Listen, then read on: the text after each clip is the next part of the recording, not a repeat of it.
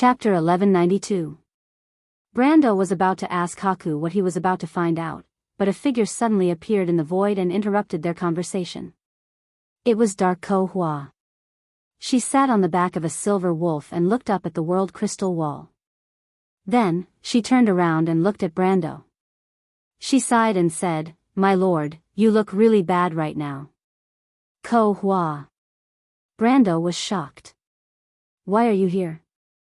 The dusk descends and the wolves walk in front. Shouldn't I be here?" Dark Ko Hua replied, "My lord, we are enemies now. You are no match for me in your current state. Aren't you afraid that I will take your life?" Brando frowned. At this time, the silver wolf under Dark Ko Hua suddenly spoke, "My lord is a good person. You can't kill him. You promised me." The silver wolf's voice was clear and pleasant, like a string of silver bells falling to the ground. Brando immediately recognized that it was kind Ko Hua's voice. Looking at the two sisters, he suddenly understood. He asked, "When you led the calamity of wolves to descend in Rushta, you did it on purpose?" Dark Ko Hua nodded naturally. "So you already knew that the Roman was the will of the Dusk Dragon?" "I knew it the moment I saw her." The girl smiled. "Only my lord is cute and stupid." Brando clenched his fists. If he still had the strength, he would definitely choose to pounce on the she-wolf and punch her. As for whether she was a woman or not, he couldn't care less. "You look very angry." Dark Ko Hua sneered. "You don't know how happy I am to see you like this. Unfortunately, you won't have the chance to take revenge because I will kill you soon." "Sister." Dark Ko Hua turned a deaf ear to her sister's words. She jumped down from the silver wolf's back and stood in the void, approaching Brando step by step. Brando immediately tensed up. He knew that his relationship with her was not as harmonious as it seemed. This little she-wolf had been holding a grudge against him for the battle in the deadly frost forest. Although he had once taken care of her and kind Ko Hua, she did not appreciate it. "You have so many enemies." Haku could not help but complain in his mind. "These are Ekis' daughters. You didn't kill them. Are you blinded to them? They are wolves. Lady Tia's." Brando replied impatiently. What was this woman thinking? He did not kill Dark Ko Hua because of his promise to the god of giants, Minos. Of course, he did not have the heart to kill kind Ko Hua. Dark Ko Hua approached him step by step. She sneered and raised her right hand. Her white palm and sharp index finger were like a sharp blade. But when she was about to strike, suddenly a white light flashed and another figure appeared beside Brando, reaching out to stop him. The first thing Brando saw was a dazzling silver hair. The girl's hair hung down from the back of her round head. Her silver hair was like a waterfall over her bare shoulders and back. Her waist was slender, and there was a layer of healthy pink under her skin. The girl's feet were bare, and the perfect curves from her buttocks to her snow-white thighs were displayed in front of Brendel's eyes without any adornments. She was standing in the air, completely naked, but it did not give off a blasphemous feeling. A pair of pointy ears swayed on the top of the girl's head. She leaned slightly to the side, smiled, and reached out to stop Dark Ko Hua. She replied, "Sister Ko Hua, you can't kill this person." Brando initially thought that it was kind Ko Hua, but he could tell from the voice that something was wrong. Kind Ko Hua's voice sounded ethereal and pure, like an inexperienced girl. But this girl's voice had a hint of mischief. Although it was clear and clean, it felt like she was teasing him. Dark Ko Hua looked coldly at the girl in front of her and said coldly, "Timmies, this has nothing to do with you. Get out of my way." "That won't do," the silver-haired girl replied with a smile. "Isn't that right, Timmies?" "Yes." She nodded again. "You can't go against mother's wishes, Sister Ko Hua." "Shut up, you crazy woman." Dark Ko Hua snapped. "I don't care what kind of deal mother has with my poor 13th sister. If I want to kill him, it has nothing to do with Lord Twilight Dragon. This has nothing to do with you either. This is our personal feud." "Is that so, sir?" The silver-haired girl was slightly stunned. She turned around to look at Brando. She was naked, with only her silver hair covering her proud twin peaks and her flat and firm abdomen. But the girl didn't dare to be shy at all. Instead, she was very elegant and generous, like a goddess in myths. She looked at Brando with a questioning gaze. But when Brando's gaze met the girl's, he couldn't help but feel dizzy. He realized that her eyes were emitting a gentle glow, and her silver eyes were like blooming lilies. They were extraordinarily beautiful. By the time he came back to his senses, the silver-haired girl's slightly cold lips had already parted from his. She placed her hand on his chest and gently pushed away the body that was leaning on him. She gave him a somewhat sly smile. Brando was completely stunned. Of course, he knew what had happened, but it was as if he had lost that memory. When he came back to his senses, everything had already happened. "I'm sorry, Mr. Brando. But if I don't do this, I won't be able to convince my stubborn sister." She turned around and replied to Dark Ko-Hua, "Now, the Lord is mine. All right, his lordship is now my lawful husband. You can't let me be a widow, right, dear sister?" "Timmy's." Dark Ko-Hua flew into a rage. "Are you going against me?" "You're no match for me now, dear sister Ko-Hua," Timmy's replied with a smile. "Besides, the other sister Ko-Hua doesn't agree with what you're doing now. Are you going to fight me alone?" Dark Ko-Hua's face turned ashen. He immediately shut his mouth and looked coldly in that direction. Brando had yet to recover from his shock. The first thing that came to his mind wasn't the disagreement between Ekka's 12 daughters. Instead, he subconsciously looked guiltily in the direction of the sealed merchant lady. He felt that the space seemed to have become more oppressive. The surging tide of magic outside the elemental barrier became even more violent. The rumbling in the depths of the void became louder, almost suppressing the quarrel between the two she-wolves. For a moment, he felt that Roman was glaring at him with his eyebrows furrowed. But Haku didn't sympathize with him at all. She added insult to injury. "You were licked by a dog, weren't you excited?" "Shut up, that's a wolf," Brando snapped. "It's all the same. Did you have an urge to mate with her at that time? Lady Tiamas, please have some self-respect. If I remember correctly, that's your fiancé, right?" Haku replied in a mocking tone. She chuckled and pointed at the realm barrier not far away. Brando was even more speechless. But he found it strange that this woman wasn't afraid at all. If he died, she would die with him. Or did she have the tendency to self-destruct and want to drag him down with her? He could only change the topic. "Don't you think it's strange that Ekis and her daughters don't seem to get along so well? Isn't that normal?" Bai Leng laughed. "Ekis is ambitious. It seems that she has always had such thoughts. After the Sixth War, she was able to stay in Erewhon with her physical body. That explains a lot." "What?" Brando was slightly shocked. Although the players had fought against Ekis and her 12 daughters in the Amber Sword, it was before dusk. It was just a simple confrontation between Order and the Calamity of Wolves. From that point on, he couldn't tell that there was such an inside story. But he didn't suspect that this woman would lie to him. Because now that he thought about it, what she said wasn't completely unreasonable. The power of chaos was incompatible with the world of order. Although some of the crystal clusters, energy races, and insects would more or less stay in the prime material world after the war, Ekis herself was already a symbol of a law and existence. The higher the degree of coexistence between her and Wond, the weaker her loyalty to chaos was. After the Sixth Era, Dusk was injured by the Night of Azure, and Ekis' physical body went into hibernation in the loop of trade winds. Didn't that mean that she was already accommodated under Martha's law?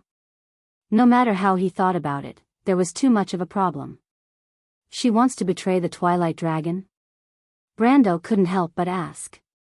"I don't think it's that simple." Haku smiled subtly. "As far as I know, Martha stole her bloodline and left an exclusive human legacy for the witches. But this matter was tacitly approved by Ekis. I suspect that she has made some kind of agreement with Martha in private. Maybe she wants to be Martha, but not necessarily. Brando was shocked speechless by this heavy news for a long time.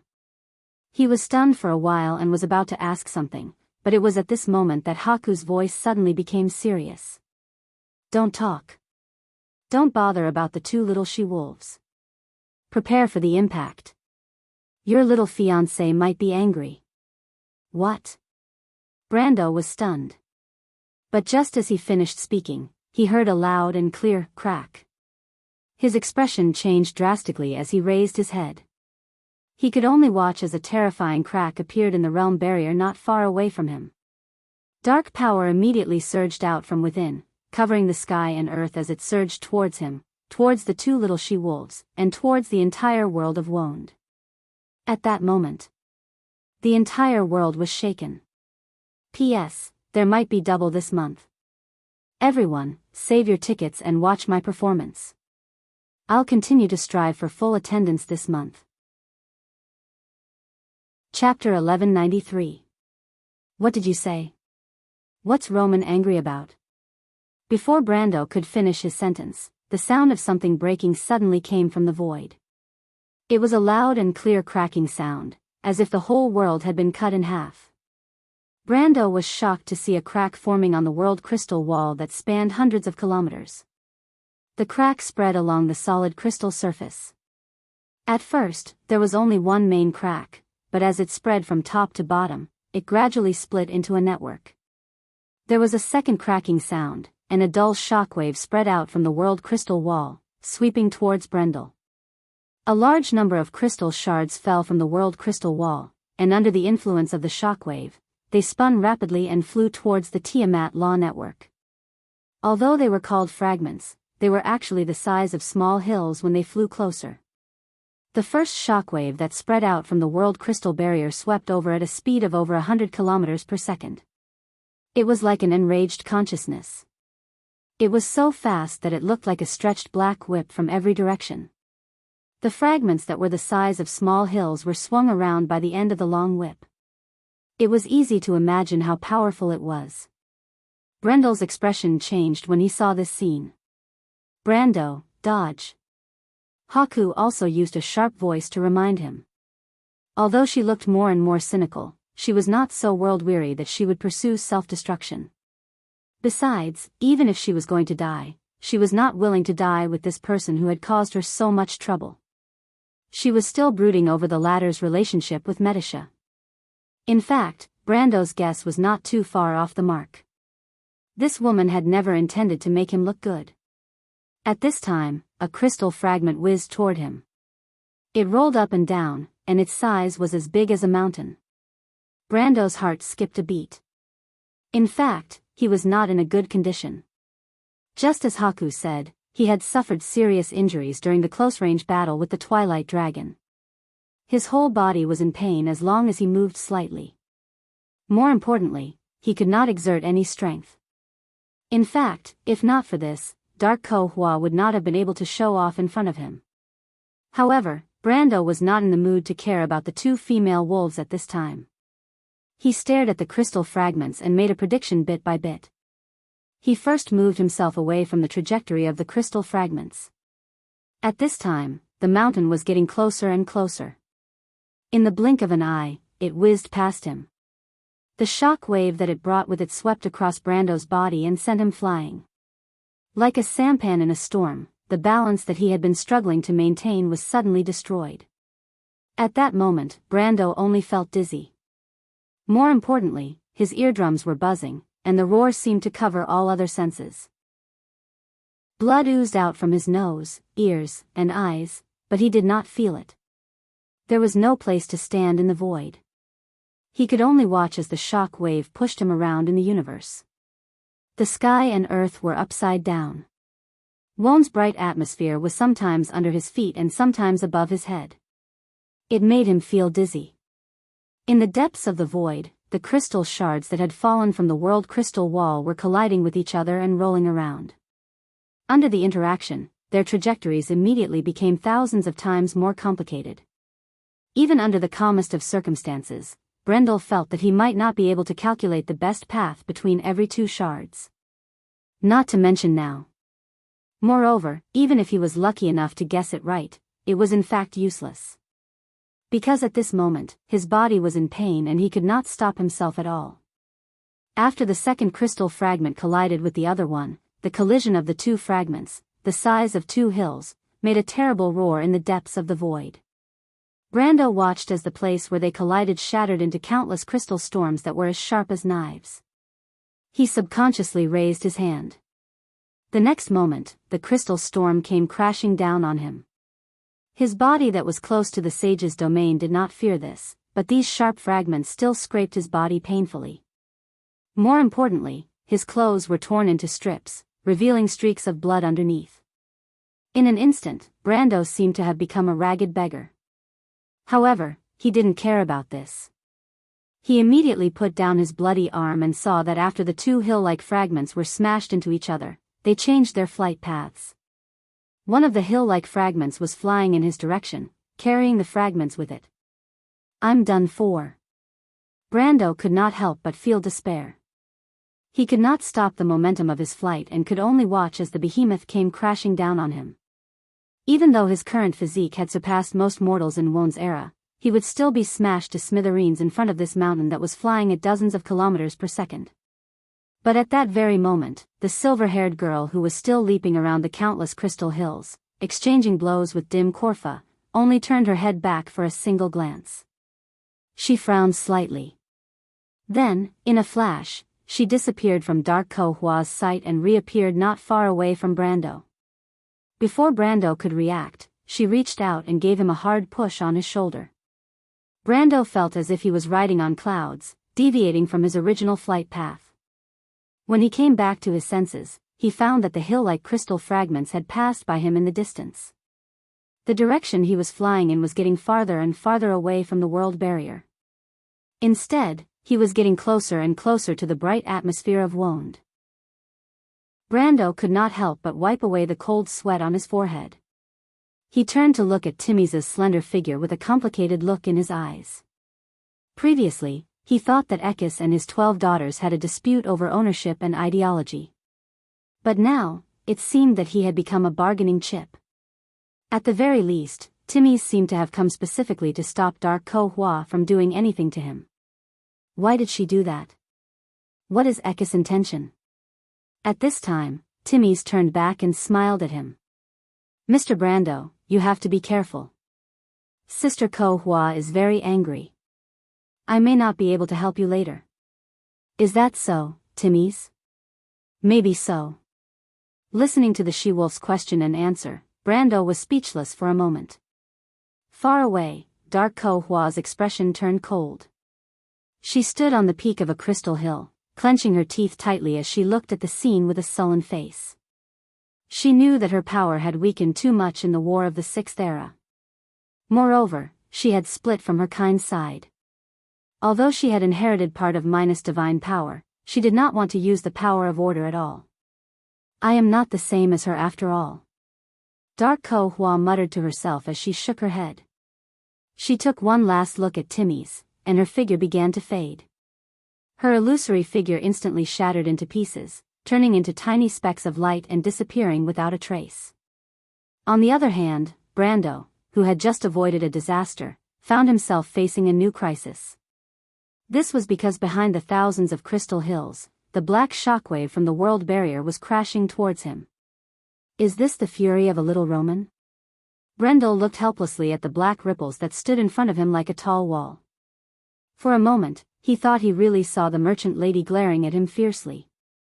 "Do you want to die? Prepare to resist the impact." Haku shouted in his ear. Almost instinctively, a layer of lines of law appeared around Brando. The next moment, the fury of a little Roman rushed towards him. Brando felt as if he had collided with a tangible force and was sent flying. The feeling of the world spinning returned almost immediately.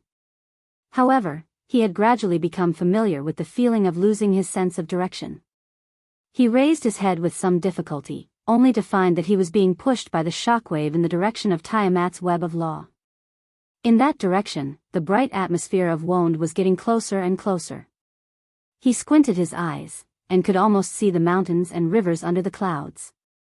The first ray of dawn was rising from the ground. The first thing that jumped out of the horizon was a dazzling golden light. He hung upside down and could see the edge of this world clearly. It was completely different from the world he was familiar with. It did not have the arc of a planet, but a stretched straight line, like a chessboard that contained heaven and earth. On the edge of the mountains and the ocean, there was the outline of a city. He could even see the white waves that were rolled up by the storm, but the longer he looked, the more dizzy he became. After a moment of daze, he finally remembered his current situation. Although the large and small crystal mountains were no longer a threat to him after he was pushed away by the shockwave, now he had to face another situation. That was the problem of how to fall into the atmosphere. Although he did not know how high Won's elemental barrier was, he could imagine that if he fell like this, even a true god would be half dead. The speed of his fall was getting faster and faster. Although the distance between him and Won did not change, he gradually felt that he was getting closer to Tiamat's web of law. He looked up and found that the silver web had lit up. Almost in an instant, he passed through the giant net. Chapter 1194. As soon as he entered the elemental barrier, Brando immediately noticed the anomaly. He found that when he observed it from outside the law of Tiamat, the latter was a giant network formed by interweaving silver rays of different thicknesses that covered the entire sky of Wond. But after entering the network, the world became different. First of all, the orderly light rays disappeared. When he observed it from the inside, it was no longer a crisscrossing light beam. Brando was shocked to find that he seemed to have entered a huge world of constructs. The black metallic constructs floating in the universe were a bit like the divine constructs in Hazel's mythology. They were black, cone-shaped metal bodies, covered with a crystal lattice network, and extended to the left and right sides like solar panels. But instead of silicon crystals, they were prismatic, translucent rosin crystals. Tens of millions of these strange constructs were suspended in the atmosphere hundreds of kilometers away from Vont. They were arranged in an orderly manner, forming a giant array with thousands of layers from top to bottom, with no end in sight from left to right.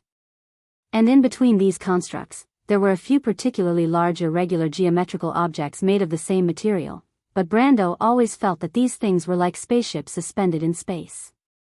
When he first saw those things, they were a bit familiar, but when he took a closer look, he suddenly remembered where he had seen similar things.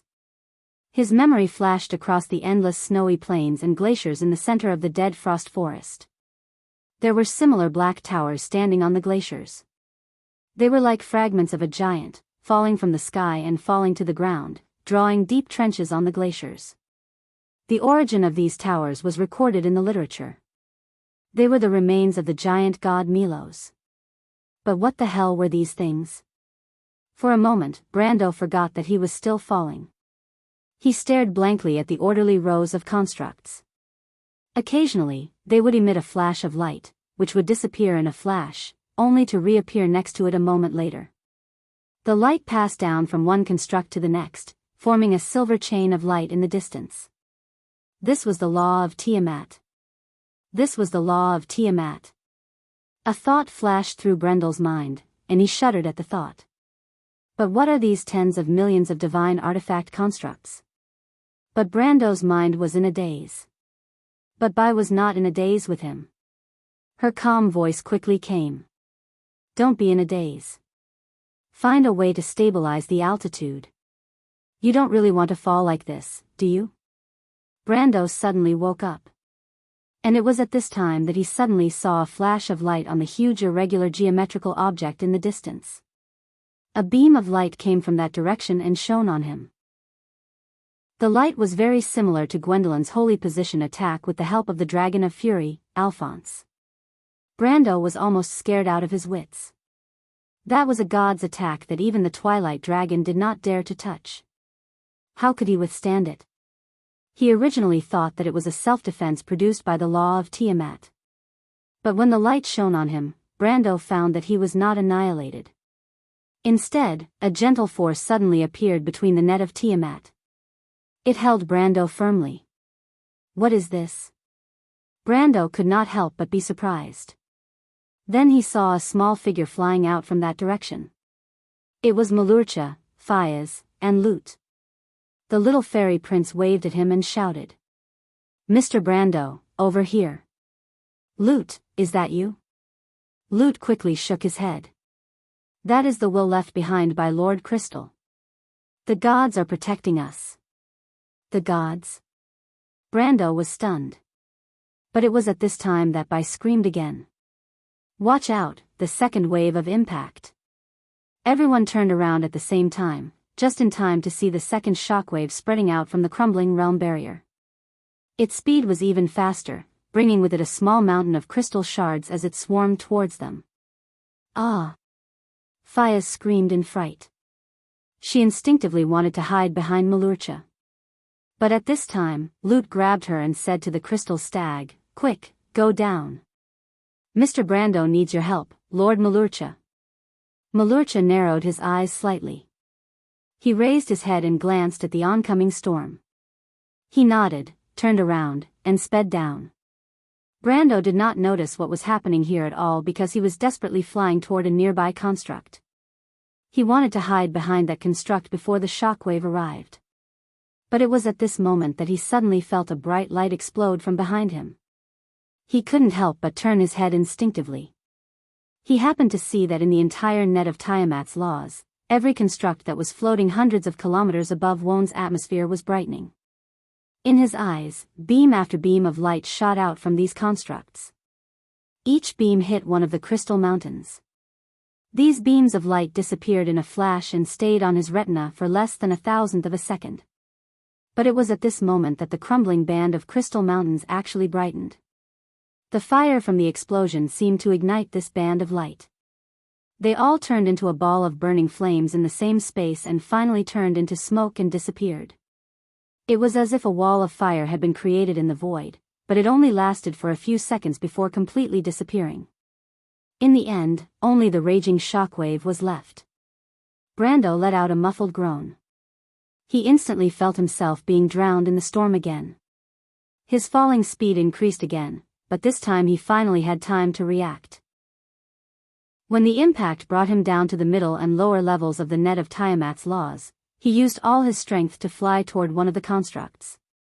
That construct did not look too big from afar, but when he got closer, he realized that it was not much smaller than the crystal mountains he had seen before. His falling speed was very fast, and in the blink of an eye, that cone-shaped construct presented a huge shadow in his field of vision. At this moment, it looked almost the size of an asteroid. The flat shadow quickly spread out in front of Brando. Brando knew that he was about to hit the ground soon, so he quickly used the last of his strength to curl himself into a circle as much as possible to prevent the impact of the landing from damaging his more fragile internal organs. There was a loud boom. He had already crashed into one of the shadow surfaces of the construct like a meteor, leaving a huge dent in the surface in an instant. Then he screamed as he was bounced up and rolled down along the flat shadow surface, as if he was about to fall into the void again in an instant. Brando quickly reached out to grab any place he could grab, but unfortunately, he was falling too fast, and the surface of the construct was too flat. There was no place for him to grab and stop. He was about to leave the surface of this huge construct, but it was at this moment that Brando suddenly felt his back lighten, as if something was supporting him from the opposite direction. He turned his head with some effort and just happened to see that he had crashed heavily into Malurcha, bringing Fayez and Lut down with him. Get out of my way. He was shocked and could not help but say angrily, Are you crazy?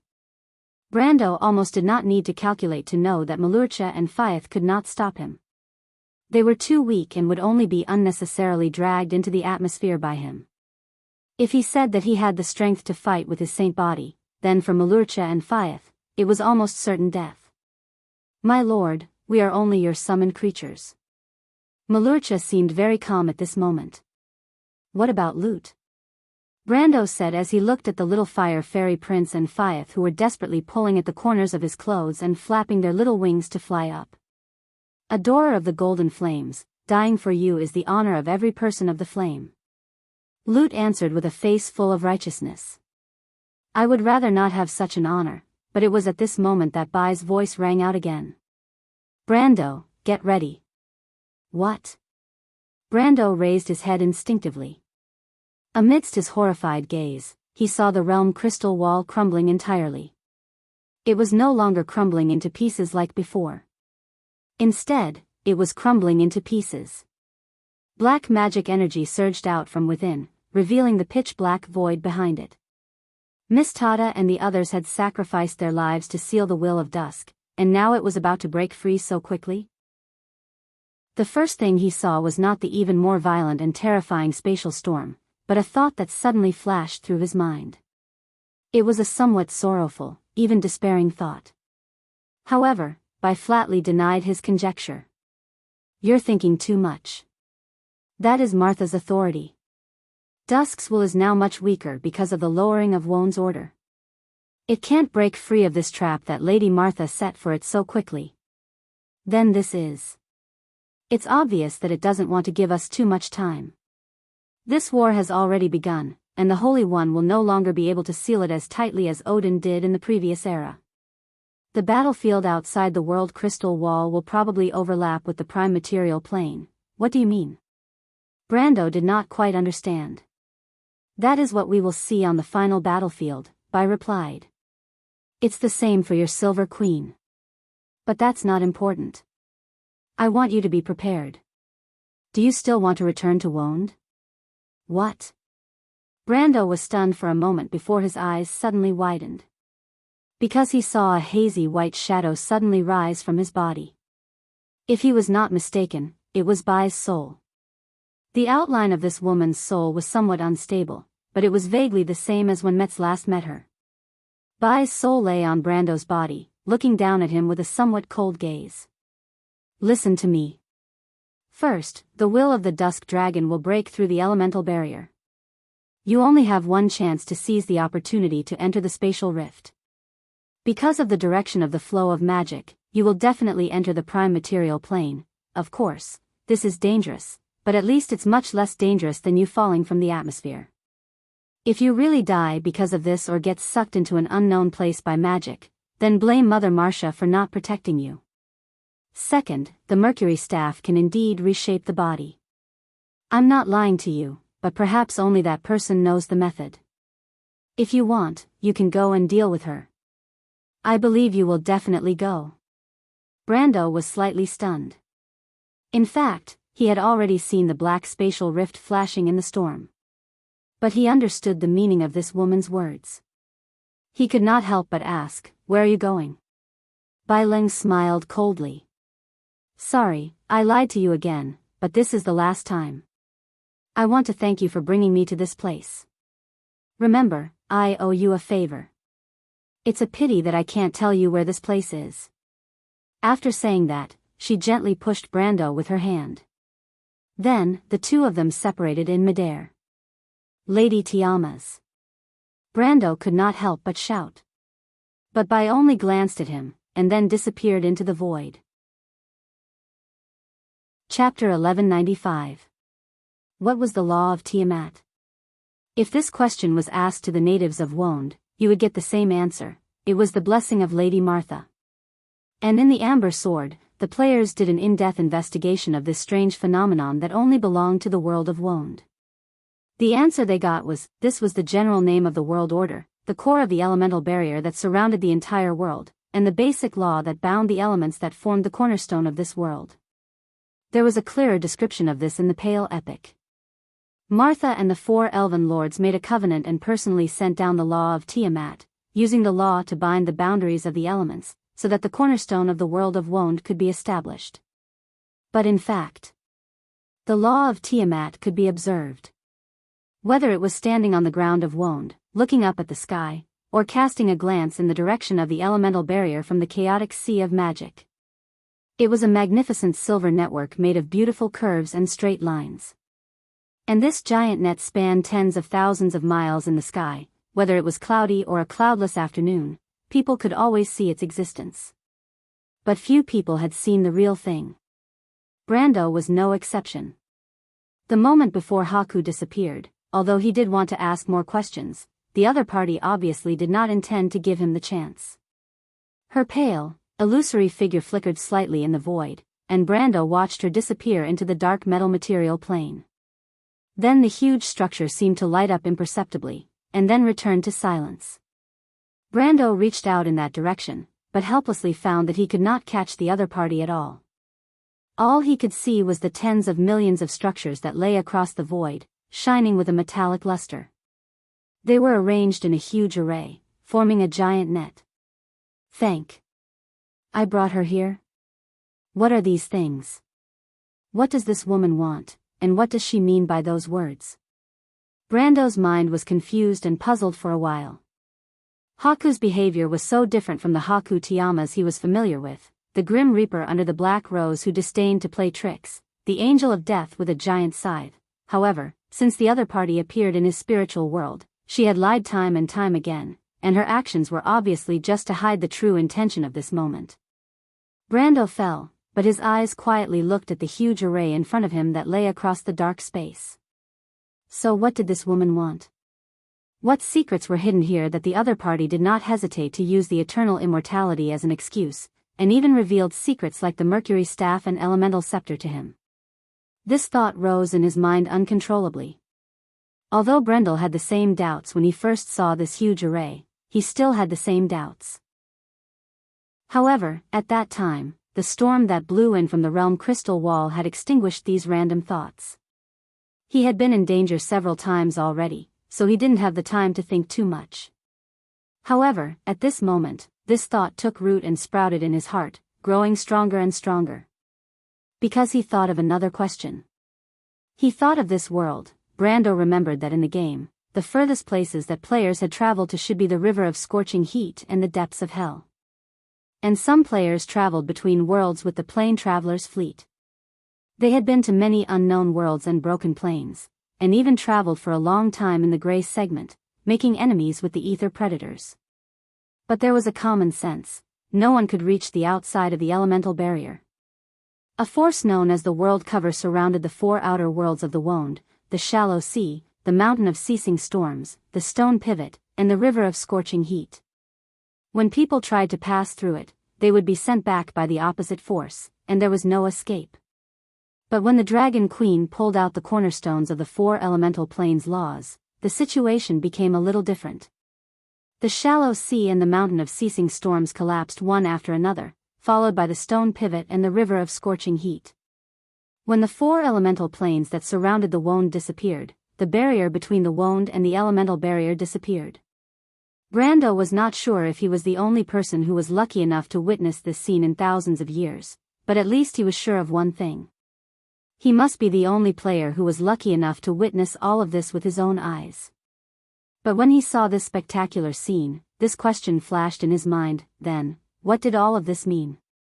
Fayez and Root were shouting in his ears. The storm that represented the Twilight Dragon's will was roaring. Just as Bai said, the furious Twilight Dragon was knocking on the world's gate, trying to tear open the world crystal barrier again. Although she had not done so, the power of the entire world had been transmitted from behind the world crystal barrier. Even if it was weakened thousands of times, it was still enough to tear open the fragile elemental barrier. Black ripples visible to the naked eye appeared in the space. Behind them were the laws of time and space that were frantically twisting and escaping. But Brando turned a deaf ear and turned a blind eye. His mind was in a mess. Unlike the education that the other soul in his body received from the other world, Wound in the game was an extremely wonderful world. The physical properties of everything in this world were determined by the description of the laws, and not the materials that made it up, the combination of the 6 elements of earth, wind, fire, water, nature, light, and darkness, as well as the nature of the elements themselves. Just like when people picked up a piece of shale from the ground, they could clearly feel that it was a physical existence and was material. However, everything changed when the Magi used their magical vision to analyze the stone tablet. They would first find that although the existence of the slate depended on the elements of wind, fire, water, nature, and even light and darkness, they could not determine its nature. Because only the laws surrounding it could ultimately determine the nature of everything, hard or soft, dry or moist. How malleable was it? Was it brittle? When the laws described it, no matter what the elements that made it up were, it would show the physical properties that people were familiar with. Because the elements were only the material foundation of Wond, they were like the bricks needed to build a building, and only the design blueprint could determine what the building would eventually look like. It was like the process of a programmer labeling and injecting data into a thing he created. No matter how the zeros and ones in the language he wrote down, in the end, what would appear in front of the players would be what the thing should look like in the game. In the Amber Sword, the logic of the world was in line with its setting as a game, so the players did not care about it. But since coming to this world, some problems have arisen. If Wond was no longer a game world, then how did this world with one or more creators work? Why did it show almost the same nature of the world as in the game? Brando was not a poet who needed to explore the truth of the universe, and of course, he was not one of those wizards who lived in towers all their lives in pursuit of ultimate knowledge and mysteries. So he rarely thought about such questions. In fact, there were many problems that he needed to solve, whether it was the chores of Abes, the troubles in Erewhon, or the covetous Madara at the border, or the ambitious empire. It seemed that even if he had to deal with these things one by one, it would take up all his time and effort, and he would not have the opportunity to think about these trivial problems. After all, he did not think that one day, unexpected events might force him to think about such a problem. What was this world? But it was not that he did not think about it at all. When he first arrived in this world, when he lay in the countryside of the Green Village with Roman and Freya and looked up at the stars, he also had this question in his mind. He once hoped that this world was just a dream of his, that he could wake up from his dream at any time and return to the civilized and orderly world that originally belonged to him. When he woke up from his bed and opened the door of his room, he could see the familiar, teasing smile of Senior in black tea, telling him that it was just a prank. But as he went deeper into this dream, he personally changed the kingdom bit by bit, changed the fate of many people, and saw those familiar names around him, no longer repeating their sad and bleak ending. This hope gradually became a nightmare in his mind that he could not get rid of. Every time he talked to Amandina, every time he listened to the strange ideas and ideas of the little Roman, every time he strolled in the afternoon sun of Abes castle, watching the shadows of the leaves on the ground of the courtyard, he could not help but wonder if this was a dream, and if he would wake up and find that all this was just his imagination. Every time such a thought came to his mind, he could not help but feel depressed and uneasy. He even had several similar nightmares, in which all his uneasiness and fear turned into reality. When he woke up in the middle of the night, he was already soaked in cold sweat. As time passed, this nightmare gradually expanded. Sometimes, he would even wonder if this world was still a game. He sometimes even thought about it this way. Perhaps the world itself was still a game, and when he woke up, he would find that everything he had experienced was still just data in the game. Chapter 1196. This thought lingered in his mind, and it was more realistic than all the nightmares he had experienced. Because if he didn't explain it this way, he couldn't explain why this world was still exactly the same as in the Amber Sword. He couldn't explain his transmigration, nor could he explain the system he had. He couldn't explain this world that could be digitized by the game data of the past. Because of this, he didn't dare to explore too much. He was afraid that he would accidentally discover the truth of this world. He carefully controlled his gaze within an acceptable range, as if pretending that all these things that didn't make sense didn't exist. It sounded like an ostrich, but for Brando, it was a choice he had to make. Otherwise, he really suspected that he would go crazy in this dream that he couldn't wake up from. Self-doubt and denial would always destroy all people's beliefs. But at this moment, when the law of Tiamat behind the elemental barrier tore open the veil and revealed the true side of the world in front of him, he found that all his previous speculations seemed to have lost their ground. Brando had to stare at the huge array in the void without moving, and for a moment, he didn't know whether to feel lucky or uneasy. This might not be a virtual world, or a world in a dream. The myth described in the Pale Epic went like this: Martha and the 4 elven lords made a covenant, and personally sent down the law of Tiamat, using the law to constrain the boundaries of the elements, so that the foundation of the world of Wond could be established. This was a chapter in the Book of Creation, or to be exact, the first section of the second chapter of the Book of Creation. This was the history that happened in the first breath of the world after it was born in the light. The natives believed in it, but the players thought it was just a fictional, but imaginative description. Brando used to think so too. So in his imagination, the law of Tiamat in the myth should be a huge invisible order that shrouded the entire world of Wonde. Martha's supreme divine power created this world, and such a miraculous power ran through the world of Wonde. People couldn't see it, and they couldn't touch it. For a long time, people only felt the rise and fall of the sun and moon, the alternation of the seasons, the circulation of the atmosphere, and everything in Wonde. Its only form should be the strands of silver law, which were the most basic rules and truths of the world of Wonde. They intertwined and combined to form everything in this world. Just like the shale stone slab mentioned earlier, and in the game, this so-called law of Tiamat should be a piece of data. It didn't require too much power or miracles. As long as the designer set a definition for it, it would be like a game engine of the Amber Sword. Naturally, it would be able to support the rising and setting of the sun, the changing of the seasons, and the laws of all things in this world. But no matter which guess it was, at the very least, it shouldn't have appeared in front of him like this. Some cold rows of black metal constructs, far and near, tens of millions of them hung in the sky hundreds of kilometers away from Wonde's atmosphere. It was like a 1,000-kilometer wide ring of stars, although this ring was parallel to the Earth and had no curvature. Brando didn't know if this thing was Martha's creation, or a miracle created by the gods and Martha together. But this cold behemoth in front of him was obviously the legendary law of Tiamat, which laid the foundation of all the laws of Wonde. After the gods left, it took over and controlled everything in the world of Wonde.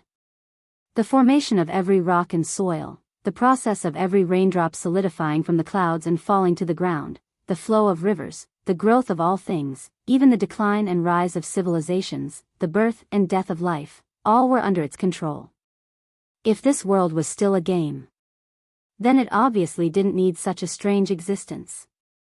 The game engine of the Amber Sword by the designers obviously didn't need a physical existence in the game. Then all of this was too strange. What are they? Brando couldn't help but have such a thought in his mind. When he finally sorted out such a thought from his own thoughts, he came back to his senses and heard Fyeth and Lute shouting at him in his ears. "Mr. Brando, what's wrong with you?" "What are those, Lute, do you know?" Brando couldn't help but ask. The storm from the world's crystal wall was passing through the entire network of Tiamat, but the metal constructs suspended in the void were motionless in the storm, as if they were not affected by anything. "I don't know, Mr. Brando." Lute shook his head.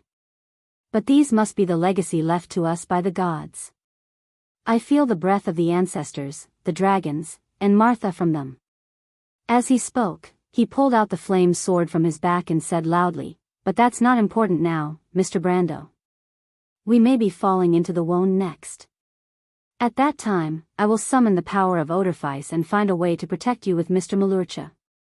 No matter what, you must reach the prime material plane safely. Falling into the Wonde?" Brando froze for a moment. "Wait, didn't Lady Tiamat say that we can pass through the spatial turbulence and follow the flow of magic to the prime material plane? Who is Lady Tiamat? When did she say such a thing?" Lute asked, puzzled. "That's..." Brando was stunned and asked, "You didn't see her?" "Who?" "Mr. Brando, are you hallucinating?" Brando looked at Malurcha and Fyeth, and the latter two quickly shook their heads. Brando was stunned for a moment before he realized that he was the only one who saw Haku. What the hell is that woman doing? Brando could not help but frown. At least he knew that ghosts were not invisible in the Wonde, unless the latter did not want outsiders to see them. He could not figure out why Haku would do such a thing and only let him see it. This seemed to be in line with her usual behavior along the way, being secretive. He did not know what kind of secret the cloud was brewing. "Mr. Brando," Lute shouted again. "You said passing through the spatial turbulence just now. What did you mean?" Although the Fire Fairy Prince claimed that he would sacrifice his life for the adorer of Golden Flame, no one would be willing to die if they had another choice in the face of death. Brando nodded. The Will of Dusk was attacking the elemental barrier at the moment. In fact, many cracks had already appeared on the barrier outside the Wonde. Most of these cracks were ruptures in space and time, which were naturally extremely dangerous for ordinary people, but for him, who had a body that was close to that of a sage, Haku's suggestion was not unreasonable. The key was that his own elemental element was the elemental element of time and space. As long as the spatial rupture did not kill him immediately, he could find a way to pass through it easily. After all, that thing was actually a chaotic teleportation spell. The teleportation spell used by the wizards in Wonde was not much better than that. In terms of the laws, it was far inferior. It was just more stable and safer. Right now, Brando could not guarantee the stability of the spatial rupture. He could only pray for Martha's protection for its safety. But at least Haku was right about one thing, and that was that the magic tide surging from the sea of magic would eventually flow towards Wonde. Then, at least the general direction would not be wrong. And going through the spatial rupture to Wonde was indeed much safer than falling directly into the continent of Wonde from this place. Therefore, he nodded and said to Lute and the others, Malurcha, Fayez, I will let you reset back to the cards of fate in a while. When it is safe, I will find a way to summon you. Mr. Lute, come into my bag. What bag? Unlike Fayez and Malurcha who followed his instructions, Lute's eyes widened. He subconsciously looked at the waist bag that Brando tied to the belt of his sword, and his expression changed. Wait, I am a relative of the fire elemental. Nothing you can do now is useless. Brando replied. He grabbed the little guy, opened his waist bag, and stuffed him in. Adorer of the flaming blade, you can't do this. Woo-woo. Don't do this, I will suffocate. Elemental creatures could suffocate? Brando smiled but did not say anything. He had never heard of such a ridiculous thing. He casually closed the bag, and the latter's voice disappeared without a trace. In the capital of the empire, Rushta had completely lost its former glory. In the city that had almost completely turned into ruins, hundreds of thousands of people had long been buried under dust and rubble. The few people who were still lucky enough to survive hid in dark corners and trembled, waiting for the crystal monsters that rampaged above the ruins to flip open the broken walls between the ruins and find them. Then, they would be killed one by one. A carriage that had been heading in the direction of the inner city from the Garden of White Roses of St. Condic Palace was now flipped over on the side of the street. The two knights in the carriage lay lifelessly on the side of the road. One of them had his chest completely caved in, and his whole body was pressed under a huge piece of the city wall. The other person was lying on a few charred beams, and his body was badly mutilated. It was as if his corpse had been tortured by some wild beast. But at least they were not too far away from their goal when they were alive. Not far from the flipped carriage was the manor where the Antibureau Principality's envoy group stayed. Although the manor had been completely engulfed in a sea of fire, and looked like it had fallen into a hellish scene from afar. Inside the manor, the corpses of the guards and knight were strewn all over the place. But these people did not look like they had died under the impact of meteorites and the scorching sea of fire, nor did they look like they had experienced a fierce battle with terrifying monsters when they were alive. To be more precise, their faces were green, and they were foaming at the mouth. It was more like they had died from poison. P.S. My hand trembled when I copied the article, and I seem to have copied the last paragraph wrongly. I don't know if it's true. Anyway, I will edit it again. If it's true. OTL. Chapter 1197. Before Magadal slowly opened her eyes, the first thing she felt was a burning pain. Her body was drenched in sweat, and her clothes and hair were stuck to her skin uncomfortably. Her exposed skin was burning with pain, as if her skin had been torn apart, exposing her fat and muscles to the scorching air. She groaned in a low voice, her long eyelashes fluttering, and the first thing she saw was her arm on the walnut floor. The injury was not as serious as she had imagined. There were a few abrasions on her arm, but the dark red scars were distributed on her snow-white skin, and it was a shocking sight. She felt dizzy and got up from the ground. She looked around in a daze and found herself lying on the bed. It was a luxurious princess bed, with exquisite embossing decorations that were full of the style of the Antoine Silver Bay. For such a bed to appear in the heart of the empire, it showed that the owner of this place took great care of his guests. But her Royal Highness' golden hair seemed to be covered in dust as it hung messily over her shoulders. She stared blankly at the scattered wooden floor and the rubble that fell from the ceiling. Only then did she remember everything that had happened earlier. The servants in the manor were screaming, and it was noisy. She looked out the window and saw the sky in the west had turned into a bright golden red color. He ran to the window and raised his head. Countless densely packed golden lines were reflected in his eyes, slowly moving forward along the pitch-black night sky above his head. Behind her, there was a sound of heavy footsteps on the stairs. It was the unique sound of iron boots stepping on solid wood. She looked back at the window and saw that the maid named Devi, who was being scolded by her, had a panicked look on her face. The door was slammed open. But at that moment, there was a sudden burst of light outside the window. The light engulfed everything, and it was wrapped in heat and heat. She looked out of the window again and saw the oak trees and lush leaves in the distance turning into pillars of fire. The heat immediately rushed to the window, and she felt herself flying. Her vision spun, and she vaguely saw Devi screaming and squatting on the ground. Then, she lost her memory. Right, where is Devi? Devi? She cried out, her hoarse voice startling herself. Her throat hurt as if she had swallowed a piece of hot charcoal. She quickly shut her mouth and frowned in pain. She reached out to support herself on the bed and stood up shakily. Outside the manor was a sea of fire. Burning trees, dried-up fountains, and toppled bricks. The raging fire reflected the stone slabs into a golden red color. Strange shadows swayed in the light of the fire, as if it was a scene from hell. Tiv. Tiwei, are you there? Magadol walked through the dark corridor, her voice echoing in the empty mansion. She carefully avoided the corpses of the guards on the floor and found a shoe among the ashes and charcoal. The maid's leather shoes were obviously left behind later. She picked them up and then struggled to walk down the stairs. The hall was in a mess. All the lights had been extinguished, and it was pitch black. The door was wide open, and the light from the fire shone in from outside. She stopped at the turning point of the stairs between the hall and the corridor on the second floor, and saw the corpse lying quietly by the door. It was the cold body of a young girl, lying on the wooden floor. Her thin body was split into two from the waist, and her black and white maid uniform was stained with blood. She was barefooted, and her hand was clutching the Empire's Queen's seal ring tightly. Her eyes were empty, as if she had died with a grievance, and her mouth was slightly open. Magadol covered her mouth and subconsciously took a step back. Her body slammed into the wooden wall behind her, and dust and ashes fell from her head. But she did not feel it, and her eyes were filled with sorrow and disbelief.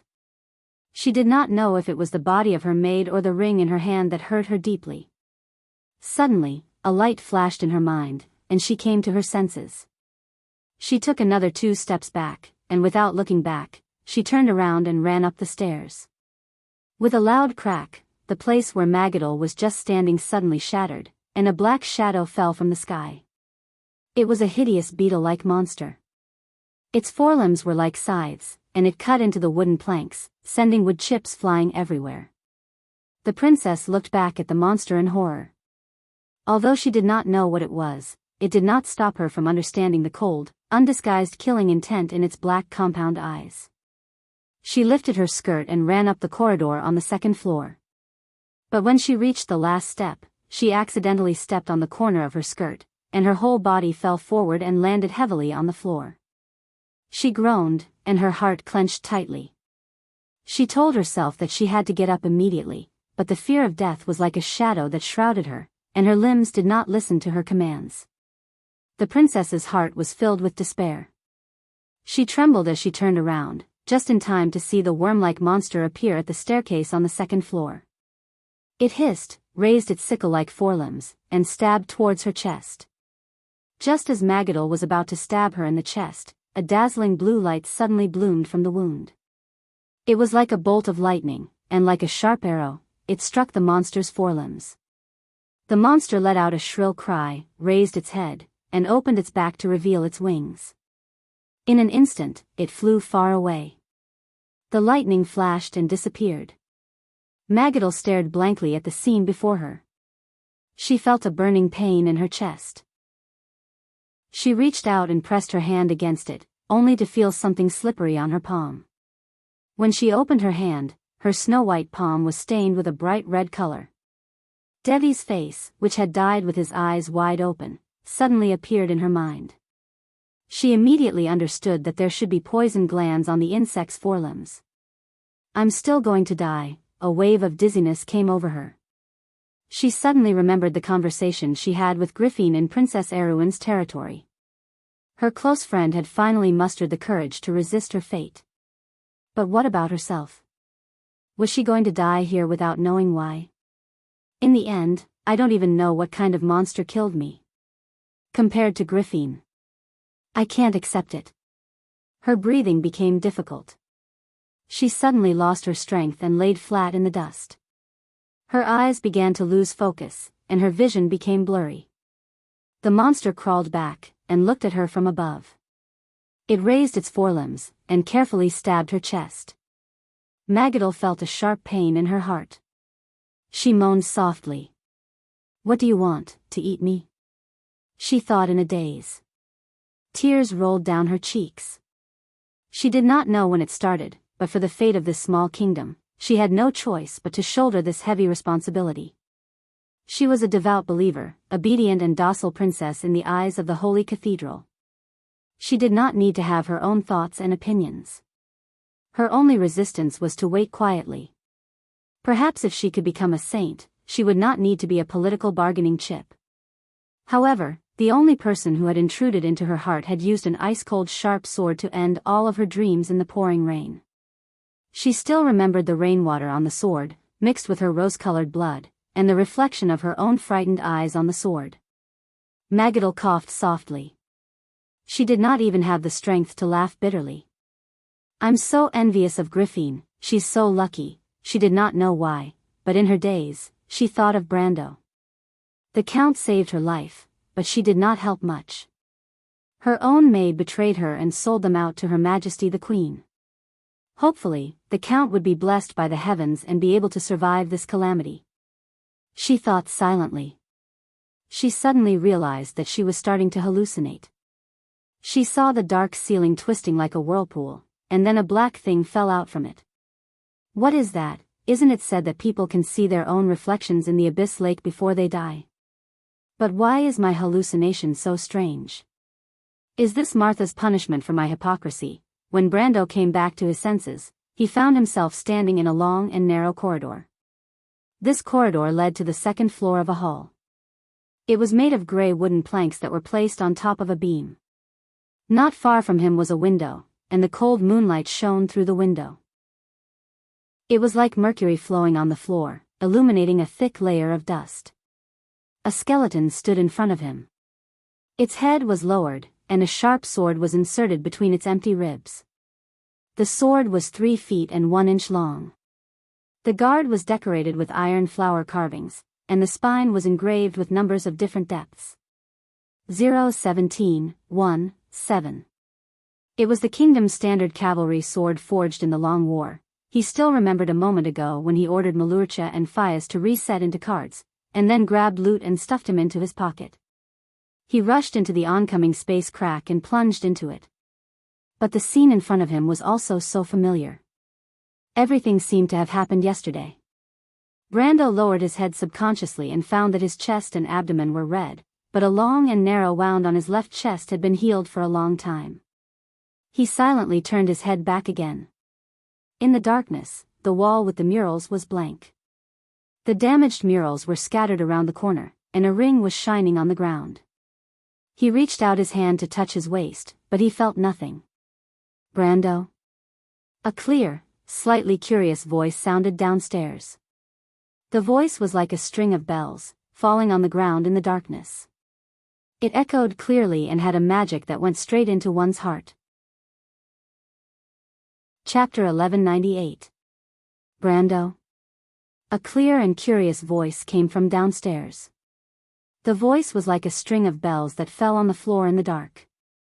The clear echo had a magical power that went straight into one's heart. Brando felt like he was shot by an arrow. His whole body stood straight on the spot. He slowly turned around and moved his neck stiffly. His gaze swept across the dark hall and landed on a familiar face. The merchant girl looked up at him. She was wearing a thick leather skirt that was very simple in the Wuxia region. There was a bulging leather bag hanging on the leather skirt. She held a hammer in both hands and pressed it on the leather bag. She wore thick gloves and a pair of somewhat playful round-toe leather shoes. Her long hair was tied up high at the back of her head, and her smooth forehead reflected the bright moonlight. The pair of dark brown eyes reflected her unwavering curiosity and concern. Clang! The hammer slipped from the merchant girl's hands and fell to the ground. Brando opened his mouth. But he could not say that name. Madara's army is outside. I'll take you away. This time, they can't stop us. I'll take you to fulfill your dream. This time, I'll make you the richest merchant in the world. Come with me, Roman. He had a lot to say. But he could not say a single word. The merchant girl folded her hands on her bag and smiled shyly at him. I know. I know that Brando cares about me. Not only the Roman, but Brando also has his own dreams. We made a promise. Do you remember the first time we sneaked out on an adventure? That despicable merchant wanted to cheat us of our money. Brando fought with his life on the line. Brando, I don't know where you're going, but I'll try my best to follow you. Even if everyone hates the Roman and my aunt, Brando will always stand on the Roman side. So no matter what Brando wants to do, the Roman will always stand on Brando's side. Brendel rushed to the railing of the corridor and gripped the handrail so tightly that his knuckles turned white, as if he was going to break the wooden railing. At that moment, he suddenly understood how important the merchant girl, who seemed to never have any worries, was to him. He was destined to be a lonely traveler, a traveler who had to face the world alone. But in this world, there was someone who always stayed by his side. She was often muddle-headed, stubborn, and sometimes she would throw tantrums. Sometimes she would have strange ideas. She was smart, wise, and talented. But none of these were the real her. Only the merchant girl who always stood behind him, chasing after him step by step, had left the deepest mark in his heart. Brando, don't pinch my face. It hurts. He opened his mouth and was in so much pain that he almost suffocated. But in the end, he still shouted, Roman, come with me. I'll take you away from here. Go on an adventure with me. Do you want to see the other side of the Black Forest? It's the most magnificent scenery in the world. Let's go together, with our caravan, and travel to every corner of the world. The merchant girl's smile grew wider. She was so happy that she almost giggled. But in the end, she patted her little bag lightly. She raised her head proudly and said to him, I'm leaving, Brando. Why? Brando felt himself sniffing. Roman thought carefully. Because the road ahead is still very long. Brando, you have to keep going. I'll wait for you in front. Then wait for me, Brando blinked. He said solemnly, you have to wait for me, you have to wait for me, because I'll definitely catch up. The merchant girl smiled and nodded. I'll wait for you, Brando. She took a deep breath. She sniffed lightly. He pressed his heel against the ground and turned his body around with it as the center. She walked forward. The moonlight shone through the door and onto the ground, imprinting her long shadow. She took 3 steps, then stopped. She turned back to look at Brando, then walked out with satisfaction. Brando silently looked at the merchant girl's back as she disappeared from his sight. He suddenly raised his head and pressed his hand against the bridge of his nose and eyes. Outside the door might be the mountains of Wuxia. But that night's bright starry sky, the bright river that stretched across the pine star field, I wonder if it still exists in this dream? He heard the sound of the mountain wind in his ears. It was passing through the wilderness, passing through the sleeping Wuxia. The will of dusk finally broke through the law of Tiamat. A thought of this great will was stirring up storms and tides in the sea of magic, descending upon the world called Wond. The storm that was formed outside of the elemental domain resonated with the physical world. The tides of 1,000 years could be seen forming outside of the elemental barrier. The people on the ground saw the purplish-black waves sweeping across the sky. Wherever it passed, magic vibrated, the borders of the dark forest stirred, and monster nests appeared out of thin air in the wilderness. But in Nun Princess Magadal's vision, she only saw the black shadow that fell from the sky and hit the monster that was tearing her chest apart. The latter was wrapped in a twisting force as it passed through the spatial rift. The moment it came into contact with the monster's entire body was flattened like a piece of paper, and it exploded. Countless pieces of broken limbs and flesh burst out in all directions, creating a rain of blood and flesh. She was finally awakened by the bloody storm. Regaining her senses from the illusion, she realized that what she saw was not a reflection of fate in the abyss lake, but a real upheaval that was happening around her. But just as she realized this, the black shadow had already landed heavily on the ground beside her. The walnut planks instantly exploded, and the broken pieces of wood fluttered like butterflies. Magadal felt that the floor had been penetrated by the black shadow. In fact, the entire floor had already begun to collapse, and she felt herself falling along with it. Then she heard an angry roar. "Damn it! Lady White Mist!" Magadal used the last of her strength to shout in surprise. White Mist's mind was still in a mess. The chaotic laws of the spatial rift had affected her somewhat, but she could still tell that the owner of the voice was someone she knew. But she did not have the time to think about it. Because the whole world was shaking at this moment.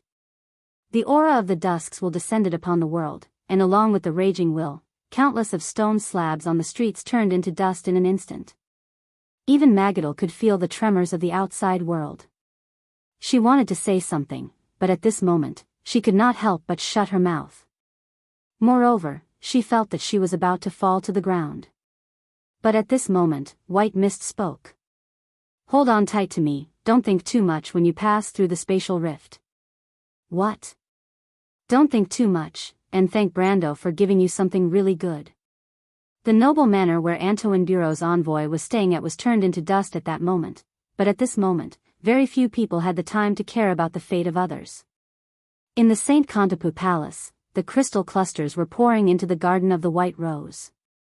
The Flame family knights were defending the entrance of the tunnel, but their defense line was still being pushed back. The sages appeared in the crystal clusters. The entire 1,000-year-old capital of the Kurlutz seemed to be experiencing a terrible earthquake. Large pieces of the ceiling were falling off from the top of everyone's heads, the ground began to collapse, mud and sand were falling, and some of the tunnel entrances were inevitably exposed. In the blink of an eye, the crystal cluster army was swarming in. Little Nydivan was frantically looking for his daughter, but after the silver elf princess met the royal butler for the last time, she found that he could not be found anymore. The teleportation circle was being activated for the last time. The Shire and the rest of the witches stood on it, and only Noodle and Vala were still casting spells outside the circle. After entering the Holy Realm, the latter was able to teleport long distances without the help of magic circles, so she stayed behind to do the final work. As for the former princess of Erewhon, Noodle was determined to wait for Brando's return. Medisha wanted to go with her, but was stopped by the latter. At this moment, the few of them were looking at the east of Rushta with a solemn expression. There, a huge black sphere was suspended in the sky above half of the capital. It was like a black hole that was constantly rotating and swallowing all the ruins and gravel around it. It was sucking in the wreckage of all the buildings in the capital. This black hole appeared at about the same time when the Will of Dusk came to this world. It was suspended about a few thousand meters above the ground, like a huge black sun that was clearly visible for dozens of miles. "What is that?" Medisha frowned as she stared at the thing. Noodle shook her head. "In short, it can't be anything good. The nearby space is becoming unstable under the influence of that thing. We have to teleport in advance." "What about Mr. Nydivan?" "We can't wait. Vala will find a way to ensure his safety. You have to go first. If the magic circle can't hold on, we can't take all of you with us." Medisha and the Shire looked at each other, their faces filled with worry. But it was at this moment that the expressions of the two changed at the same time, and they exclaimed in a low voice, my lord has returned to Wonde." Chapter 1199. The caravan was a little quiet. Perhaps it was because they were close to the Quzong's river, but there were always some unsettling legends in the nearby forest, not to mention that something like that had just happened. Na Xian looked around and took off the leather water skin from the saddle of the workhorse.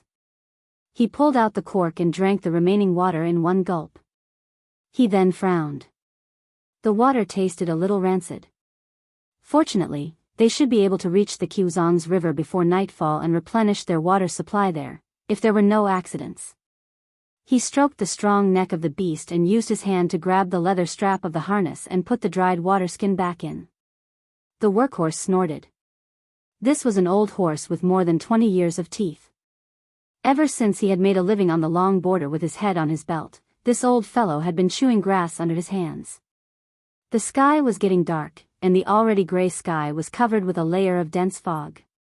There was a thin layer of fog in the distant forest, and the corners of a few abandoned houses could be seen. Above the ribbon-like clouds, a few stars twinkled, embellishing the faint red color of the horizon. Na Xian stared in that direction. The place where the sun set was the land covered with the flag of the Black Rose. Beyond the kingdom of the undead and the vast ocean, there was a prosperous human world. The strange phenomenon in the western sky had happened 3 days ago. On that night, the caravan stopped at Tormlo. Everyone was drunk, and it was only the next morning that they learned about the strange phenomenon that happened that night from the locals. However, he witnessed the scene of golden raindrops falling from the sky and falling below the western horizon. That scene reminded him of the disaster that happened 70 years ago. After the stars fell from the sky, it was not long before the monsters appeared. They formed groups and began to attack the villages and towns. From then on, the Rose Kingdom's border began to be abandoned, and gradually became an uninhabited wilderness. Fortunately, if that was not the case, there would be no value in the lives of people like them. Ever since the spirits began to retreat to the west, the desperados in this uninhabited land became more and more prosperous. Regardless of whether it was Rosaline or the Black Moon Lords, they all needed this fragile lifeline. If the skeletons did not have an eternal rest, they would need all kinds of materials. Many people were smuggling corpses and skeletons. On the surface, the Rosaline Lords strictly forbade such activities, but everyone knew that Rosaline's border guards were the biggest smugglers. It was a pity that this business was about to be cut off. Na Xian looked at the withered villages in the forest and did not find it strange at all. There were too many such villages at the border of Rosaline. Previously, under the invasion of the spirits of the dead, humans could still survive in the forest, but the appearance of those things changed everything. Now, if the people here had not moved back to Rosaline's Wall of Sighs, if they had not crossed the strait to become refugees in Jiufeng, then they would have turned into a pile of bones. The activities of the monsters had become more frequent, and the spirits had retreated to the east of the Sea of the Dead Moon. Now that this fragile trade route had become longer and more dangerous, the number of people who walked on this route had become fewer and fewer. Na Xian. A middle-aged man rode a horse and caught up from behind. He let his horse pace and slowed down beside Na Xian. When the shadow covered Na Xian, he raised his head and looked at the man. The man sitting on the horse's back had a serious face under his flat forehead. On both sides of his straight nose, there were 2 sharp eyes that made one's heart palpitate. The vicissitudes of life in his eyes seemed to hide many stories. He looked weather-beaten, but his exposed skin was well maintained. He did not look like a desperado who rolled on the tip of a knife. He looked like a person who had lived a pampered life. People like him were usually nobles or knights from the north of Rosaline. Na Xian looked at his warhorse. It was a real warhorse, not a mixed breed like a draft horse. The horse was as tall as a person from its back. It was slender and strong, and its fur was glossy. When the horse stood still, the perfect lines of its muscles were like a living work of art to Na Xian. Na Xian did not know how much this horse would fetch in Rosaline, but she knew that it was not a matter of money, because this was a typical ghost chariot. In the 9 Phoenix, only the most righteous knights would be able to use such a mount. Therefore, he did not dare to have any thoughts about this horse. The real desperados might have evil thoughts about the nobles of the Nine Phoenix, but he was just a street sweeper, not a butcher on the dark road. The middle-aged man was wearing a thin gown. His half-length black hair hung over his shoulders and was tied into a thin ponytail behind his head. He wore a black leather eyeshade that covered half of his face. A scar that looked like an earthworm peeked out from under the eyeshade, like a tattoo engraved on the right side of his face. His hand, which was wearing a mink leather glove, was always holding the reins. His other hand was never far from the hilt of the long sword hanging on the saddle. It was a bronze sword in the shape of a pishio swallowing its mouth. It was very different from the other sword styles in Wonde. Under the control of the knight, the horse snorted and puffed out a thin mist from behind the reins. The middle-aged man looked down at him and said, "Do you still have water?" Na Exayan looked at him respectfully and replied, "The water is a little rancid." "Is Miss Phoenix Flame thirsty?" "But the Chiu Sang Zhe River is just ahead." "Mr. Liu?" "It's the person you picked up. He's awake?" Na Exayan asked with a little surprise. 3 days ago, after the strange incident, he picked up the young man from the streets near Tormlo. When they found him, the young man was lying under a low stone wall. He was wearing a strange overcoat and was unconscious with his face down. Na Exayan knew that the place used to be the main road for the farmers of Tormlo to herd their sheep. However, ever since the monsters started wreaking havoc, the herdsmen had migrated to the west of Tormlo, leaving behind an uninhabited area. They did not know how long it had been since they last met a traveler who was not one of them. However, he concluded that the young man was most likely not a scavenger. First of all, the young man did not look like the people in this area. His hair was not black, but a beautiful dark chestnut color. His nose bridge was very high, his lips were thin, and his skin was very white. He was a rather handsome young man. Na Exayan had seen the dark nobles among the undead a few times before. He subconsciously felt that the young man was very similar to those people, but he did not have a cold aura. Although the young man's clothes were badly worn, he could see that the workmanship was very fine. The shirt inside was actually made of silk. This surprised Na Exayan. He had never heard of a scavenger being so extravagant. "Not yet," the middle-aged man shook his head and replied, "but at least he is reacting to the outside world. Miss Huanghua is taking care of him. Find a way to get some water." "Then there's really no way, Mr. Liu," Na Exayan replied. "We can only replenish the water supply when we reach the Qiuzhang's river. The remaining water has been contaminated. It's fine for us servants to drink it, but that young man is obviously from a privileged family. His body is weak now. If he drinks the remaining water, I don't know what will happen to him." The middle-aged man called Mr. Liu looked at the man who was called scavenger or vulture by the citizens of Rosaline. The latter's body was a little hunched. It was unknown whether he was forced to live a busy life or he was just a coward. However, Mr. Liu did not look down on the young man. He had been to many places and seen many things. He was not like those nobles who took the outside world for granted. He knew that although stealing and selling corpses to the undead was not something to be proud of, sometimes it was more important to live than to respect the dead. Some of these people were really depraved. They did things like robbers in the wild. He had heard of the butchers in the underworld. However, there were also some who were forced to survive. The young man in front of him was obviously one of them. When Na Exayan saved the young man, he did not expect him to be a follower of the blind goddess. People who still had faith in the underworld were more worthy of respect than those who were completely depraved. Therefore, when Miss Huang asked to take care of the young man, he did not stop her. Moreover, he was also curious about the young man's identity. Unlike Na Exayan, who had shallow knowledge, he knew very well about the human kingdom on the other side of the Sea of Dying Moon. Although the Nine Phoenix was isolated, it still maintained intermittent trade with Saint Tossol and Erewhon through the sea route of the Sea of Dim Light. He touched his leather gloves and suddenly thought of another matter. "Na Exayan, I heard that you encountered a flood when you passed by the Qiuzhang's river on your way here?" Na Exayan was stunned. It was as if a layer of haze covered his face when he mentioned this matter. To be honest, Mr. Liu, this matter is indeed a little strange.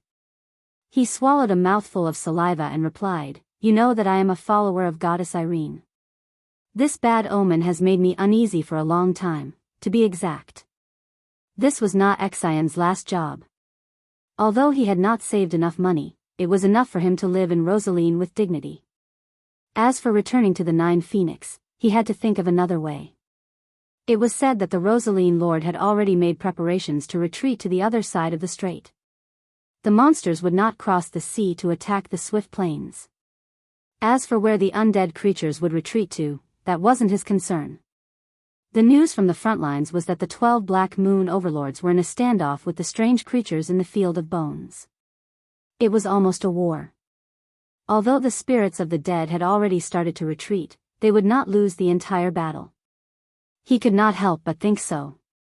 At that time, it was like this. As Na Xian spoke, she recalled the situation back then.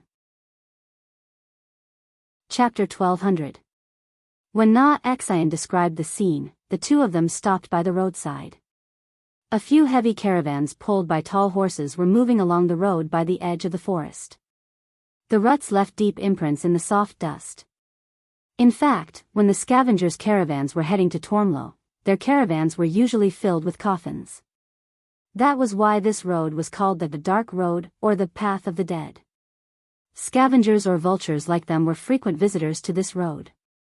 However, while people looked down on their work and envied the gold in their pockets, they did not see many people shed tears on this road. It was said that these tears fell on the dust on the road. That was why the road was always so dark, as if it was always raining. At that moment, the caravans were on their way back. The caravans were carrying Tormlo's specialty, black crystals. Rosaline's lord had imposed heavy taxes on these items, but they were still able to make money with the high profits. These might be the last caravans of black crystals from Rosaline. They will definitely give us a satisfactory price.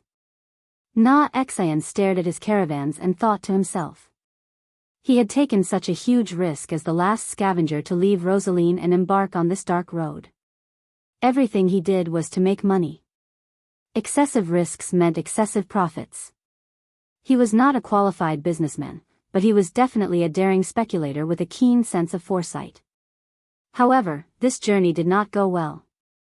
This was the trouble they had encountered when they were at Quzong's river. It was as if this journey had been precarious since the beginning. When the caravans passed by Quzong's river, they lost a horse. They also lost a caravan of goods due to the unseasonal flood upstream. At that time, he saw with his own eyes the scene of the coffins swirling and sinking into the whirlpool.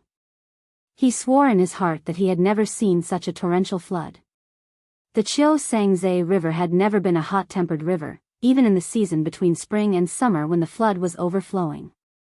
Not to mention in late autumn. After that, they were attacked by a strange monster. Although they were lucky enough to escape with their lives, they lost 2 of their guards. The compensation for the deceased was a huge sum of money. Although Xian was a scavenger, no scavenger would dare to renege on this sum of money. Someone had done so before. Not long after, the old vulture's corpse was thrown outside the walls of Rosaline. After listening to his description, the middle-aged man did not reply.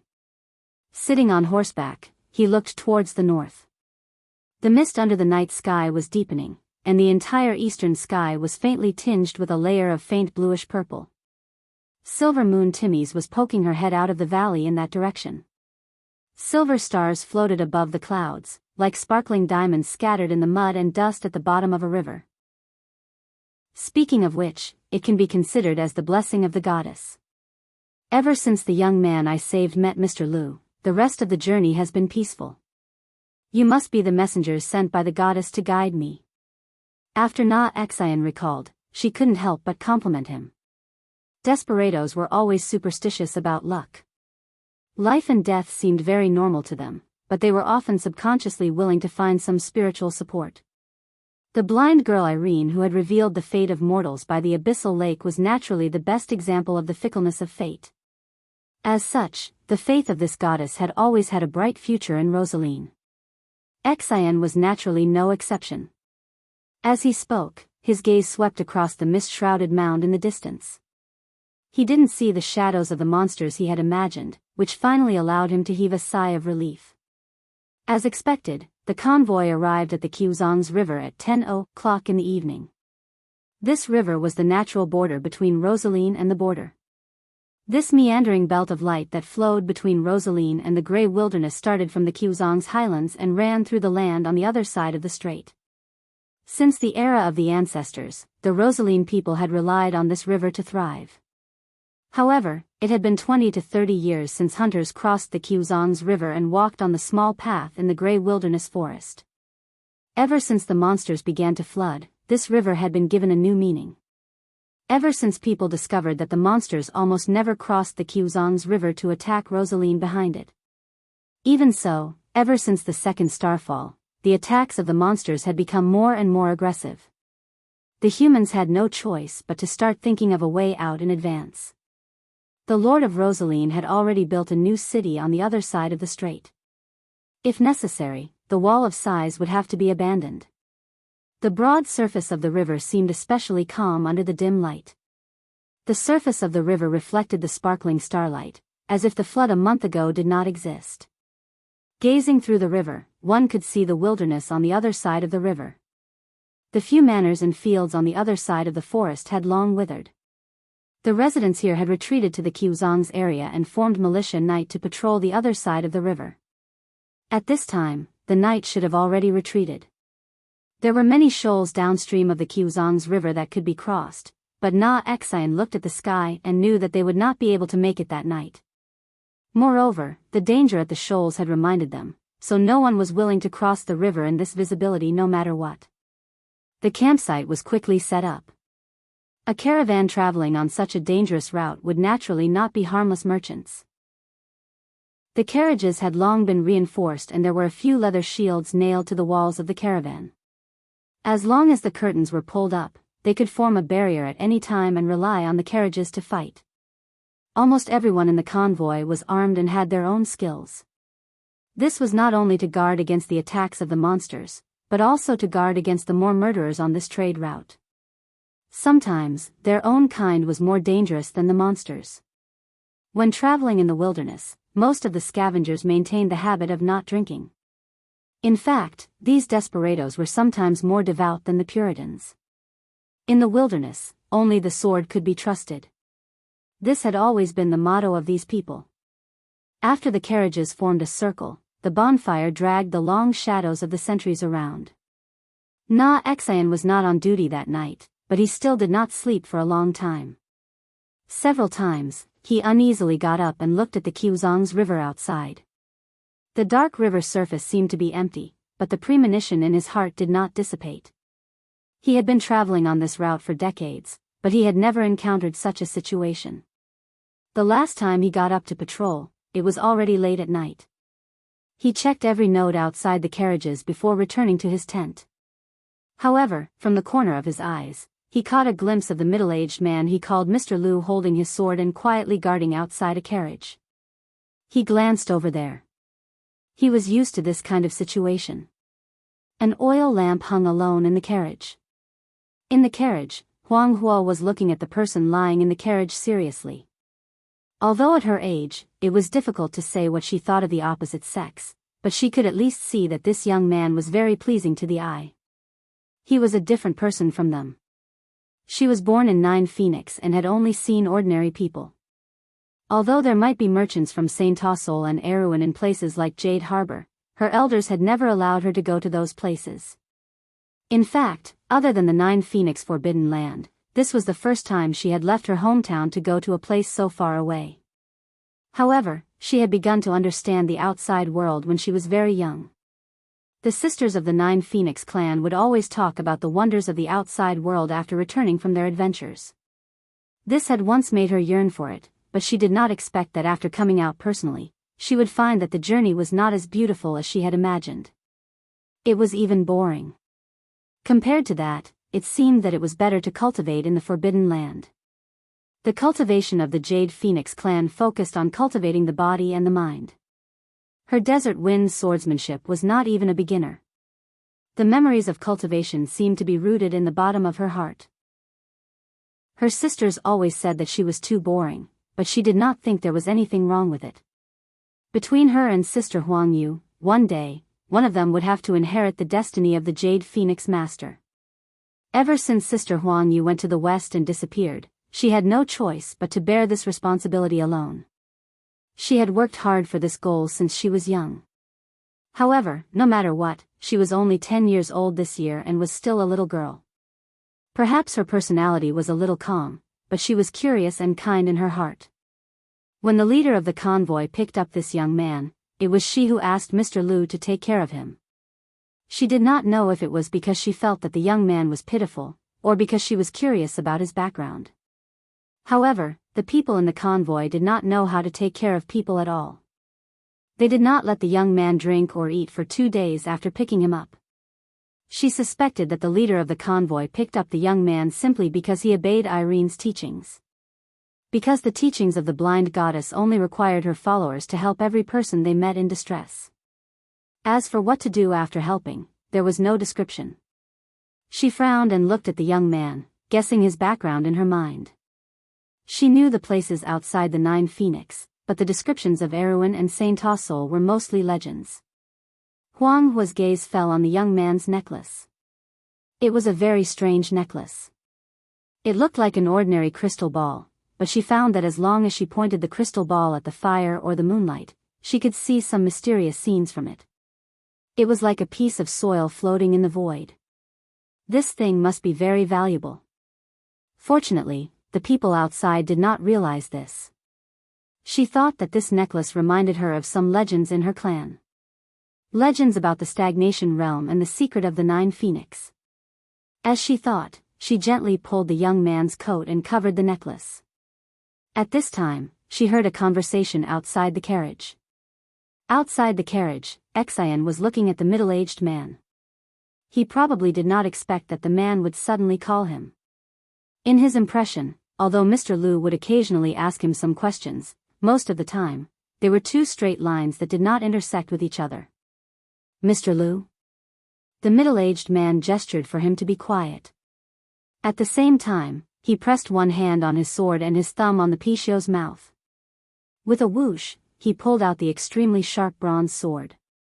Go wake up the others, he said.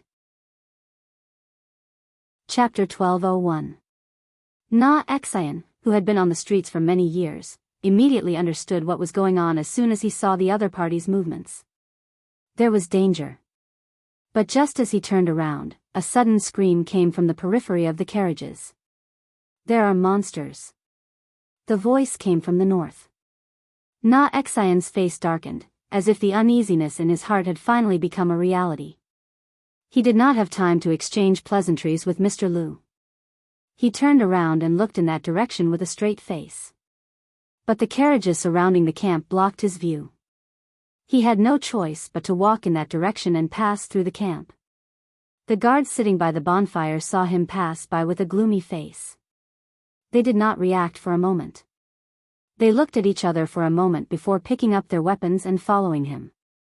Xian came to the side of the carriage and looked north of the Xianxia River. He could not help but gasp. Under the faint light of the starry night, he saw a dense group of monsters surging out from the darkness in the north. The creatures were like thin crystals. They stood on the ground with sharp claws. They had a long tail, a small head, and a long beak.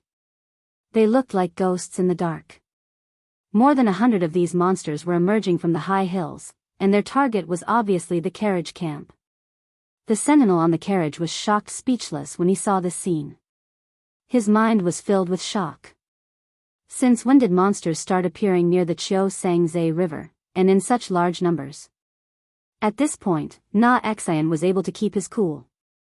Put the muskets on the rack. Although he knew that he would not be able to survive tonight, he was not going to sit around and wait for death. He shouted to his men, "Prepare for battle."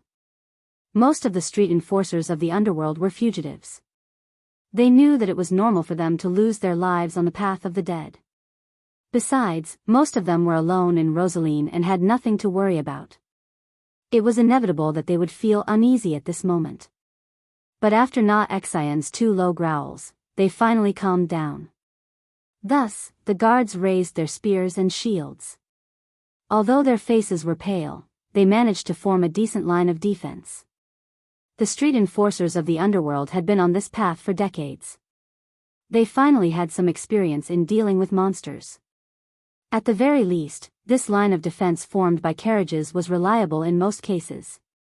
However, that was only if they were facing a few monsters. Against a monster tide consisting of over 100 monsters, it would only take a blink of an eye for them to devour a village, let alone a small caravan like theirs. Everyone knew in their hearts that there was no way they could survive this night. They would only have a chance of survival if they could hold out until dawn and wait for Rosalie's cavalry patrol to arrive. However, a small group of patrolling cavalrymen would not be able to save them. They would have to wait for the main force to arrive from the other side of the river. Not to mention how long it would take to reach Rosaline, they would not be able to survive the night. The members of the convoy each had their own thoughts. Na Xian didn't bother with these people. He knew that these people might not be reliable at this juncture. If they didn't know that they couldn't escape the monster's pursuit, some of them might have already fled before the battle. Suddenly, he heard a blood-curdling scream. Slightly stunned, he subconsciously turned around and saw Mr. Liu using a green cloth to wipe the ancient bronze sword in his hand. There was a lifeless corpse lying at his feet. It was one of his subordinates. Black blood was flowing out from the corpse and meandering on the sandy ground.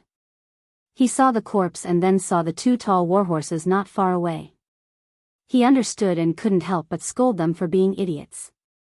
They didn't think that they could afford to offend someone who could ride such horses in the wild. He nodded at the other party, indicating that he didn't have to worry. He didn't want to offend a noble of the 9 Phoenix for an idiot. Moreover, he was still hoping that Mr. Liu could help. If they could survive the night, only this noble from the 9 Phoenix would be able to change their fate. Even if they were to escape, they would definitely be able to escape with their warhorses.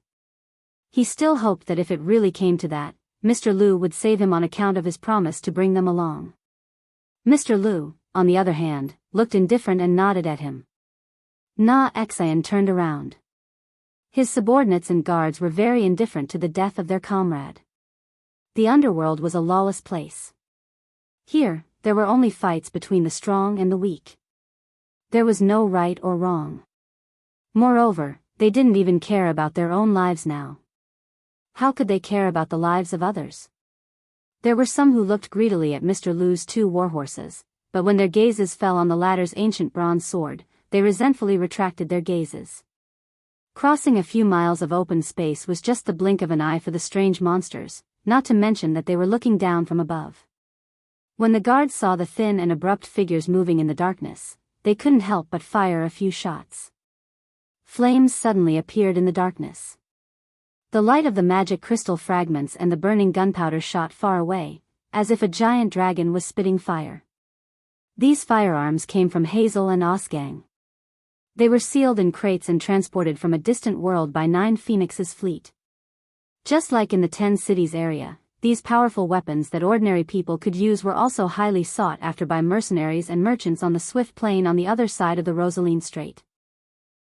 Since more than 10 years ago, they had gradually flowed into the hands of black market merchants and desperados. The scavengers used firearms to fight against the strange monsters in the underworld, and they had achieved good results. But it was not limited to the current situation. In the area illuminated by the flames, some strange monsters rolled and fell to the ground, but they quickly got up. The history of the Hazel people's use of firearms was almost earlier than all the kingdoms on the mainland. In this country's firearms army, the frontline officers usually prohibited their soldiers from firing before the order was given. The Ibu Royal Guard Flintlock Regiment, who had defeated the Cruz People's Earth Dragon Knight in the Harlem area, once had their drill book that they were only allowed to shoot when the enemy was 50 steps away. But here, no one reprimanded the person who fired first. Na Xian also understood that his subordinate did not have any manners to speak of. In a one-on-one fight, he might be able to fight valiantly, but in this situation, he was already very lucky to have the courage to fight. Fortunately, even though the scavengers did not have any tactical knowledge, they still had their individual strength. After all, there were only a few cowards who pulled the trigger in advance. Most of the experienced guards still quietly placed the monster in the position closest to their imagination. Then, a series of flames shot out from the side of the carriage. The strange monsters also lacked tactics. In most areas, their hunting method was to swarm forward. In terms of intelligence, they were not as smart as the wolves and wild dogs in the forest.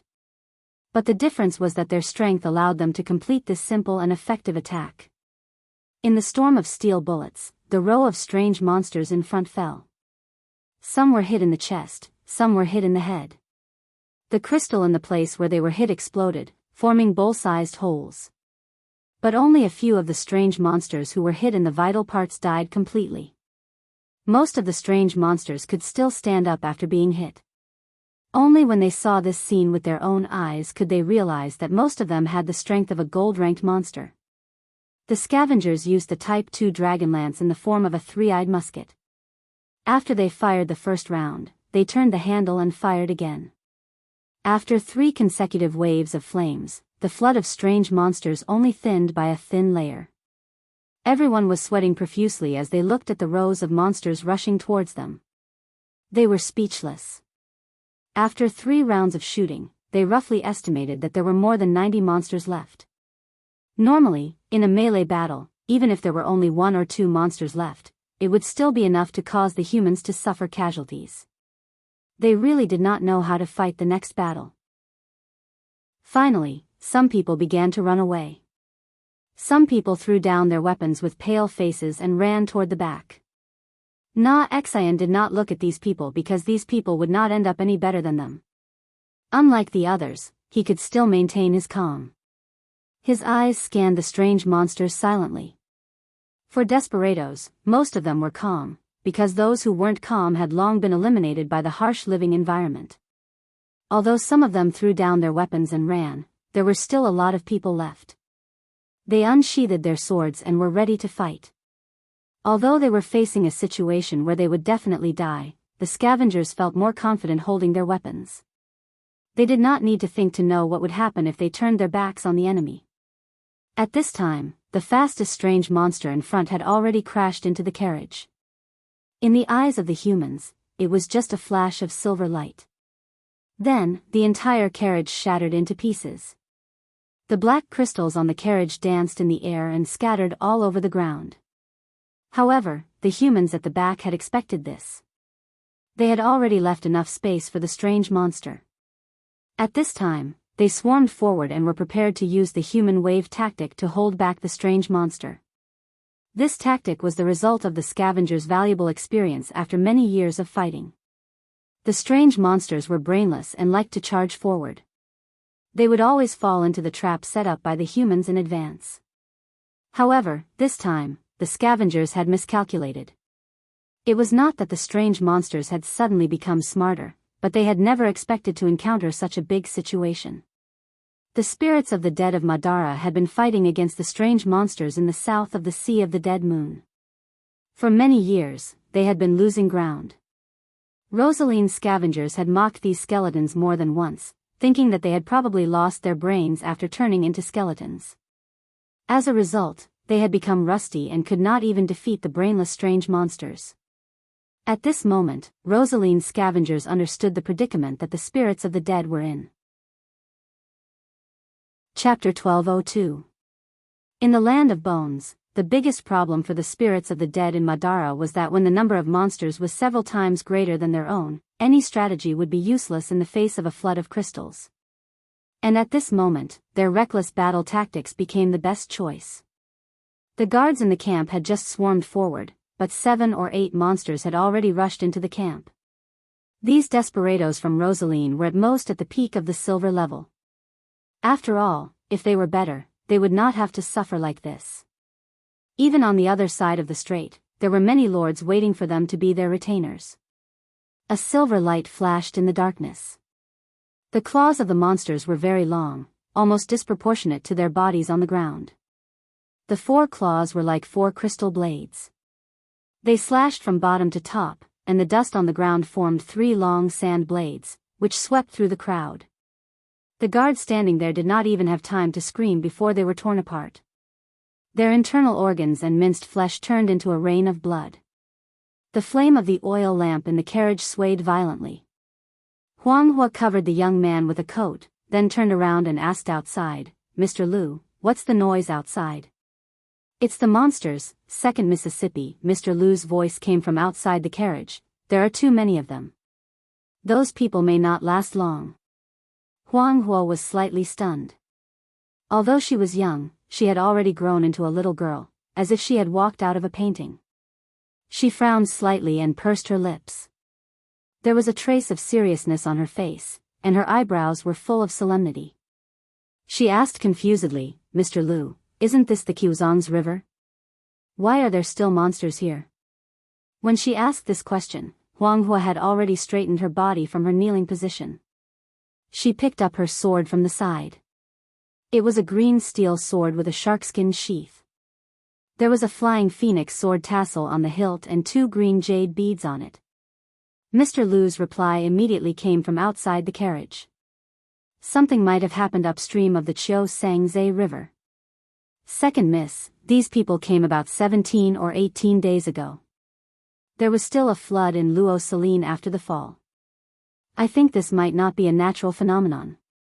Huang Hua silently put on a pair of black leather gloves. It was unknown what kind of strange beast the gloves were made of. There were 9 phoenix patterns on the surface of the gloves, and between the patterns, there were flashes of fire. The gloves wrapped around her small hands, making them look as if they had grown bigger.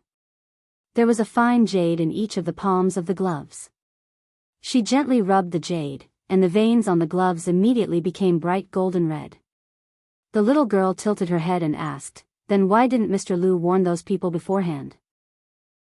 Although her voice was childish, her tone was very serious. "Let me warn you in advance. They might cross the river overnight. I can guarantee your safety here, but it's hard to predict what might happen to the carriage on the river," Mr. Lu replied. "This may not be a good thing for them." Huang Hua replied, "Mr. Lu, please go and save them. I'll be right out." Surprisingly, the voice outside the carriage did not object. The latter only nodded and said, "2nd Miss, please be careful. The way of the Jade Phoenix depends on one's heart. The sword of the Hellfire Red Lotus will never retreat in the face of an enemy." "Mr. Lu, I understand." The voice in the carriage answered cleanly. Mr. Lu nodded and turned to look into the camp. Inside the camp, a rain of blood was falling. Although the scavengers of the underworld called themselves outlaws, few of them would not bow their heads in front of the Real God of Death. 7 or 8 monsters that had rushed into the camp tore a hole in the line of defense of the carriages. Everyone who witnessed this scene felt as if they had been doused with cold water from head to toe. The survivors immediately lost their courage. Although they did not throw away their weapons, they were in a mess. Na Xian could not help but feel cold. Although he had expected this, he did not expect it to happen so quickly. He knew that once the line of defense collapsed, everything would be over. As long as the monsters rushed through the carriages, Luo Saline's cavalrymen would only need to collect their corpses the next day. There might not even be corpses left. At this moment, he did not have any thoughts in his mind. He had even thrown the little scheme from before to the back of his mind. Just as he was about to close his eyes and wait for death, a bright cold light suddenly flashed in the dark night. Na Xian subconsciously turned his head. Coincidentally, he saw the ancient bronze sword in Mr. Lu's hand that seemed to be able to split space. The sword seemed to be able to attract people's attention, causing them to ignore everything else in the world. In their eyes, there was only the tip of the sword left. The sword moved forward and split a mutated monster into 2. The terrifying monster that they needed more than 10 people to barely restrain was cut in half like a chicken or a pottery dog under this sword. The shattered crystal shards flew in all directions. Na Xian could almost see the monster wailing in agony in his eyes. The upper and lower halves of its body fell backward and landed heavily on the ground. Then, as if he was singing and dancing, Mr. Lu circled the sword around his body. A white light flashed from all directions. 3 monsters that were pouncing in this direction immediately screamed and flew back the way they had come. When they landed, their sharp crystal heads had already landed on the ground. He took another step forward. Under everyone's gaze, the sword in his hand was like drifting snow, landing on the monsters one by one. Each ray was faster than the previous one. In the end, only a vast expanse of white sword light was left. It was as if snow had fallen on a mat and sealed 1,000 miles of ice. Na Xian's eyes reflected the bright sword light, but his mind was blank. This was because he was not a native of Luo Saline. He was from the 9 Phoenixes. Steel Soul Sword Sect, Steel Breaking Force, Drifting Snow Sword. Before he could speak, someone had already cried out, the realm of Celestial. Sword techniques were close to the path. After communicating with Celestial and comprehending Dharma and Logos, one would enter the realm of Celestial. From then on, a mortal would grasp the power of the rules. It was a realm that no mortal could enter.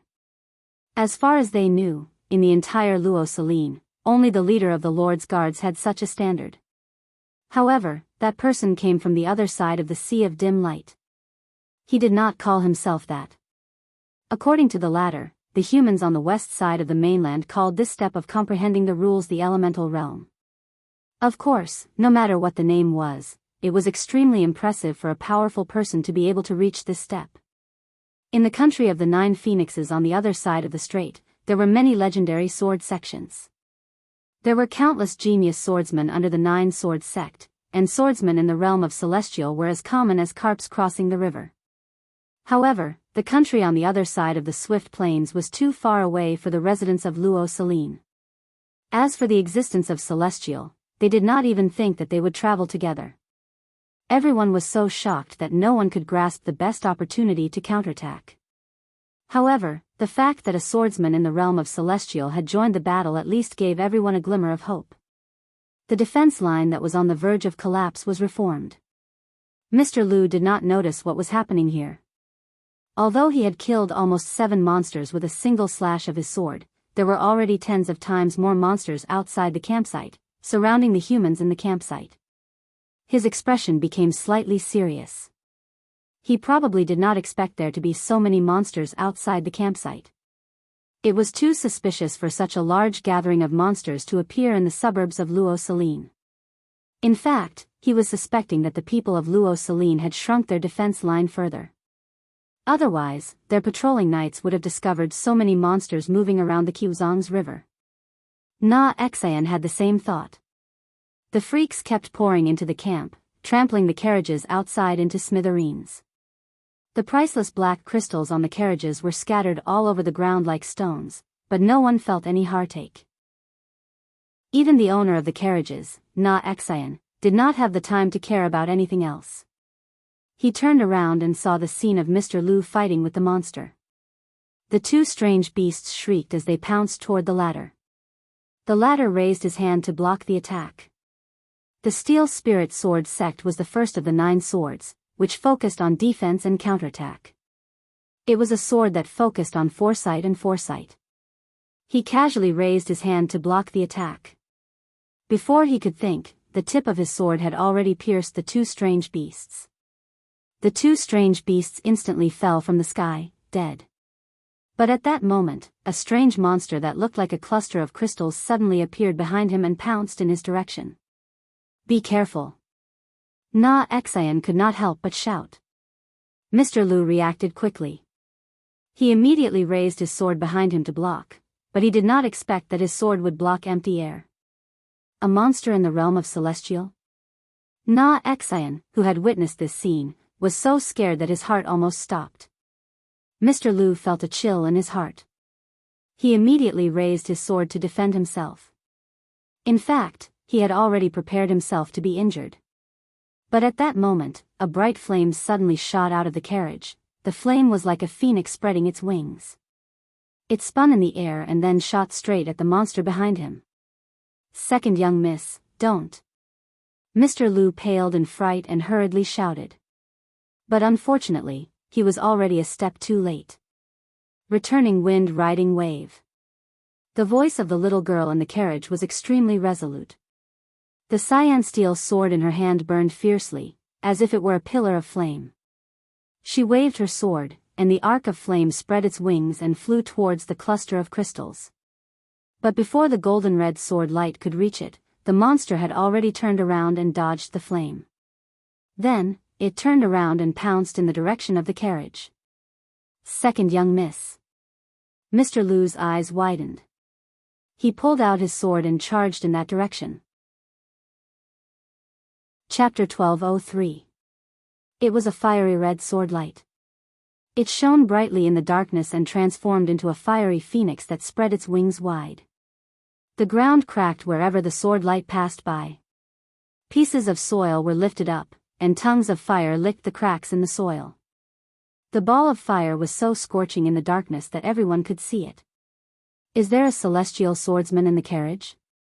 No matter how uninformed the scavengers were, they had heard of the 9 Phoenixes' imperial sword, the desert wind swordsmanship. The karmic fire red lotus sword was the supreme sword technique of the 9 Phoenix. It was one of the 3 supreme swords along with the long-lost Iron Heart sect and the White Raven sword sect. In order to master this sword technique, one would have to be at least a celestial being. There were only 2 people in the carriage. One of them had been unconscious for a few days and was clearly not from the 9 Phoenix. The other one was just a little girl. The scavengers' expressions changed when they thought of her identity. The Jade Phoenix clan nurtured their successors from a young age. What kind of status would their princess have? When Huang Hua appeared on the carriage with the cyan steel sword, everyone gasped. Na Exan felt that her brain was not working well enough. Second young mistress. Mr. Lu's figure moved as he roared. No matter what, the sword was too immature, and its intention was too obvious.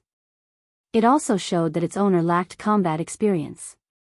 The crystal-like monster nimbly turned its body to the side and dodged the sword. Its sturdy and powerful hind legs pressed against the ground and bounced off. Its massive body shot toward the carriage like a cannonball. Huang Hua, who was standing on the carriage, did not react in time. She could only watch in a daze as the monster's huge claws came at her. She could not help but close her eyes subconsciously. She thought to herself, is this the fate that Master Martha has arranged for me? She did not expect there to be such a terrifying existence among the monsters. However, there were no ifs in the Jade Phoenix's maxim. Everything was predestined. Mr. Lu roared and sped up to his maximum speed. He became illusory, and each step he took covered more than 10 feet. He looked like a beam of white light, but he was still 1 step away. He could only watch as the monster swung its claws down. Na Exan swallowed a mouthful of saliva and felt her throat go dry. Never in his wildest dreams would he have imagined that he would witness the death of a 9 Phoenix crown princess in front of him, nor did he imagine that he would be lucky enough to die on the same battlefield as someone with the bloodline of the Jade Phoenix clan. He really didn't know whether this was too fortunate or not. The crystal blade-like claws brought about 4 long vortexes in the pitch-black night. The wind from the blades had already arrived, blowing Huang Hua's long black sandalwood hair away from her snow-white skin. Na Exan stared fixedly at the scene. For some reason, he felt as if he had heard a sharp, ear-piercing sound. It was like the shrill sound of a sword scratching a tile. It made the roots of one's teeth tingle. Time and space seemed to be stretched at this moment. Suddenly, there was a strange sense of disharmony on the battlefield. Phoenix Fire saw many silver lines appear in front of her. These lines intersected with each other, forming an invisible wall that shone with a faint light. Above this transparent wall, there were some places where the space was extending in all directions, and some places where the space was compressing towards a certain point in the center. They contradicted each other and were extremely strange. This is, as someone who could also sense the celestial being, she could see some clues from these lines of law. The path of the Jade Phoenix was about nirvana and rebirth. It had a deep understanding of the path of extremity, or the so-called existential power that the people of Wonde called. And Phoenix Fire clearly felt a vast and ancient aura from the point where the intersecting silver lines converged. Up and down were the four directions of the universe, which had been the universe since ancient times. This was the path of extremity. At this point, the strange monster's claws seemed to have hit the most unshakable thing in the world. When Na Xian heard the ear-piercing sound, everyone saw his huge claws bend back unnaturally and break from the middle. Phoenix Fire's eyes widened. The moment she drew her sword, she knew that the strength of this monster was even above Mr. Lu, who was traveling with her. Mr. Lu was one of the most outstanding disciples of the Yunqing sect. At the age of 27, he had already entered the celestial being realm. Now, he had even touched the threshold of the path of extremity, enlightenment. Then, shouldn't this strange monster also be at the path of extremity? But at this moment, because it had hit an invisible wall, it shattered into pieces. She watched as its head, chest, and right forearm were all mixed together. Extreme fear appeared on its long and narrow face. Then, there was a bang sound. Just like a fragile object, the fragments flew everywhere and broke into pieces. Crystal shards fell to the ground in a clatter. Everyone was stunned. Their expressions were as if they had seen the end of the world. But things were not over yet. Then, a spiritual shock wave spread out from this transparent wall. It was like a ripple that was expanding, extending to every corner of the entire battlefield. Before the scavengers could react, they were hit by this ripple. They only felt a tightness in their chests, and then they flew into the air. They flew for more than 10 meters before landing heavily on the carriages that had been trampled by the strange monsters. These people only felt a buzzing sound in their heads, but their hearts were not blank.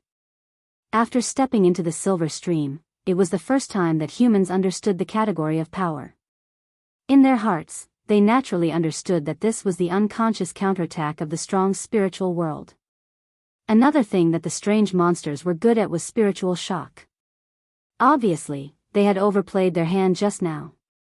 But the problem was, what kind of god is this? The counterattack of the consciousness can affect the material world and send them flying?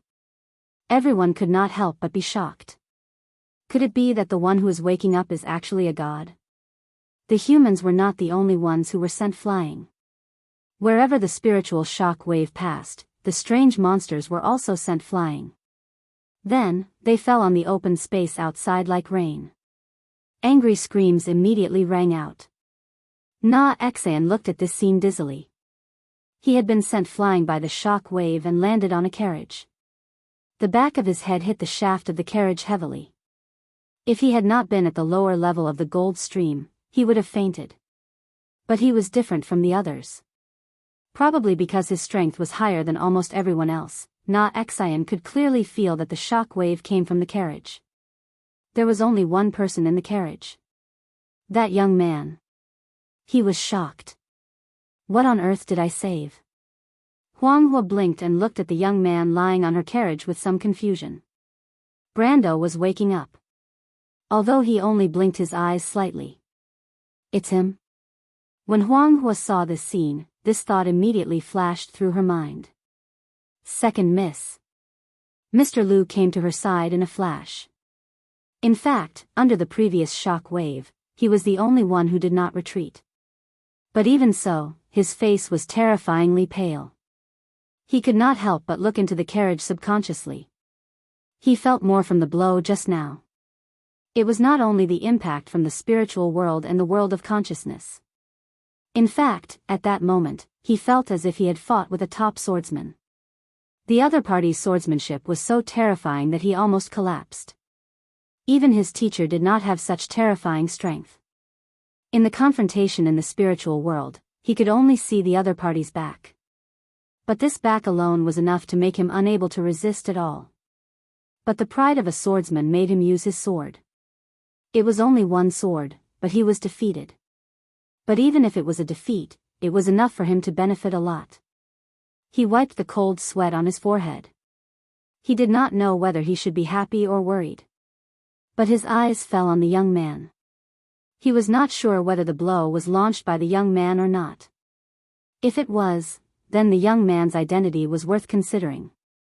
Judging from his appearance, he was a great master who was less than 25 years old. Mr. Lu, be careful." Just as his thoughts flashed through his mind, another wave of mutants surged forward. This time, they were led by 3 gigantic normal mutants. They roared as they pounced in his direction. Mr. Lu turned his head and was about to draw his sword. But it was at this moment. Then, something strange happened. The 3-headed monster in the air suddenly froze. It was as if they were held by an invisible hand and nailed to the transparent wall. Huang Hua and Mr. Lu, who had witnessed this scene, turned their heads subconsciously. They saw Brando slowly sit up in the carriage. In the darkness, the mountain wind blew from the pine mountains. Brando knew that this was the summer wind from Buchi. It came from the other side of the kernel. Every summer, it would come as usual. When the wind passed through the pine forest, the sound was like the waves of the sea, rustling. It was as if the pine needles were blowing and falling in the forest. The moonlight was like a flower, shining on the vast hills. The Roman's back seemed to be still in front of him. The merchant girl's hair was his last memory. He stood outside the gate of the old house. He looked at the rows of undead coming from the mountains. Their white bones flickered with white phosphorescence under the night sky. The black nether steel swords in their hands were engraved with the emblem of the Bramante Black Rose. It was so eye-catching. This scene was clearer than the 2 historical experiences. But he suddenly could not remember the name of the necromancer who commanded the attack on Buchi. His memory became so blurry. It was as if the bits and pieces of Sophie were merging into a deeper thought. Chapter 1204. This scene was clearer than the 2 historical experiences he had experienced. But he suddenly could not remember the name of the necromancer who commanded the attack on Buchi. His memory became so blurry, as if every bit of information about Sophie was fusing into a deeper thought. This was simply unimaginable to him in the past. Because Erewhon's shame and regret were deeply engraved in the hearts of every Erewhon player. But at this moment, his heart was a little calm. In his eyes, what he saw was not the sea of bones in Madara, but a pile of rotten bones that could be turned into ashes with a wave of his hand. They were just ants. Let's just let them fade away with history. He waved his hand gently, and the undead in the mountains and plains were turned into dust. He dominated everything in his dream. Not only these chickens and dogs, but even the dream was shattered.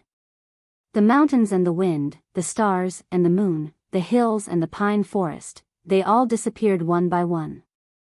Then he vaguely heard the sound of something shattering, like a crystal cup falling on the ground. At that time, the dream had already turned into nothingness.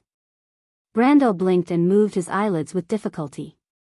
His body seemed to have become extremely unfamiliar. He understood that it was because his muscles were a little stiff from the long period of sleep, but he suddenly recalled that he actually understood what had happened to him while he was asleep. At the moment when he woke up, his heart seemed to have naturally produced this kind of understanding.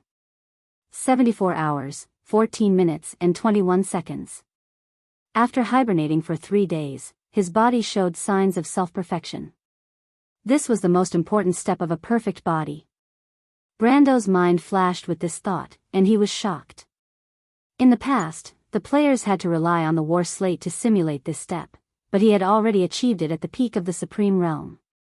He did not know if this was because of his experience in the game, but his body's memory would not be wrong.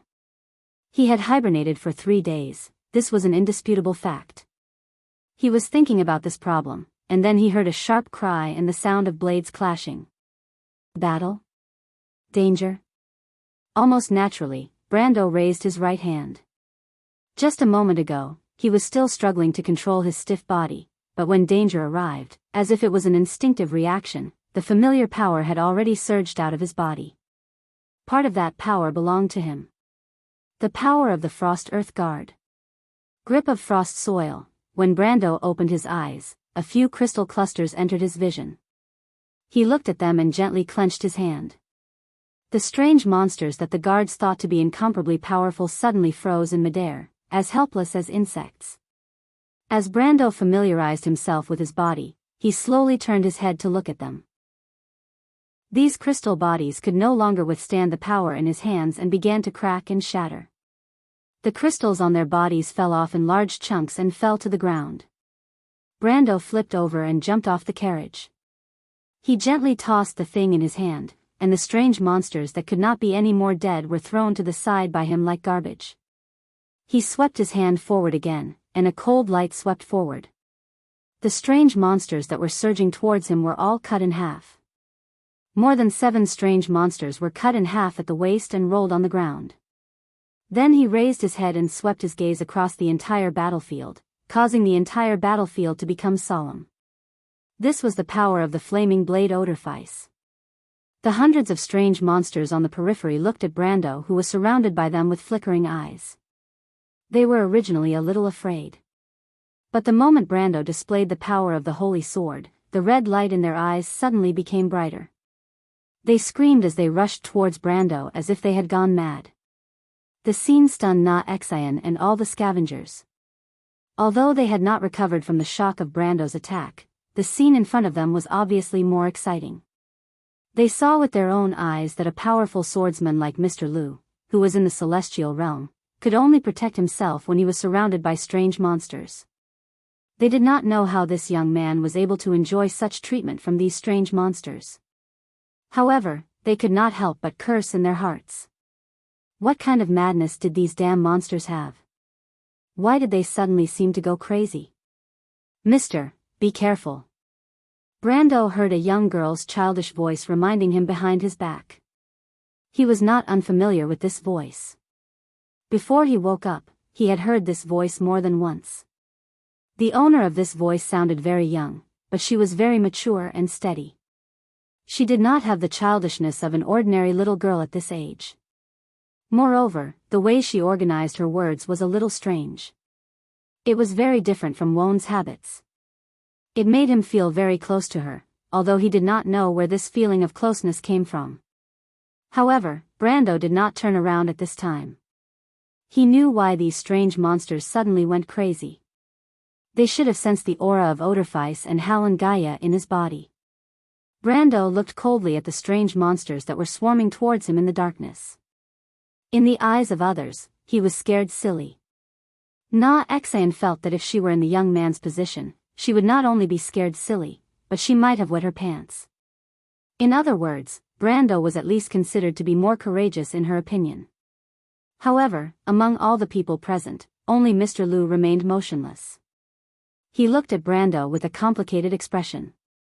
The attack from Brando had only engraved a sentence in his mind. The ultimate person, the heavenly realm. Bastard of the twilight. Brando only squeezed out this sentence from between his teeth.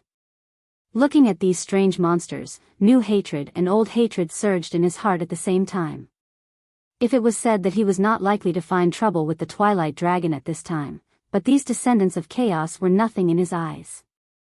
A faint light appeared in his hand, and the slender and beautiful shallow sea sword Sinna appeared in his right hand.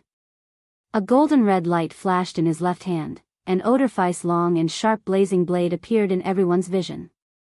The scavengers did not see how the 2 swords appeared in Brendel's hands, but he was already holding them and speaking softly, "You're right." Cold wind, to the residents of Rosaline, it was really difficult to understand what a storm of ice and snow was. There was almost no winter south of the strait, and the swift plains was a world that was like spring all year round. The legends and songs that came from the north of the Tsang Mountains about the biting cold wind between the mountains could not describe a real and harsh nature to the locals who had never seen frost and snow. But at this moment, they began to understand why the mountain people in the north were so eager to invade the warm land in the south. A piece of sword-like ice shards appeared behind Brando. He stood there, and the silver lines of rule naturally formed the winter throne behind him.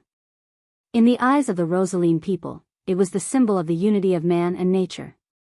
The sun, moon, stars, wind, frost, rain, and dew, everything in nature was the heavenly way. Brando waved his hand, and a biting cold wind was formed out of thin air. The ice shards turned into streaks of cold light that whizzed past everyone. Sinna couldn't react at all.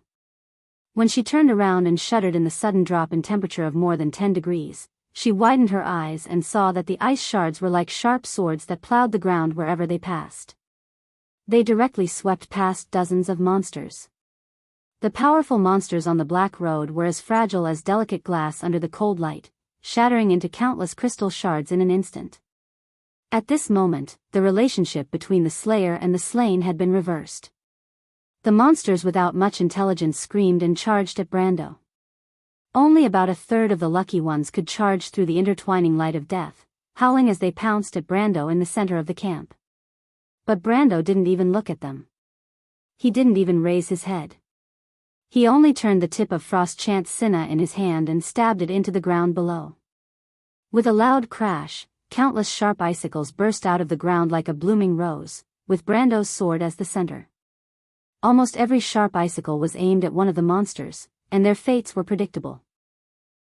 Even if they could dodge in midair, the speed at which the icicles burst out of the ground was enough for them to react in time. It was like streaks of white light piercing through the ground.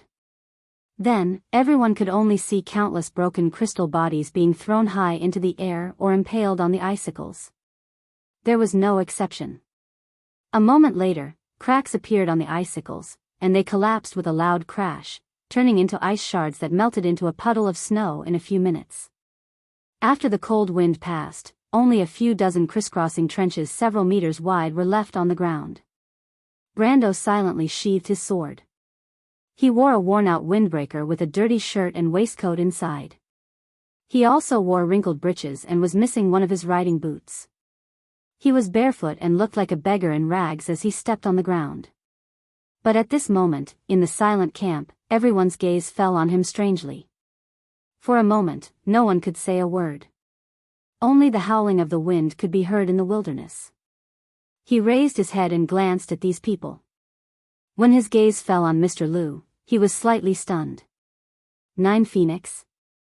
P.S. The main reason for writing 9 Phoenix was to pass through Madara. Because it was mentioned before, I wrote it along the way, so this plot might not be too long. Also, gentlemen, please let Phoenix go. She's just a child. Also, recently, I've been researching mobile games with my friends and helping with game planning. I've been a little busy, so I update later every day. Chapter 1205. So this place is called Rosaline, and Madara is to the northwest? How far is this place from 9 Phoenix? Brendel sat on a toppled carriage and took a water pouch from a respectful guard. He took a sip, and the water was mixed with the sweet taste of strong liquor and the fragrance of some kind of grass. It seeped into his dry throat that felt like it was about to burn, and it immediately made him feel refreshed. He did not drink in the past, but after coming to this world, his habits changed a lot. According to the Saint Soul, he had changed from a boy to a man. He scoffed at this saying because he knew that a certain elven lady loved alcohol as much as her life. This was just an excuse for her to express her stance on alcohol. Brando looked into the distance. The night was cold as water, and a gentle breeze blew past the messy caravan camp on the banks of the Qiuzhang's river, bringing with it a sense of desolation. The goods on the carriages were scattered all over the ground. The guards had to think of a way to pick up the black crystals one by one and gather the carriages that were not damaged.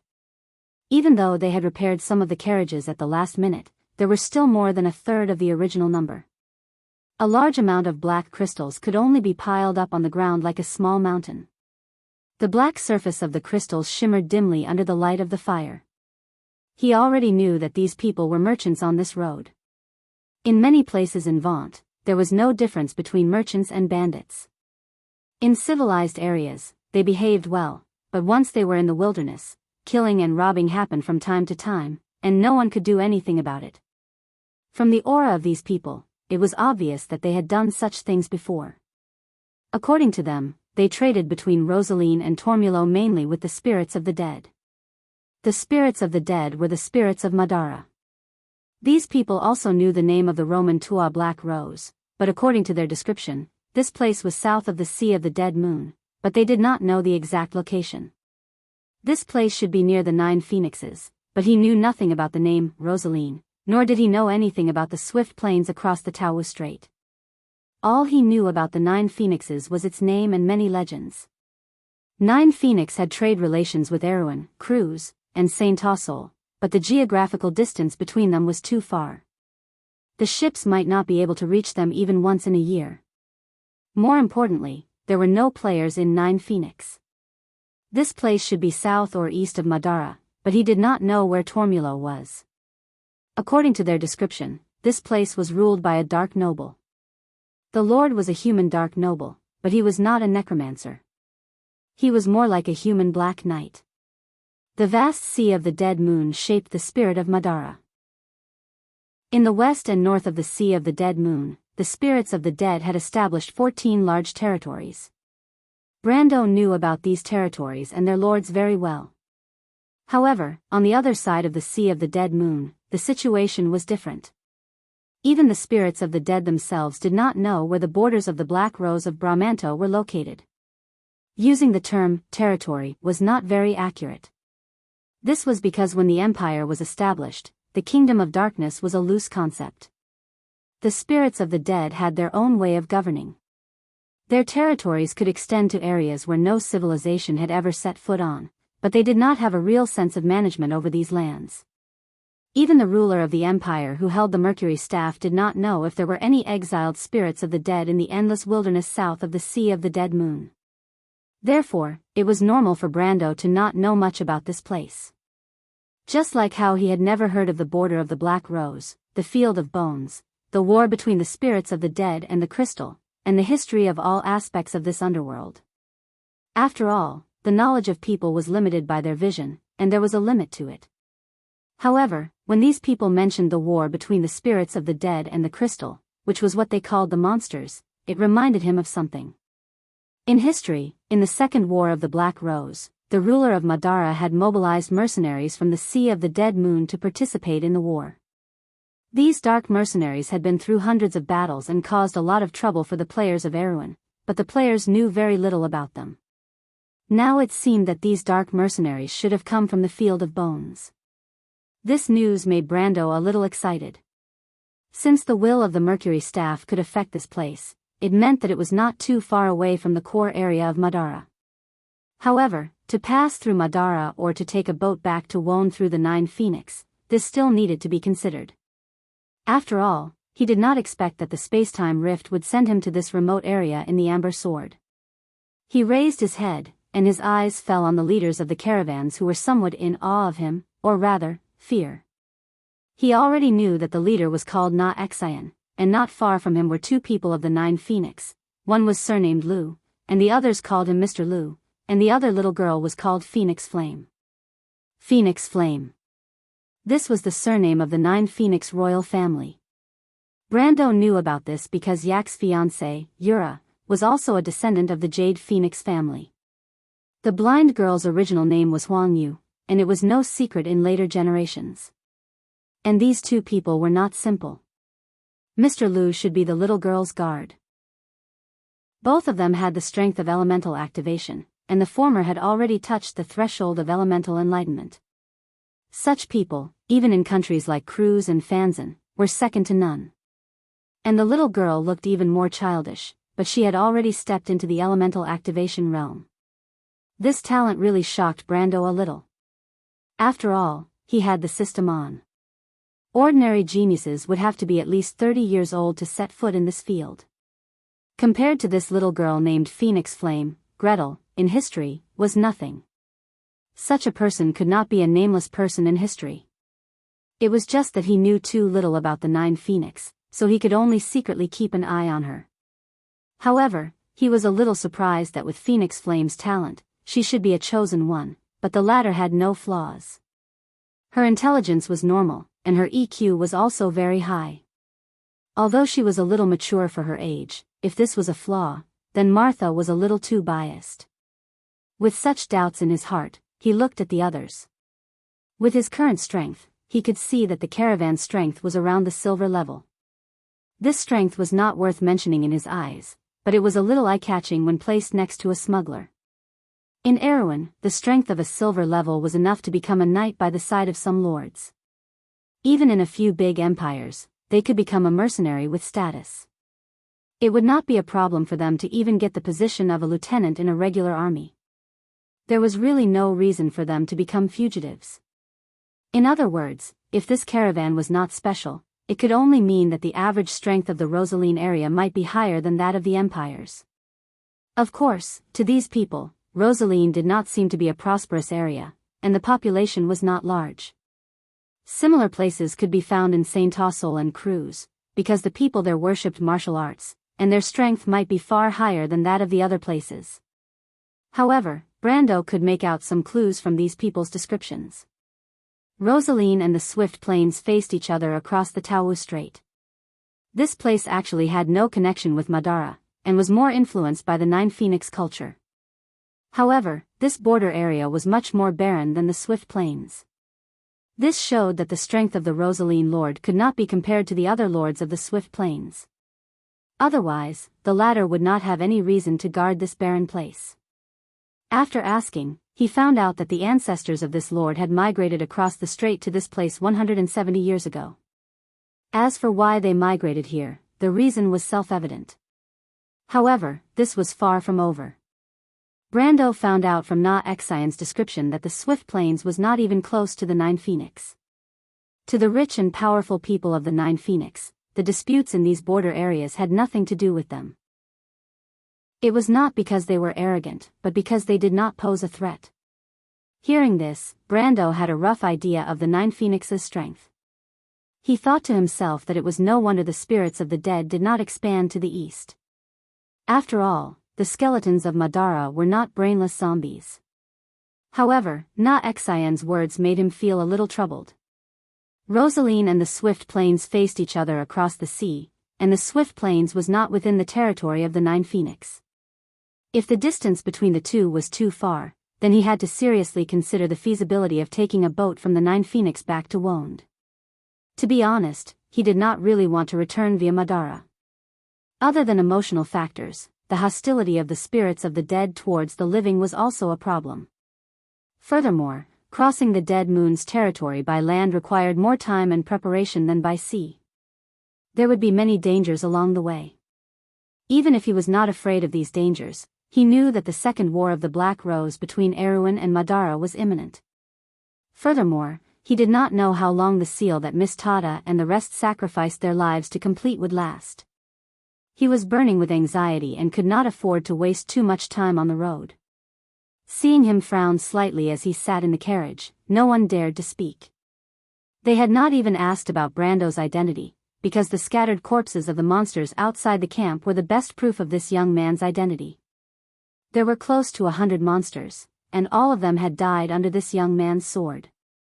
Thinking back to that scene, the guards in the caravan did not know if they were dazzled or frightened. Chapter 1206. However, the guards still looked at Brando with admiration and respect.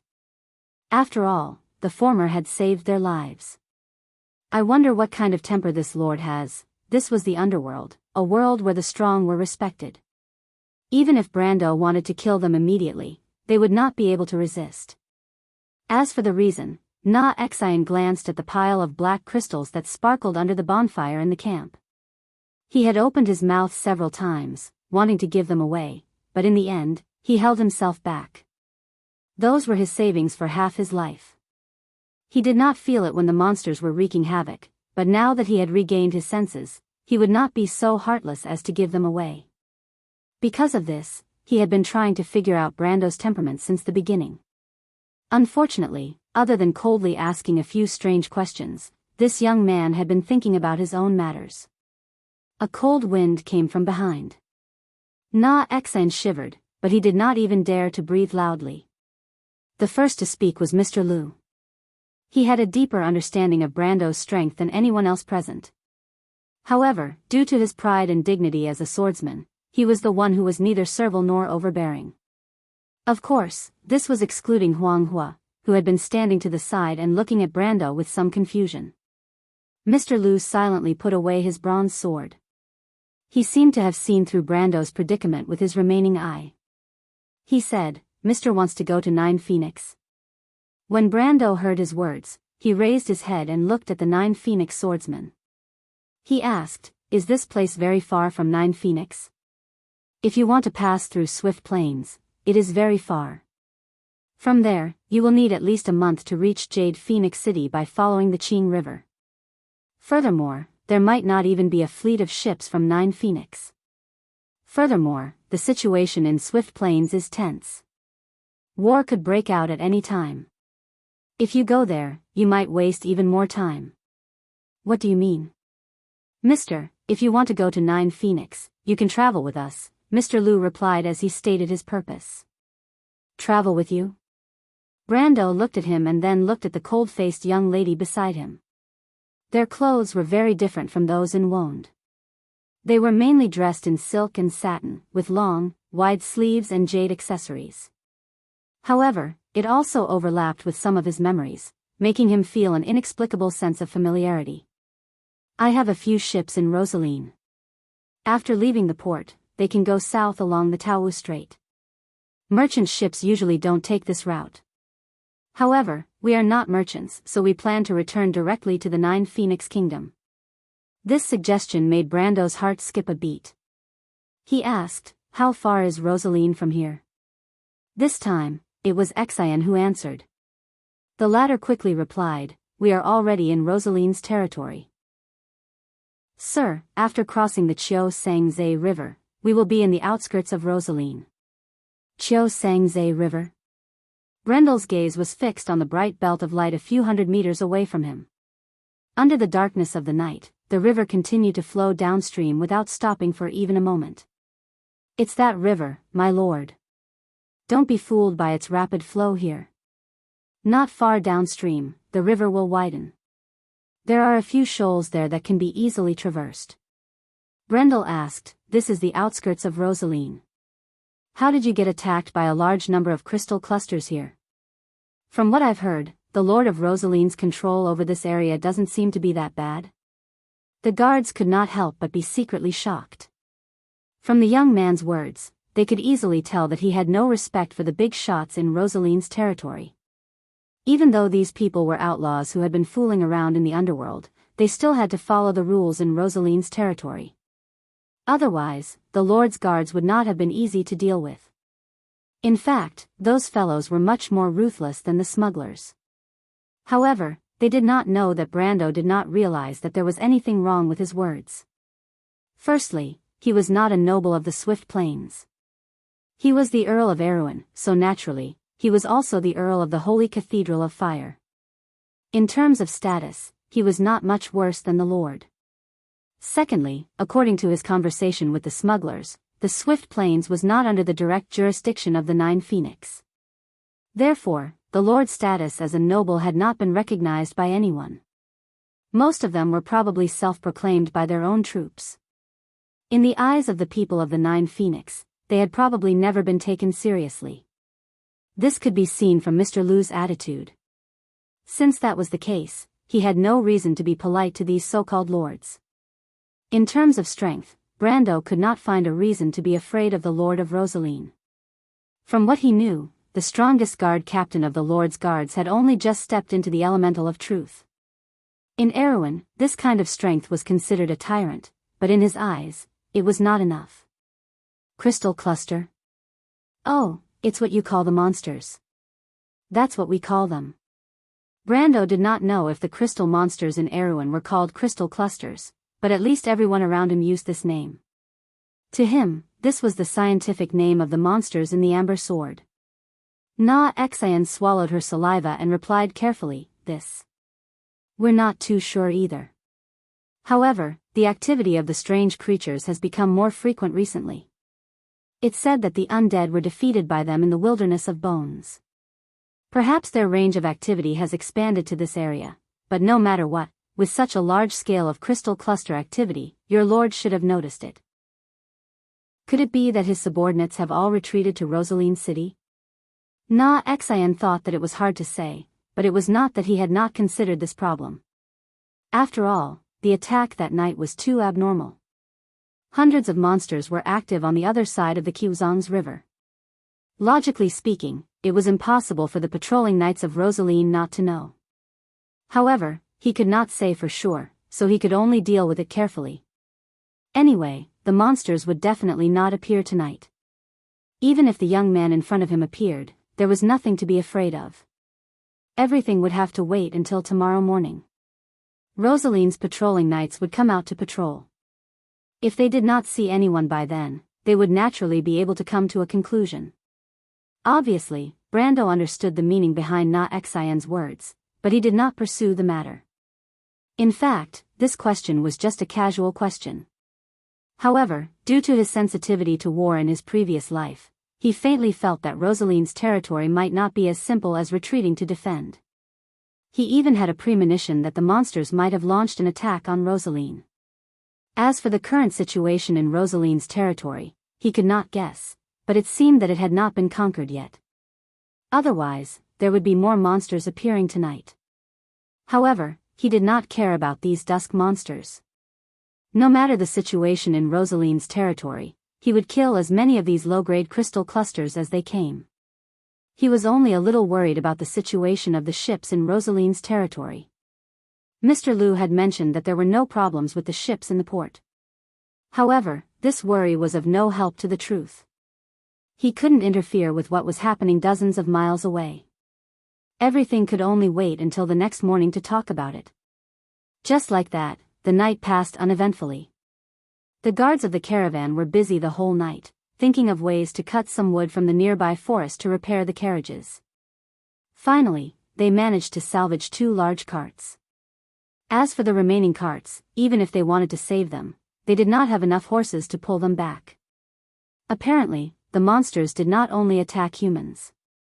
In the battle last night, the horses used to pull the carriages and carry the heavy loads were also severely injured. More than half of them died and ran away. Brando did not sleep either. Although he was not in a good mental state after being unconscious for a few days, his heart was heavy and he could not close his eyes. It was as if he could see the scene outside the elemental border as soon as he closed his eyes. Miss Tada and their sacrifice. The Roman controlled by the will of dusk. And those strange constructs suspended in the Tiamat law.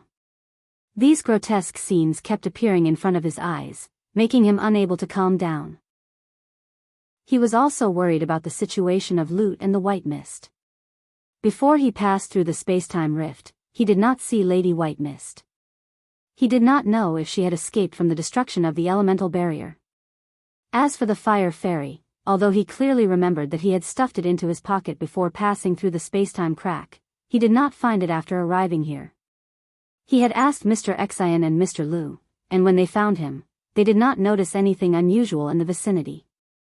He even contacted Medisha, the Shire, and other planeswalker card creatures, hoping to find out what happened to Rushta and whether Hipamra had escaped danger. But the strange thing was that the planeswalker's telepathic connection, which theoretically should be able to sense within a world, did not work here. Through this connection, he could only feel that the other end was empty. If it were not for the fact that Fyeth and Malurcha could not sense it, he would almost think that something had happened to the Shire and the others. All these signs of trouble were piling up in his heart. How could he calm down? And just like that, after a few hours of silence in the dark sky, a glimmer of light finally began to appear. Brando looked at the shadows of the forest in the distance. After the shadows gradually became clearer, the scenery on the main road could finally be vaguely seen. He took a light breath and was about to stand up and go to the Chiu Sangze River to take a look. And it was at this moment that he saw Phoenix Fire. He did not know when the little girl had redone her makeup. She had changed into a new coat. Her black hair was tied up behind her head into 2 rings behind her ears. Her sandalwood hair fell by her snow-white earlobes. Her skin was like porcelain, and there was a plum petal-like gold patch on her forehead.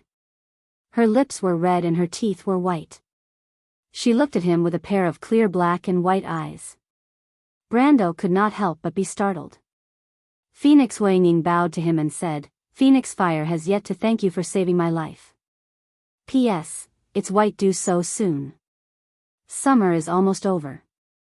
The reeds are green and the dew is frost. I have decided that today is Won's World Senior Day." Chapter 1207. The morning in the Rosaline region had arrived when the first ray of sunlight shone on the surface of the Qiuzongs River. Even though the hills in the distance were still shrouded in a thin layer of morning fog, the crisp chirping of birds could be heard from the forest behind the fog. It was so peaceful that it was hard to believe that a battle of life and death had taken place here just a night ago. If it were not for the caravan's broken carriages and the remains of the monsters that were exposed to the cold morning breeze, the number of corpses on the ground would have been much lower. But the number of corpses around the camp was much less than last night. Brendel ordered Nathaniel's men to bury the rest of the corpses in the nearby forest, leaving only 7 or 8 corpses that were relatively intact. After all, it was too eye-catching for more than 100 monsters to die here. If the Knight of Rosaline found them, there would be no way to explain it. Na Xian only thought of this after a while. He originally wanted to use this incident as a topic of conversation, but after that, he issued a gag order and strictly ordered his men not to speak of what happened that night. He lacked trust in his thugs and desperados, but when it came to their lives, they were definitely smart enough to use their brains. The people who had escaped the previous night were found one after another. Some of their corpses were found on the banks of the Xianxia River. In fact, they were not far from the camp. They had not even run a few hundred meters before the monsters caught up and tore them apart. A few of them were lucky enough to escape, but they would not dare to return to Rosaline City in a short period of time. After all, the scavengers only had one way to deal with those who abandoned their comrades, and that was to chop off their limbs and throw them into the wilderness. These traitors would be wanted, and they would either have to live the rest of their lives incognito and leave this profession forever, or they would simply head to the swift plains and seek an opportunity to stand out in that chaotic region. Of course, there were even more people who chose to walk down this path and disappeared from people's sight forever. Brando watched as Na Xian and his men were busy digging holes in the forest. They then transported the corpses of the monsters in a carriage, threw them into the holes, covered them with soil, and used grass and shrubs as camouflage. Everything was done perfectly, as if they often did this kind of thing. As for what they buried, it was hard to say. Anyway, it was definitely not the corpses of monsters. In fact, Brendel did not think that there was a need to go through so much trouble. He just wanted to avoid as much trouble as possible. If Rosaline's knights really found out, then it was not a big deal. Even if Rosaline's lord was Rosaline's lord, what could he do to him? Of course, he could see that Na Xian and his men were trying to please him. But this was also good. Sometimes, respect was better than gratitude, especially for these desperados. Around 7 or 8 o'clock, the sun began to shine brightly, dispersing the fog, but the caravan still showed no signs of leaving. That was because Na Xian and his men were still arguing about how to get to Rosaline. Too many carriages were damaged, and they could not transport all the black crystals. Since the attack the night before, no one wanted to stay in the wilderness, but they could not bear to throw away the extra black crystals. This predicament made these scavengers feel troubled.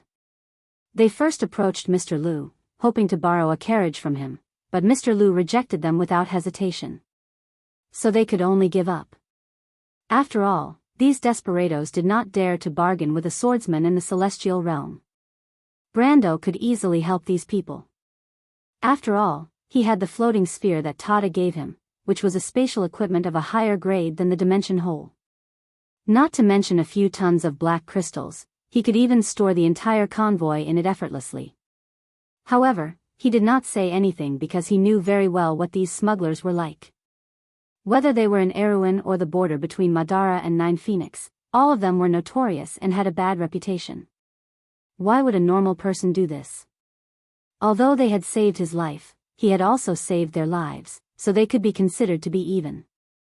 Just the debt of their lives was enough to make them die 10,000 times over. Even death could not wipe out their crimes. However, Brendel would not go on a killing spree just because of this. He did not consider himself a judge.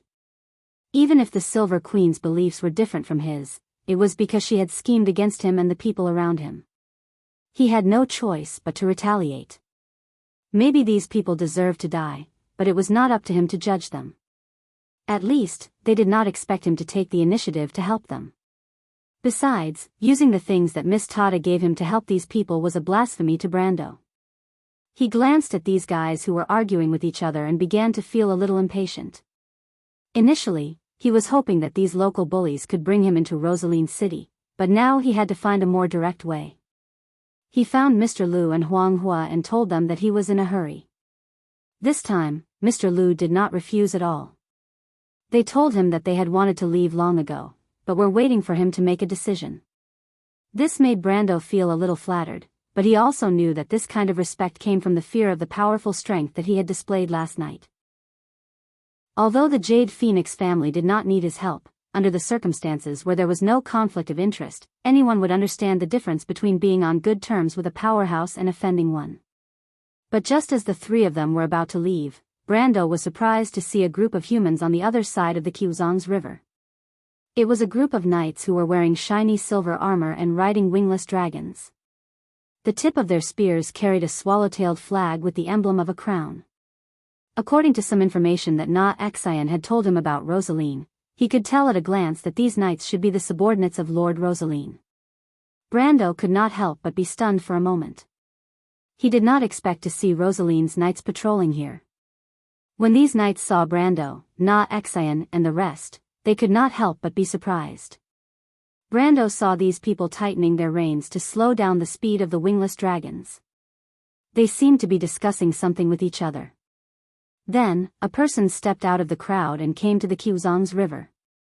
He shouted at them across the river. "Martha above, which group are you from?" "What group?" Brando was about to turn around and ask Na Xian, but he saw that the scavengers had stopped arguing when the Knight of Rosaline appeared. Na Xian walked out from the crowd and looked at him apologetically. He probably realized that his previous behavior might have been a little rude and had offended this lord. However, greed could always blind people. For desperados like them, there was nothing they could do about it. He walked past Brando and looked at the knight on the other side of the river as if he was trying to figure out who they were. However, it was a little difficult to do this with a full body armor and an airtight metal mask.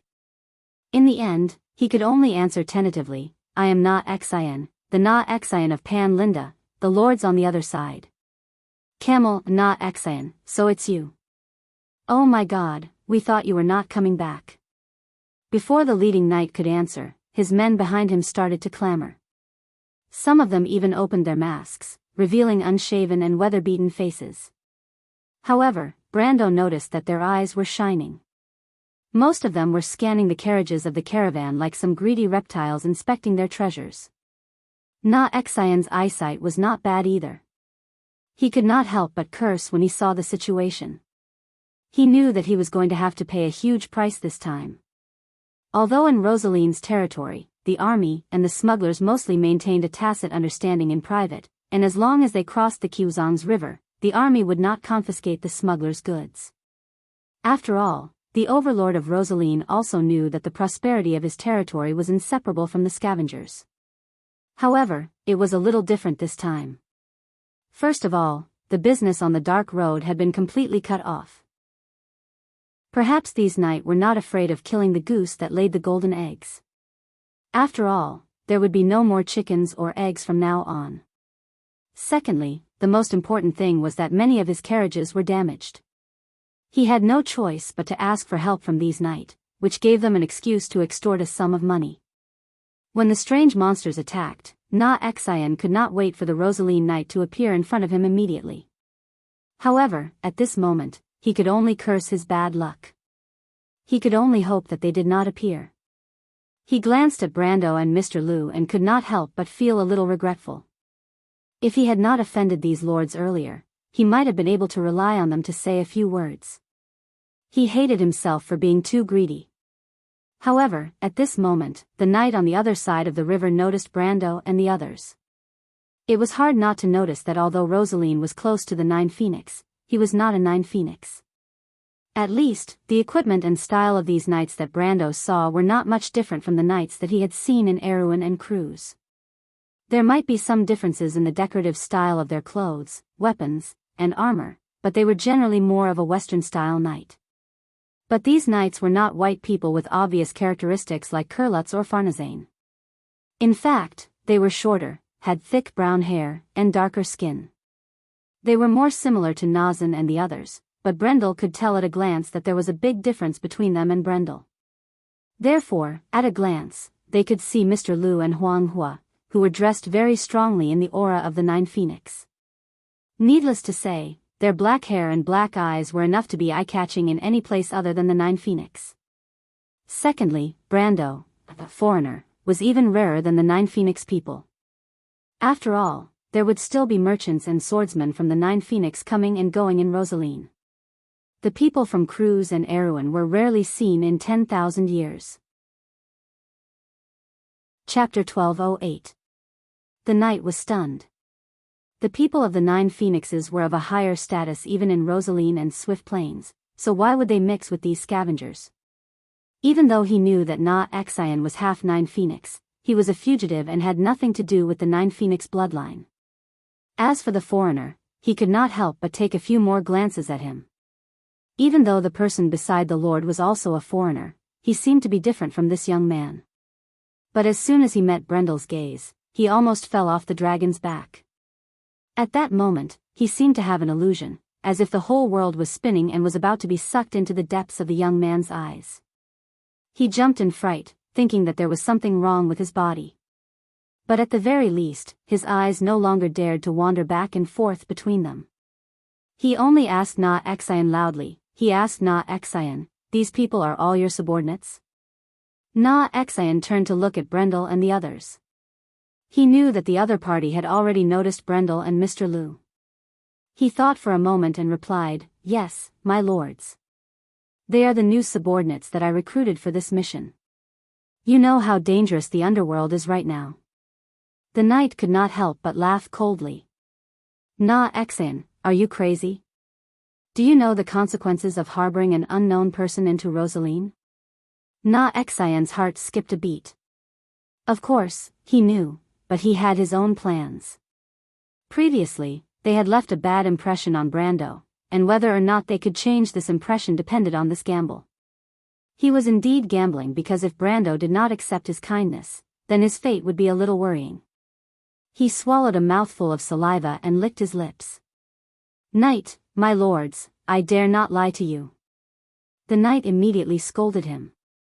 They were not idiots, so how could they let this guy lie with his eyes wide open? However, the leader of the night calmed down. He knew the temperament of the vultures on the underworld very well. They would not act unless they saw a rabbit. These people would not dare to offend the Lord of Rosaline. Na Xian was so stubborn that he obviously had something to rely on. Thinking of this, he could not help but look at Brando again. The terrifying experience from before had reminded him to be cautious. He obviously did not expect that his caution at this moment would at least save him a huge trouble. Just as he was about to ask something, he saw the young man on the other side of the river walk behind Na Xian and gently pat his shoulder. Xian, on the other hand, was stunned. He turned to look at Brando and almost thought that he had misheard. "My lord, what did you say?" "There is no need to hide it. Tell them the truth, but remember not to tell them what happened last night. I will not help you, and I will not offend the knight for you. If you want to settle them, at least half of the goods in your carriage, do you understand?" Brando repeated. Seeing that Na Xian was stunned, he added softly, "Don't be too greedy. This is good for you. You should know that money or your life is more important." Na Xian pursed his dry lips and nodded in a daze, as if he was thinking about the meaning of Brando's words. However, at the critical moment, he finally showed the decisiveness of the underworld scavengers. He nodded heavily and said, "I will listen to you, my lord." Brando nodded. In fact, he could see that the Rosaline knight's purpose was actually the goods in the carriage. The previous question was just an excuse. In the past, if someone bluffed in front of him and used him as an excuse to threaten and blackmail him, he might not be able to resist the urge to teach them a lesson. Just like what he did in the game. However, at this time, he calmed down. It was as if after the battle with the Dusk and the meeting with the Roman in the dream, he felt that his mentality had changed. His way of looking at problems seemed to have changed as well. In the past, he only wanted to realize his dreams and make up for the regrets of the past. However, at this moment, he felt more of a heavy responsibility. Just like the words that Andina repeated to him time and time again, he used to think that Amandina was a little too old-fashioned and inflexible. Now that he thought about it, perhaps he was too naive and childish. There was no freedom in this world, especially for people who changed the fate of others. Recklessness was an irresponsibility because every decision you made was no longer a matter of a single person. If he did not understand this point, perhaps he would really lose Romaine and everyone else forever. At this moment, he finally had the spirit of a lord that belonged to Tonajul and Abes. Just like the night before, he ordered Na Xian and the others to bury the bodies of the monsters. If it was in the past, he would not have bothered to do such a thing. Because he knew that he was just a passerby and might never return to Rosaline. Naturally, he did not need to worry about whether his strength would be known and coveted by others. What kind of player would clean up the scene after killing the monsters? Even when he broke out of the encirclement in Fortress Reden, he did not do that. However, at this moment, the first thing that came to his mind was to be cautious. Only by being cautious could he better protect himself and the people around him. After receiving the order, Na Xian went to negotiate with the Knights of Rosaline. Just as Brando expected, these knights were only interested in the goods of the caravan. When they knew that Na Xian's caravan was attacked by monsters and needed their help, these knights could not help but smile. They immediately forgot about Brando, Mr. Liu, and Phoenix's identities. After all, Rosaline had not changed the ban, and they would still have to bear a lot of risk if they were to forcefully attack near the Quzhang's river. However, now that these smugglers needed their help, it could not be better. As long as the price was agreed, everything was negotiable. If there was no need to fight, no one would be willing to use force. Everyone knew that the scavengers on the dark road were not to be trifled with. However, compared to the others, the leader of the knights seemed to be calmer. When he heard that Na Xian and the rest were attacked by monsters last night, Brando noticed that his expression changed. He quickly asked, "You were attacked? How many monsters were there?" As soon as he asked, the other knight reacted and looked over, as if they were looking for the corpses of the monsters near the caravan's campsite. No matter how slow Na Xian was, he could vaguely sense something when he saw this scene. He could not help but secretly look at Brando with admiration. In fact, he and his men did not even think about this problem. They wanted to use the corpses of the monsters as something to brag about. However, he did not know that Brando was also rejoicing at this moment. It seemed that Rosaline had indeed been attacked. If he had not buried the corpses, the news of him killing hundreds of monsters alone would have spread throughout the region in the blink of an eye. He did not know how big of a commotion that would have been. It was only at this moment that he felt that he had made the right choice to be more cautious. Na Xian's thoughts flashed through his mind. He quickly repeated the lies that Brando had taught them previously. Although the number of monsters attacking the caravan with 7 or 8 monsters was a lot, at least it was still within an acceptable range. However, they did not expect that after Na Xian finished speaking, the knight's expression became very strange. He could not help but ask, 7 or 8 monsters? Are you sure? Of course, Na Xian replied. My lords, how could I joke about this matter with you? The corpses of these monsters are still here. I was wondering why there were so many monsters around Rosaline. Many? The leader of the night could not help but sneer. You're lucky, camel. You probably don't know that the monsters attacked Rosaline 3 days ago. At least a few hundred monsters appeared south of the Quzhang's river. If we had not run fast at that time, you wouldn't be seeing us now. It's good that I don't see you. Na Xian could not help but curse, but he did not dare to say this out loud. He only said in surprise, What did you say? The monsters attacked Rosaline? How is that possible? Don't they never cross the river? At this point, he could not help but look at Brando. This lord had guessed correctly again. Last night, he had told them that Rosaline might have been attacked by the monsters, but they did not dare to believe it at that time. This was because sometimes, habitual thinking was so scary. Brando's expression was normal. He only turned around and exchanged glances with Mr. Liu, who was not far away. In fact, he was not the only one who had guessed that Rosaline might have been attacked. Mr. Liu was the same. However, he knew even more clearly why such a thing had happened. The Twilight Dragon was not completely sealed by Miss Tada and the other two. Just as Bai had said, its will was trying to penetrate this world through the world's crystal wall. The Twilight monsters that were the vanguard would continuously arrive in Wonde and attack the civilized world. In fact, from this moment on, the Twilight War of the Sixth Era had begun. The leading knight was telling Na Xian about what had happened to Rosaline during this period of time. However, his tone soon became a little strange, as if he had just realized something. Wait, damned camel, did you just say that you were attacked by 7 or 8 monsters? Of course, didn't I say that before? Na Xian was a little puzzled. He did not understand why the other party was bringing up the past. However, the knight looked at him fiercely and said, "Damn it, how dare you joke with me? Your convoy was attacked by 7 or 8 monsters. Do you think you can live to see the next day?" Na Xian could not help but be stunned. He suddenly realized that it was true. He and his subordinates seemed to have subconsciously accepted the fact that the young man had killed hundreds of monsters with a single sword strike. They had subconsciously forgotten that even if it was just one monster, it would be extremely difficult for them to fight against it. He seemed to have only just realized that even if it was just one monster, it should have the strength of a gold rank. Then this young man, who exactly was he? Na Xian seemed to be stumped by the question. He could not help but turn around and look at Brando with a strange expression. P.S. Today in the group, I wrote a little drama about Hero's welfare. Let's put it after the main text.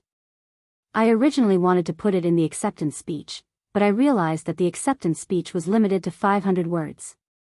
As for the cute boy or whatever, that was definitely not my intention. Of course, don't privately message me to ask for a book or anything, because I am a person with healthy thoughts and moral integrity. His sparkling skin exuded a delicate luster under the moonlight. This was a well-proportioned body. His slender waist and snow-white shoulders seemed to be unable to bear the frailty, hidden under the languid silk satin and complicated lace. Hero's was like an angel, his back facing the light shining down from the rose window, falling on the delicate tips of his ears and fine, smooth collarbone. His long eyelashes trembled slightly like a frightened little beast, hanging with morning dew and teardrops. The little prince's face seemed to be dripping blood. He bit his pale lower lip and slowly lifted the luxurious and exquisite edge of the princess's long dress with both hands. The edge of the dress slowly rose, revealing a pair of slender legs, the color of mutton fat. The rose embroidered on the edge of the stockings like white jade exuded a mysterious color in the darkness, as if the mistress of the manor was waiting for her most distinguished guest. The uniform and soft fat outlined the perfect curve all the way up, revealing the most charming scene between the stockings and the bottom of the dress. It flashed by and was enough to make people feel sorry. But when he looked past her ankles that were as delicate as a work of art, he saw her snow-white feet stepping on a pair of black round-toed leather shoes. The shiny toe of the shoes reflected the majesty of the rose arch window. There was a serene lily nailed to the belt, and the star-like flower buds were blooming under the moonlight. Her toes were clasped tightly, and a pink color appeared on the instep, reflecting the uneasiness in her master's heart. Teacher, is this okay? I can't breathe. The little prince's voice trembled slightly, mixed with the sound of small gasps. The belt is too tight. Brando commented with a professional eye, shaking his head and sighing, and, Hero's, this is just a simple cross-dressing. Is there a need to be nervous as if I'm going to do something to you? I'm sorry, teacher. Chapter 1209. After Na Xian's explanation, they understood that the scavengers had killed the monsters with the help of Brando and Mr. Liu. The Knights of Rosaline could not help but look over curiously. After all, no matter where they were, swordsmen of the celestial realm were rare. But that was it. They were the subordinates of Lord Rosaline and would not make a fuss over 1 or 2 celestial realm masters. After spending some time negotiating the price, the leader of the night, Kasav, finally led his men across the river from downstream. In less than 15 minutes, they arrived at the Qiuzong's river and met up with Brando and the rest. As they walked closer, Brando saw that the wingless dragons these people were riding were similar to the bipedal land dragons of the crew's people. Perhaps they were of the same species, but these wingless dragons were covered in a layer of fluffy feathers, which made them more suitable for survival and reproduction in the low-temperature environment of high latitudes. The Knights of Rosaline walked past him with their heads held high. Their arrogant expressions were the same as the other knights he had seen in other regions, but Brando did not mind. He would not stoop to their level. The knights brought a trail of dust to the vicinity of the caravan before tightening their reins and slowing down. When they saw the mountain of black crystals in the camp, their eyes lit up and they whistled. Na Xian hurriedly followed, afraid that these people would break the contract after seeing the wealth. His face was as black as iron, but he heard the leader of the night, Kassav, sitting on his mount, ask, "The battle was intense. Do you need to make such a big fuss just to deal with 7 or 8 monsters?" He sniffed and frowned as he looked at the traces on the battlefield. Na Xian couldn't help but curse inwardly. His lazy subordinates were indeed slacking off. He hurriedly replied, "There were 7 or 8 mutants. If it weren't for the friends we met along the way, you wouldn't have been able to see me." "It's not a good thing to see you," Kassav snorted. Na Xian could only smile apologetically. The wrinkles on her face seemed to have piled up together, making her look like a withered chrysanthemum. Fortunately, Kassav didn't intend to pursue the matter further. He looked around and didn't rush in to grab a handful of black crystals and stuff them into his pocket like his subordinates. He even looked happy and cheerful. After all, he was different from his subordinates, so he had to maintain a bit of cultured and refined aristocratic etiquette, so that his table manners would not be too ugly. Besides, he would not miss out on a portion of the black crystals anyway, and the division of the profits had long been agreed upon. This time, it could be said that he had ruthlessly extorted a huge sum from the other party. He grabbed the reins and placed his gloved hand on the hilt of his sword. He looked at the scavengers in the distance with vigilance. Although he didn't think that these outlaws would dare to come and cause trouble for them, it was a matter of cutting off people's money after all. He knew very well what greed would do to a person. Fortunately, these trash were tactful today. They only looked at them from afar and did not intend to surround them. He felt a little strange and could not help but subconsciously look in the direction of Brando and the 2 9 phoenixes. With one look, he couldn't help but be stunned. Kassav's face revealed a doubtful expression. For a moment, he didn't pay attention to his subordinates. He pulled the reins to turn the ground dragon around and walked over to Mr. Lu and Huanghua with his chin held high. "Who are they?" Kassav looked at the two and turned back to ask Na Xian. Mr. Lu looked at this guy and narrowed his eyes slightly, but he didn't say anything. Huanghua stood behind Mr. Lu and looked up at this guy. She held her sword in one hand, and there was no trace of fear in her dark eyes. Of course, a celestial swordswoman had no reason to fear a mere knight. Na Xian's heart skipped a beat. Last night, he knew that these 2 9 phoenixes were not to be trifled with. He had also ordered the others to keep their mouths shut. Fortunately, everyone knew what the 9 phoenixes meant. They didn't need him to say anything to understand what could be said and what could not be said. But at this time, he was slightly nervous. He wondered if this guy had discovered something. He replied without leaving a trace, "They are my guests. My name is Tormulo. He is also a guest who is traveling with us to Rosaline." "You are from the 9 phoenixes?" Kassav looked back and asked Mr. Lu and Huanghua, "What are your names?" Huanghua looked at him as if she was looking at an idiot. She didn't think he had the right to order her to say her name. How noble was the Jade Phoenix family? How could just anyone have the right to make her speak? She couldn't be bothered to talk nonsense with this guy. She turned around and left. She jumped into her carriage and pulled the curtain behind her. She didn't appear again. "You can go," Mr. Lu replied gently. "There is nothing here." Kassav couldn't help but feel a little suffocated.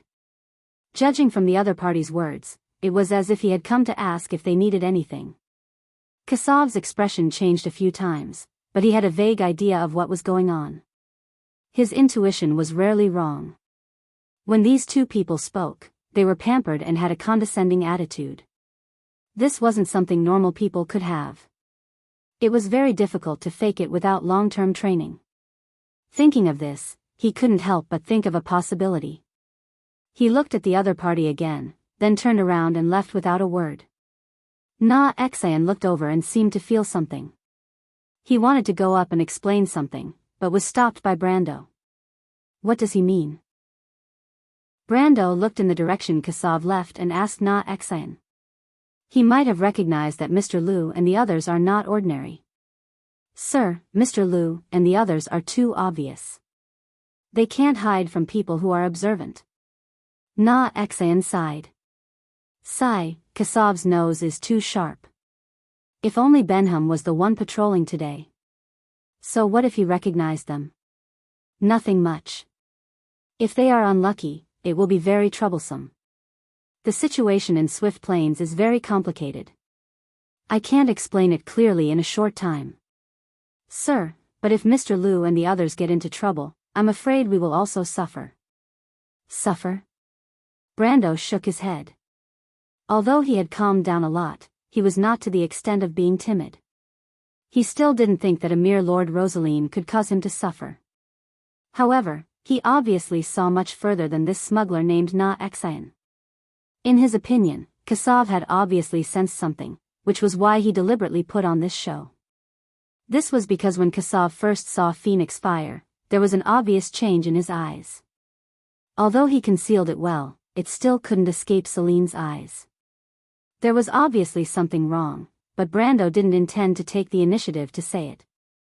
First of all, this was Mr. Liu and Phoenix Fire's own business. He didn't need to meddle in other people's business. Moreover, if they really got into trouble, it wasn't too late for him to intervene. The knights seemed to have ignored the existence of a foreigner like him, but this was good. Brando didn't intend to pay attention to them either.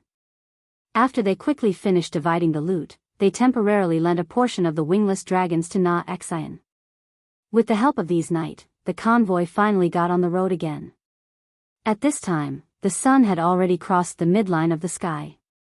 Even though it was autumn, the sun was still scorching, shining on the banks of the Qiuzhang's river. After the sun dispelled the fog, the visibility in the vicinity became extremely high. Brando rode on a horse borrowed from Mr. Liu, slowly walking alongside the caravan while paying attention to the surrounding environment. Compared to the eyesight of a normal person, he could easily see the ruins and wreckage of the charred village more than 10 miles away. In some places, there was still smoke rising in spirals. The crystal clusters couldn't have caused such destruction. This was obviously the work of the humans.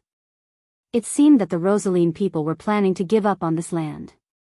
The strange monsters had defeated Madara in the south of the Bone Field, and now they had appeared in the east of the Qiuzhang's river. The Rosaline people obviously didn't think that they were better at fighting than the spirits. It seemed that the Lord had long planned to retreat to the other side of the strait. It was just that this sudden attack had strengthened the Lord's determination.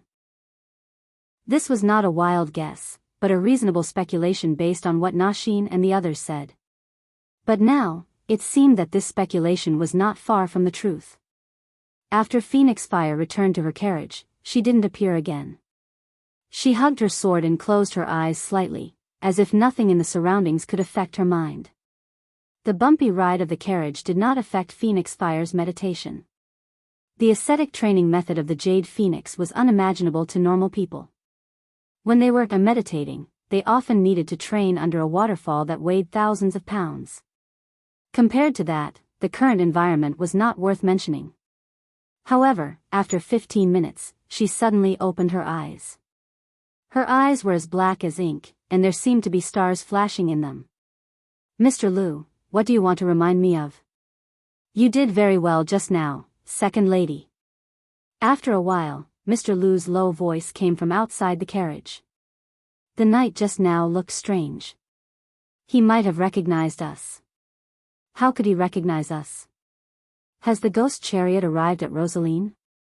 Now that I think about it, this is the only possibility left. So, we leaked the news? I haven't thought about it yet. It's also possible that we were discovered when we left Elm Harbor. They might have guessed our next route and prepared in advance. When did the ghost chariot become so sharp? This is the swift plains after all. If it's that person, it's not impossible.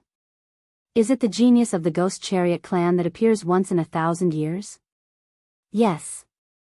Then what should we do next? Are we still going to Rosaline? We have to. This is the only place on this side of the strait. I don't know how they knew we would come here and not to Lubeck. Chapter 12:10. After hearing Mr. Lu's words, Huang Hua fell silent. She clearly understood the meaning behind the words, those people. If it weren't for the Starfall incident, we would have gone to Lubeck. I can only say that it's fate. They were lucky enough to win the bet.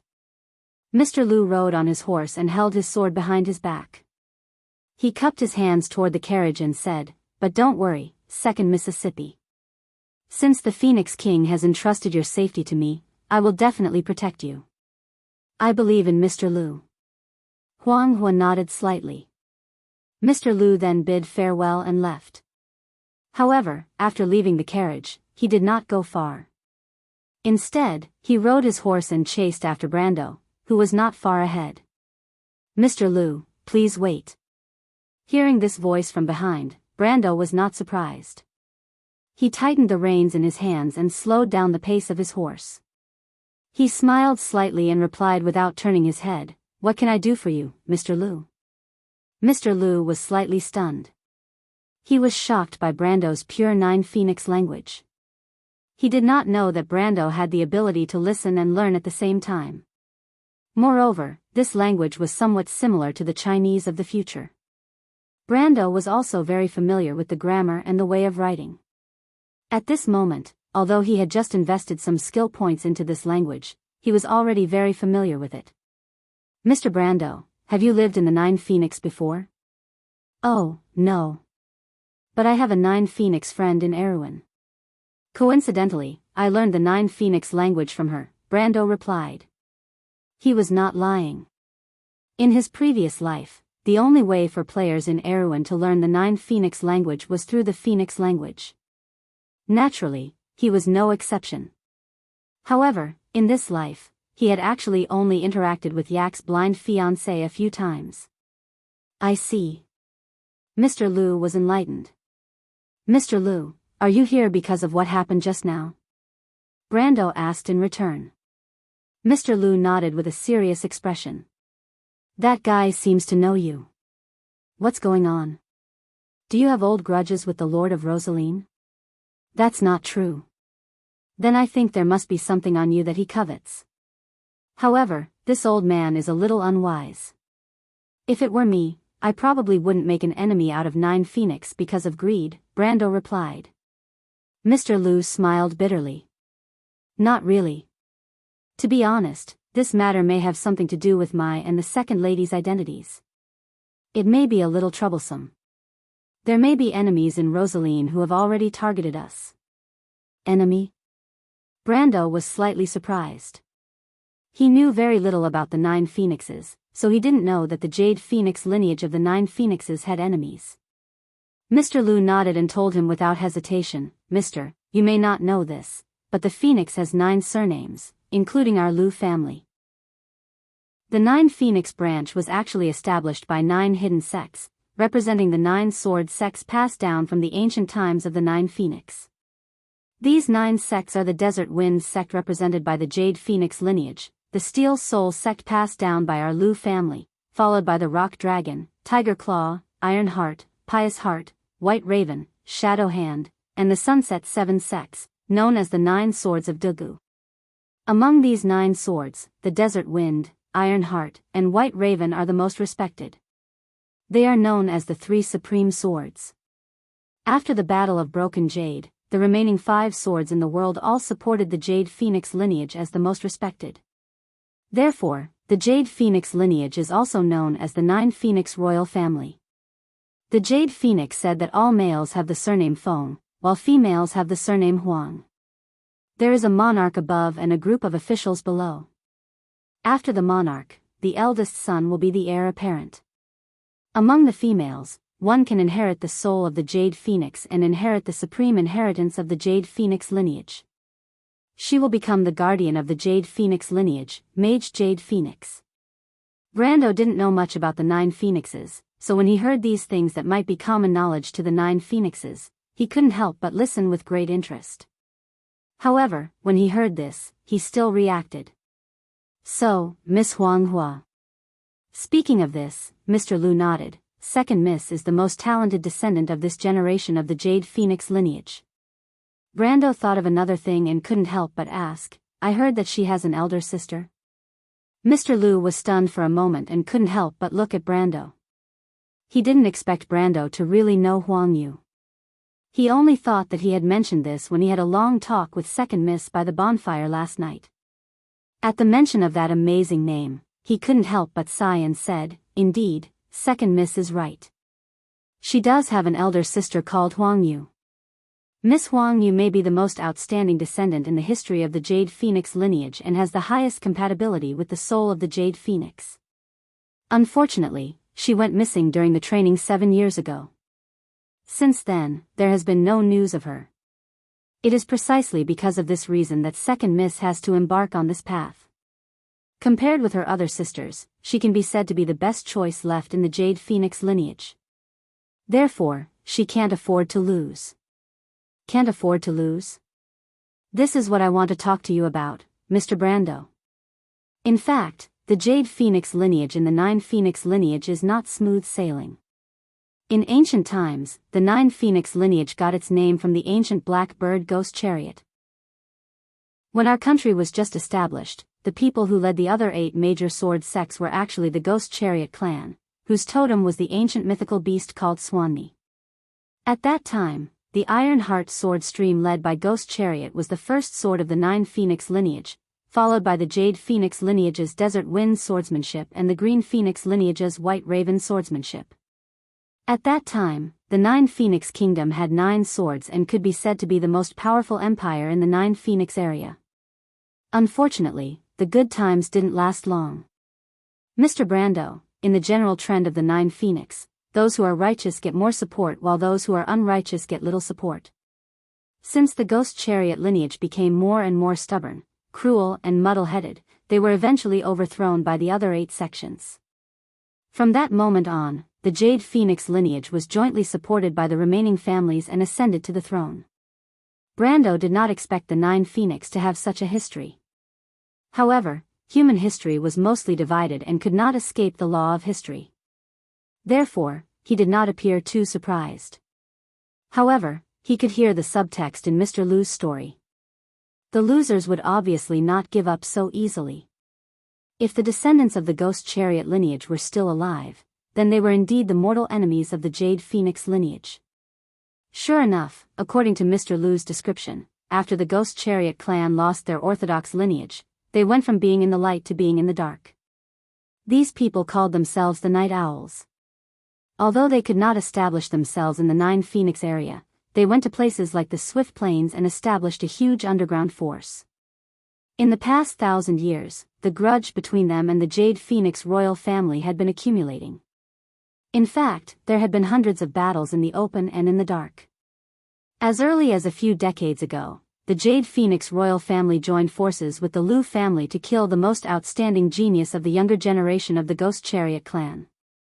In less than half a century, the Ghost Chariot clan returned the favor. It was widely rumored among the people of the 9 Phoenix that Huang Yu's disappearance was due to the Ghost Chariot clan. Therefore, today, Huang Hua's training trip had become so important. After the Jade Phoenix clan lost Huang Yu, a once-in-a-thousand-years genius, they could no longer tolerate such a thing happening again.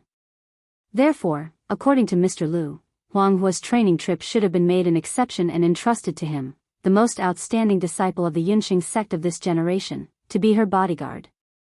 However, among the descendants of the Ghost Chariot, there was a genius who was on par with Huang Yu. Although Mr. Lu had not seen this person, according to the rumors around the Swift Plains and Taiga Strait, this person was comparable to the first generation of the Ghost Chariot clan, the founder of the Iron Heart sword sect. When Brando heard this, he could not help but raise his eyebrows. He thought to himself, another genius. Huang Yu was the chosen one, and her sister seemed to be on par with her. This so-called descendant of the ghost chariot seemed to be a genius on par with the former. This era was indeed an eventful one. So, Mr. Lu suspects that the ghost chariot is already in front of you and that Rosaline has his eyes on you? Brando asked, but it's a little strange. You just set off from Tormulo. Even if someone leaked the news, they would not be ahead of you. How did the people of the ghost chariot know your whereabouts? Mr. Lu shook his head. Clearly, he did not understand this point. He only answered, Mr. Brando, the ghost chariot lineage has been operating in the Swift Plains for many years and is very powerful. This is also the reason why the second lady and I are unwilling to go back to Nine Phoenix through the Swift Plains. Now that they have arrived at Rosaline, it is impossible for us to avoid them. However, I am afraid that I will not be able to fulfill my promise and let Mr. Brando travel with us. Why? Brando asked. The grudge between the Ghost Chariot and the Jade Phoenix clan is an internal matter of Nine Phoenix. I am really embarrassed to let you get involved. Besides, although Mr. Brando is not afraid of these clowns, it is always troublesome to be targeted by the Ghost Chariot. The Jade Phoenix clan and I have no reason to let our guests get into trouble because of our family matters. Mr. Lu answered in a manner that was neither servile nor overbearing. This answer made Brando look at him in a new light, so much so that his impression of Nine Phoenix became much better. No matter what, this calm integrity was much higher than the Wone nobles that he had seen before. However, he did not comment on this. Although he wanted to help, he did not need to make a solemn vow. However, the chaotic situation in the Swift Plains and Nine Phoenix that Mr. Lu mentioned made him a little worried. After all, the Nine Phoenix kingdom was not stable. In Mr. Lu's words, it was actually because of the competition for the throne that caused the outer regions of Nine Phoenix to be so turbulent. Thinking of the bloody competition for the throne in his memory, Brando had to reconsider his plan to go from Nine Phoenix to Erewhon. After all, Erewhon was facing the invasion of Madara and the arrival of the Twilight Will. He did not want to be involved in these disputes. In fact, he did not have much time to waste. He thought for a moment before asking, Mr. Lu, do you want to go to Nine Phoenix? Then, he asked, Mr. Lu, if I want to go from Rosaline to Nine Phoenix and then return to Wonde, which route is the most convenient? Going through Madara might be an option, but it was always a last resort. Unlike what people imagined, crossing the Sea of the Dead Moon was definitely a huge project. The territory of Black Rose and Bramanto stretched for tens of thousands of miles, and there were exits in all directions. After the war slate descended and re-established the order in Wonde, relying on the method of determining direction in the past was likely to be troublesome. If one did not prepare in advance, no one knew where they would end up.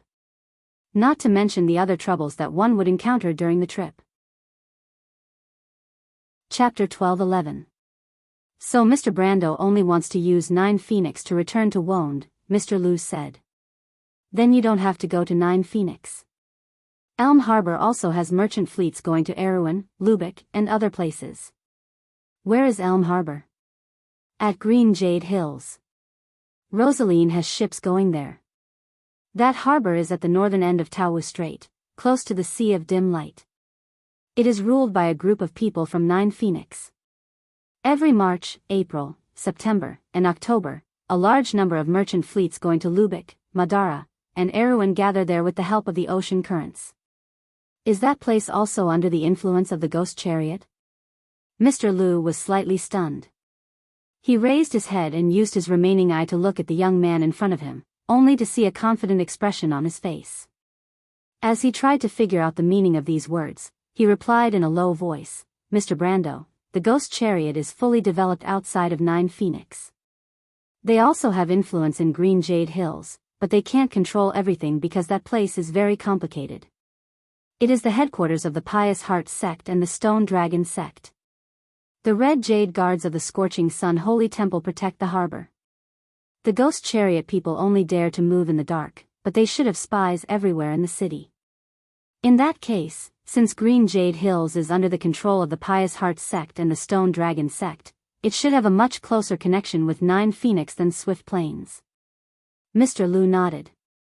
Green Jade Hills is actually Nine Phoenix's default sphere of influence in Taowu Strait. It is not only connected to Nine Phoenix by sea. In fact, there is also a land trade route through the deep stone mountains. In March, 2nd Miss and I used this route to reach Elm Harbor. Is this route very dangerous? Brando asked. Not really, but it is not as convenient as the sea route. We left Nine Phoenix around the time of the Green Dragon's birthday ceremony and traveled day and night for almost a month before reaching Green Jade Hills. If we took the sea route, this journey would only take a few days. At this point, Mr. Liu seemed to have realized something. His single eye lit up slightly. He took a deep look at Brando, raised his hand, and cupped his fist in greeting. Thank you for your reminder, Mr. Brando. I was careless. Right now, it is indeed safer to return from the Green Jade Hills. Brando smiled. He waved his hand and said, I just want to hitch a ride. You think too much, Mr. Liu. However, I don't have anything valuable on me. In exchange, I will help you deal with those ignorant rascals. Mr. Liu was stunned when he heard this, and then he couldn't help but be overjoyed. He quickly flipped over and stood below the horse, bowing deeply to Brando. In his heart, he only knew that the so-called ship fee was just an excuse. Last night, when he saw the young man dealing with the monsters, 2 swords suddenly appeared in his hands. This proved that the other party must have a space-related storage item. How could such a person not be able to afford the fare? Therefore, when the other party said this, it was clear that he just wanted to help them. Mr. Liu was sincerely grateful because he knew better than anyone else the strength of this young man in front of him. Although he didn't know whether this young man was stronger or weaker compared to his teacher, he was at least a figure of the same level. A person who had reached the realm of Path, Supreme Realm. Such a person would rarely be tempted by external objects, so how could he easily make a move? He didn't know that Brando had only taken 2 years to reach this stage. He only knew that it was already a great honor for them that the other party could make such a request. His reaction gave Brando a shock. Although Brando did have a special favorable impression of the nine-headed phoenix and said this to help the two of them, his primary goal was indeed to hitch a ride. This was because he definitely wouldn't change his itinerary just to help the other party. Moreover, he didn't have the time to do so at the moment.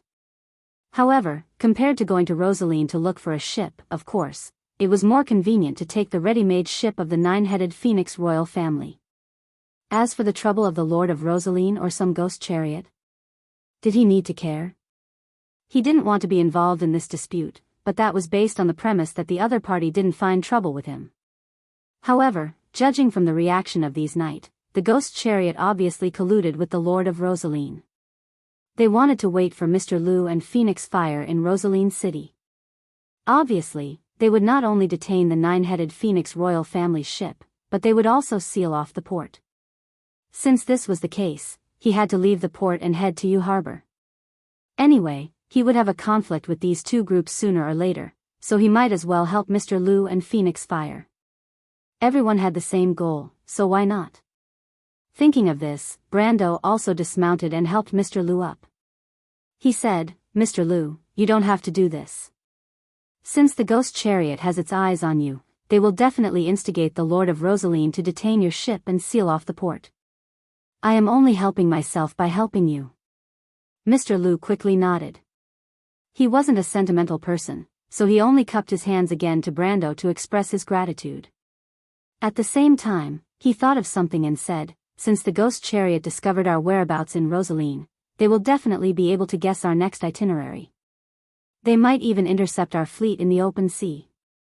If it wasn't for Mr. Brando's reminder, I'm afraid the second miss and I would really be in trouble this time."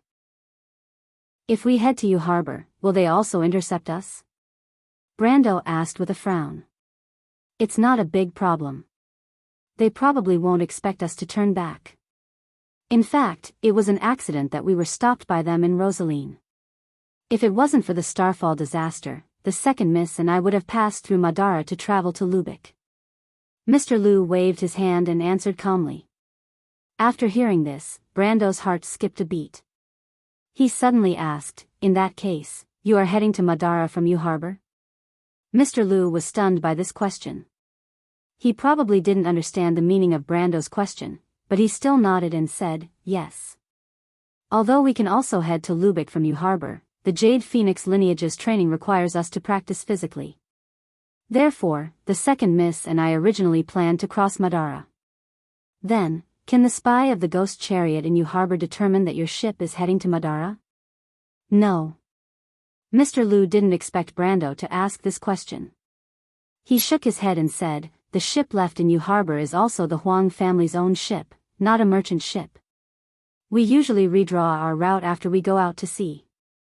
The spy left in Yu Harbor definitely won't be able to guess where we are going. Then, could there be a spy on your ship? Brando asked again. Spy?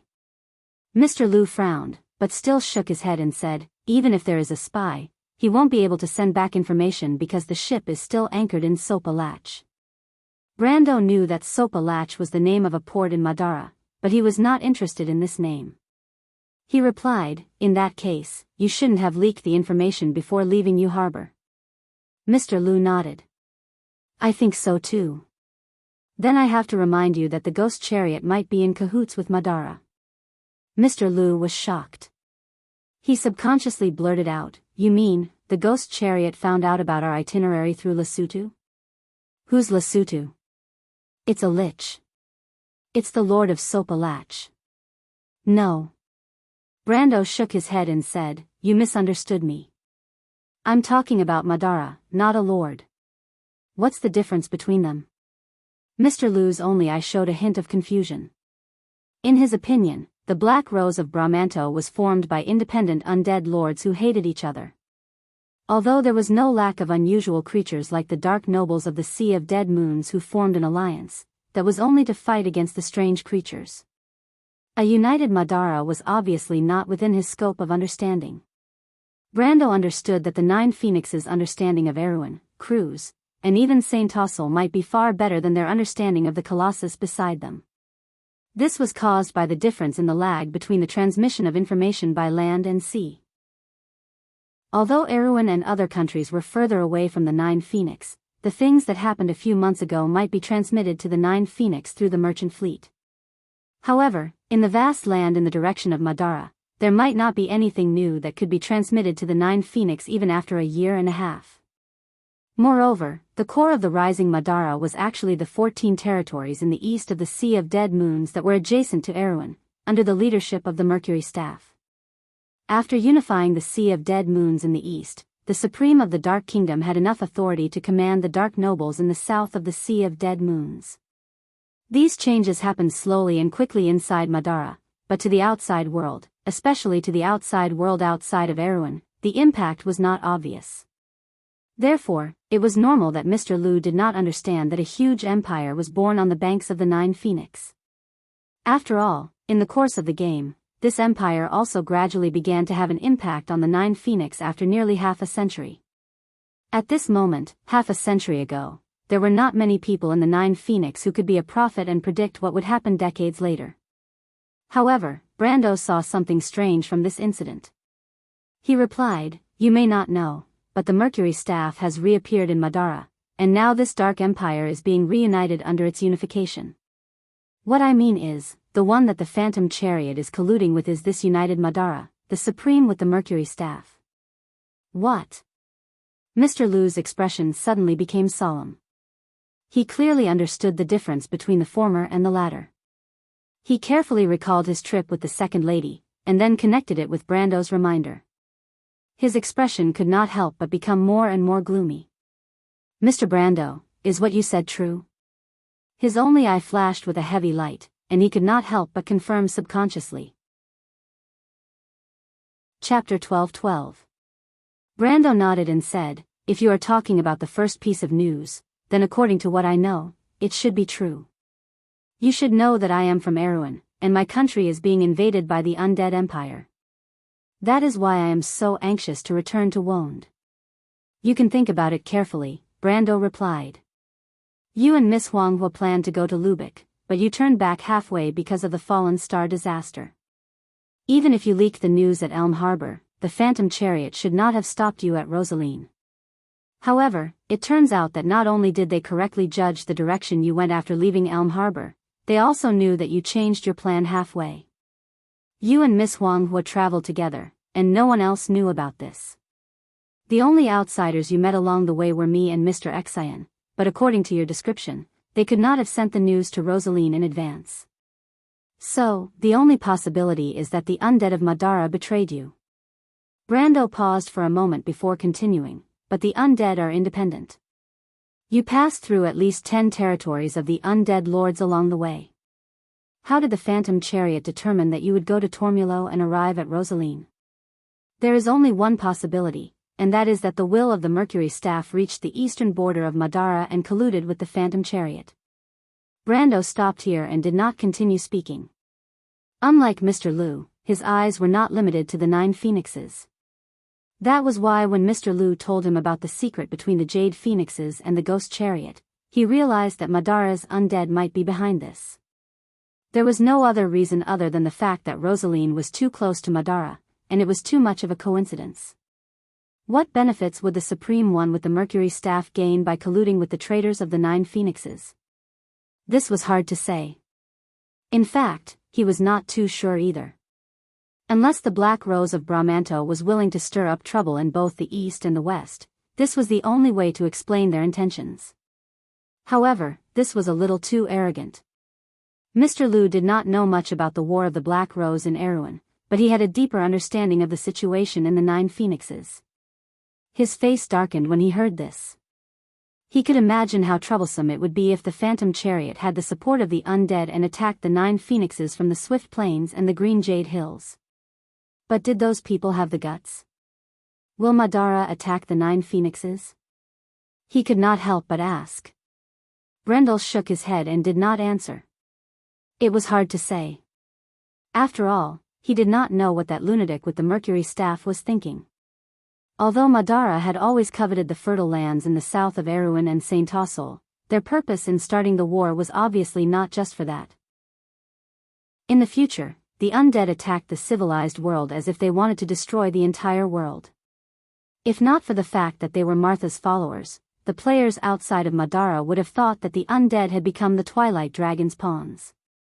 Their intention to attack had obviously exceeded their desire to occupy resources and had become a purely crazy behavior. If not, Cruz, Fanzan, and Saint Tossol would not have joined forces to fight against Madara. Maybe it's not as bad as you think. Brando continued, Madara also has enemies in the west.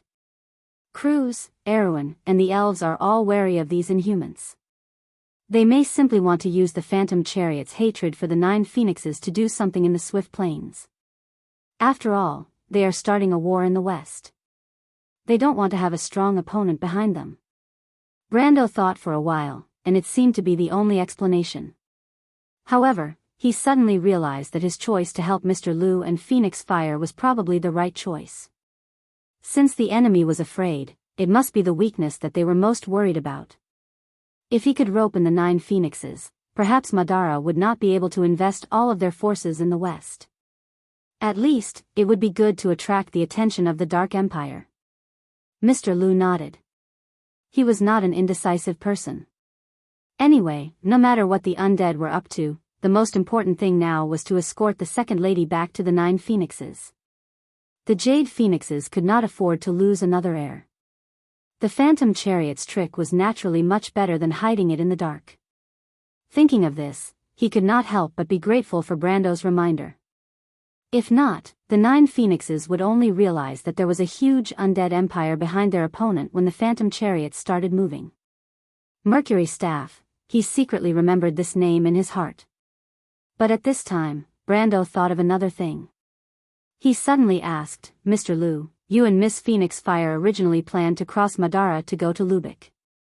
So, you should have a map of Madara? Brando was slightly surprised. Crossing Madara was not an easy task. Before the Mercury Staff was born, Madara was only a geographical name. This dark territory spanning tens of thousands of miles had countless undead and dark lords, each of whom ruled their own territory. Generally speaking, the Madara that Erewhon people were familiar with was actually only the east of the Sea of the Dead Moon. As for the Pine Mountain area, it was a very small part, but it was not impossible to say that this was the Black Rose of Brahmanto. This was because even in the heyday of the Dark Empire, the Supreme One did not really rule the entire Madara. In fact, she only controlled the fertile land of the empire, and only needed to control these core territories to be called the Dead Moon Empire. In the remote areas of the empire, even the players of the empire might not know where they extended to. Only a few people had set foot in the land that ran through the Black Forest. The Bugas might have a complete map of Madara, but they had never made it public. It was not that there were no players who crossed the entire Madara. There were players who had done this before and after the Year of the Sparks. It took nearly half a year, including the time when they got lost. Brando obviously did not have the time to do this. Of course, he knew that some people of Nine Phoenix might have a map of part of the southern territory of Madara, because Nine Phoenix had always had land caravans that went to Lubeck, the country of the desert. He just did not expect Mr. Lu and Phoenix Fire to have this idea. Mr. Lu was stunned for a moment and replied, "The royal family of Nine Phoenix has a detailed map, not only to Lubeck, but also to the southern territory of Erewhon. However, that map was drawn more than 100 years ago, and we don't know if this map is accurate." Brando could not help but be overjoyed. He asked eagerly, "Do you have this map?" He was now at the peak of the Supreme Realm, only one step away from the strength of the Sage Realm. And because of his equipment and ridiculously high willpower attribute, in fact, his physical fitness was far beyond the standard of ordinary people in this realm. With his strength, if he had a precise map, he could travel day and night without rest. Perhaps it would be faster than taking a ship by sea. Unfortunately, Mr. Lu's answer disappointed him. It was because the other party had no intention of going to Erewhon, and the accuracy of the map was still questionable. So, in fact, they had only brought half of the map to Lubeck. When Brando heard this, he could not hide his disappointment. However, he also knew that this was not something he could force. After all, not everyone was like those scholars who brought a carriage full of documents and maps when they went out. He shook his head and said to Mr. Lu, "Mr. Lu, I have a presumptuous request. If it's possible, can you give me a copy of your map? If it's really inconvenient, you can lend it to me for a few hours." He thought that if this was a royal treasure and it was inconvenient to make a copy, with his current memory level, it would not be too troublesome to redraw a map in his mind with the help of the system. Fortunately, after hearing his words, Mr. Lu did not hesitate to take out the map box from his sleeve and give it to him. He also said that he could look at it for as long as he wanted and that it would not matter if he returned it after making a copy. This saved him a lot of trouble. After the haze of Madara and the ghost chariot conspiracy was lifted, the two of them chatted happily along the way. Mr. Lu was quite interested in the local customs of Erewhon. When he occasionally mentioned it, Brando found that the Nine Phoenix swordsman was not ignorant of Wound. On the contrary, he seemed to be quite familiar with the relationship between Erewhon, Cruz, and other empires. This made Brando a little embarrassed, because in comparison, he knew nothing about the Nine Phoenix. In fact, it was not just him.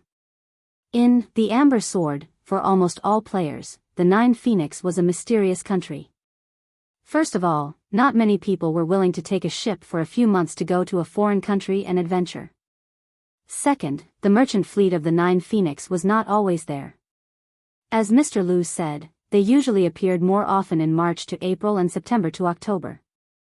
At other times, it was rare to see the merchants of the Nine Phoenix anywhere in Wound. However, contrary to Brando, Mr. Lu was amazed by Brando's linguistic talent. According to him, Brando was as if he had lived in the Nine Phoenix for decades and was very proficient in many of the language habits of the Nine Phoenix. As for Brando himself, he thought to himself, haven't I lived in the Nine Phoenix for decades? P.S. Some people say that the plot has been a little slow recently. In fact, it's mainly because I'm thinking about the future plot, so I don't dare to write too fast. Plus, after the end of a plot, the following plot needs some description and foreshadowing, so I've slowed down the plot for the time being. In addition, some people have asked about the 9 Swords of Solitude. It's like this, the Nine Phoenix was originally set up when the Amber Sword was first formed to introduce the expansion of D&D. In fact, there was originally a setting of the Cloud Nation, but I cut it. Therefore, the Nine Phoenix itself is built on this expansion book. There are a series of sects like the Desert Raven, of course. There will also be things like the Sword of the Sage and the Army's Sword. However, in the end, it is to serve the novel, so the setting may be different from the expansion book. In short, this book will prevail. Chapter 12-13. To the Nine Phoenix, the Green Jade Hills and the Swift Plains were only the periphery. However, to the Green Jade Hills and the Swift Plains, the Rosaline on the other side of the Taiga Strait was also only the periphery. The establishment of the Rosaline family could be traced back to the Long Cotton War of the Swift Plains. A group of war refugees escaped the Taiga Strait by boat and landed on the barren land east of the Sea of the Dead Moon. They built a settlement there and prospered. After the war ended, some of the first batch of people returned home and brought back information from the other side of the strait to the Swift Plains. Then, the two sides of the strait had simple trade relations. However, due to the lack of land, these relations had always been the embellishment of the Golden Sea route. The second development of the Rosaline family came from the defeat of the Rosaline family in the Swift Plains.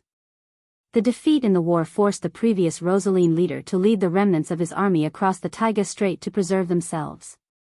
The natives of the Rosaline family could not resist, or rather, they did not resist, these destitute knights from the other side of the strait.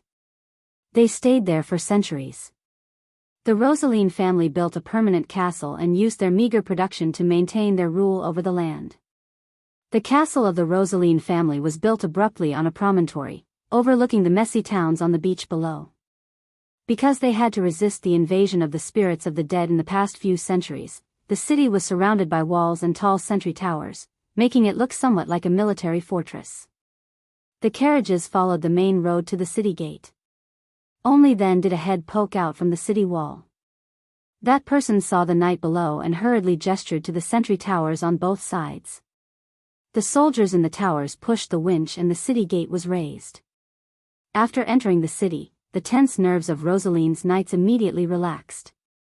They had already filled their pockets to the brim. At that moment, they all dismounted from their horses and greeted their familiar colleagues at the sentry posts on both sides of the city gate fortress. They began to joke with each other. Kassav turned his horse around and passed through his subordinates. He came to the side of Brando and Mr. Liu, who were riding side by side. He glanced at the two of them and said to Na Xian, who was not far away, "Rosaline is currently under martial law. You know the rules and don't cause any trouble. The merchant fleet from Swift Plains just left. There should still be empty rooms in Storm Shadow." Na Xian hurriedly agreed. Unlike Brando and Mr. Liu, he did not dare to offend the Lord of Rosaline's territory. These knights represented the authority of the Lord of Rosaline, and they were not people that a smuggler like him could challenge. After the knight left, the leader of the caravan, or perhaps the leader of the smugglers, became gloomy. He spat and ordered his men to search for those who had escaped the night before to see if they had made it back to Rosaline. The scavengers had their own rules, and they couldn't be violated easily. Brando watched the mixed-blood Rosaline give orders. After dismissing everyone, he came to his side and said to him in a fawning manner, "Sir, I think that Kassav is up to no good." "Oh." He pretended not to know. Mr. Liu also looked at Na Xian. Since he had reached an agreement with Brando, he did not interrupt. He sat quietly on his saddle and held his reins, watching the two negotiate. "Sir, I'm afraid that Kassav has recognized Mr. Liu and Miss Huanghua. I think he is up to no good," Na Xian whispered to Brando. "Oh, why do you say that?" He was a little strange at the Qiuzhang's river. If it were in the past, he would have demanded an exorbitant price when he saw so many black crystals. However, after he asked about Mr. Liu and Miss Huanghua's identities, he was obviously distracted. A few of his subordinates secretly talked to him about taking advantage of us, but they were chased away by him. A few of my subordinates happened to hear their argument. I don't think that Kassav is that righteous. Also, he licked his dry lips and continued, he actually had the heart to remind us that if we were to exchange our lives, it would have nothing to do with these knights. If you ask me, I think he's hoping that we'll run out of luck sooner. I think the main point of his words was the last sentence. He reminded us that there was still an empty room in Storm's shadow. I think those words were meant for you and Mr. Lu. What is Storm's shadow? It's an inn in Rosaline City. You mean he wants us to stay there? Brando looked at the smuggler with interest. He didn't care why the smuggler was showing him kindness, but he did need someone like that right now. As for whether or not the smuggler was reliable, it didn't matter. Na Xian hurriedly nodded. His skin was dark, and there were deep wrinkles on his forehead. He didn't look like a merchant, but more like a sailor who lived by the sea all year round. Unlike the typical desperados and gamblers, his character was somewhat like those who made a living at sea. There was no lack of risk in him. He had made a living in the underworld for decades. Although he had saved a lot of money, his deepest wish was to return to the Nine Phoenix. When Huang Hua and Mr. Lu appeared, he vaguely realized that this opportunity might have appeared. It was a pity that he didn't find this opportunity along the way. However, after Brando woke up, the Knight of Rosaline finally presented this opportunity to him. Therefore, when Brando asked him to share half of the profits of the caravan with the Knight of Rosaline, although he was reluctant, he was actually more excited. He knew that such a high and mighty person would definitely disdain taking advantage of a small character like him. As long as he behaved more respectfully, he would definitely be able to obtain that opportunity for himself. Now, this opportunity was almost right in front of him. Brando shook his head. A crystal the size of a thumb appeared in his hand, and he threw it forward. Na Xian, I need you to do something for me. Na Xian hurriedly caught the crystal. A flame-patterned red crystal. He sucked in a breath of cold air, almost loosening his grip on the priceless item and dropping it to the ground. He hurriedly clenched his fist and carefully covered the item in his palm. This was a magic crystal of the highest grade. There was no magic crystal of this grade in Rosaline. Just this one was worth half a carriage's worth of black crystals. However, this magic crystal was a little troublesome. As a cleaner, he obviously knew that there was no such thing as a free lunch in this world. He couldn't help but raise his head to look at the young man in front of him, wanting to see what mission he was going to assign him. Unexpectedly, Brando said, "Don't misunderstand, that crystal is just a compensation for you. What I want you to do is not difficult. Help me find a few people, including the little fairy I mentioned to you last night and two of my pets, a talking white cat or white fox. They are all very strange and shouldn't be seen so often around here. If they appear in Rosaline, there should be news." Brando knew that white mist could take many forms, but she still liked to take the form of a white cat and white fox. Therefore, he simply described both forms to Na Xian in case he missed any information. Na Xian was a little stunned. He thought to himself, is this young man not worried about the threat of the Lord of Rosaline at all? He didn't know Brando's true strength as well as Mr. Lu, or rather, he didn't know much about the level of strength above the celestial realm. The leader of the guards of the Lord of Rosaline had a strong reputation among the desperados. Therefore, even though he had seen Brando kill hundreds of monsters with a single sword, he still didn't think that this young man was a match for the Lord of Rosaline. After all, there was an age gap. Even if this young man had been practicing swordsmanship since he was born, the leader of the guards of the Lord of Rosaline would not have wasted his years. Na Xian wanted to remind Brando, but unfortunately, Brando didn't give him the chance.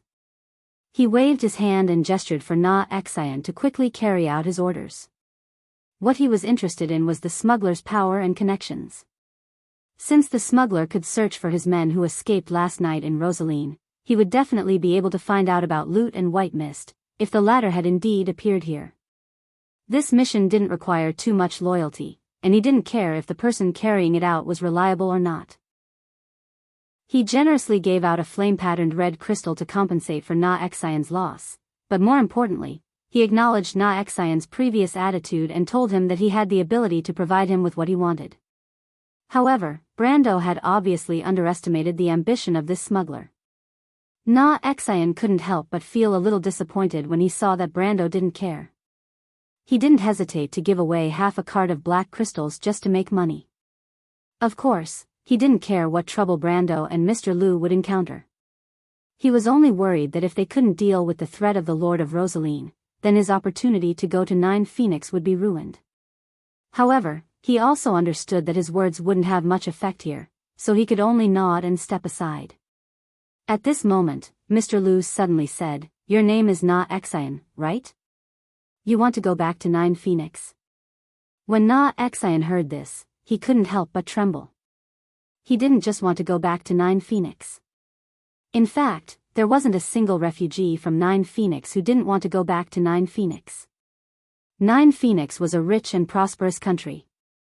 Those who lived outside of Nine Phoenix couldn't even imagine that world.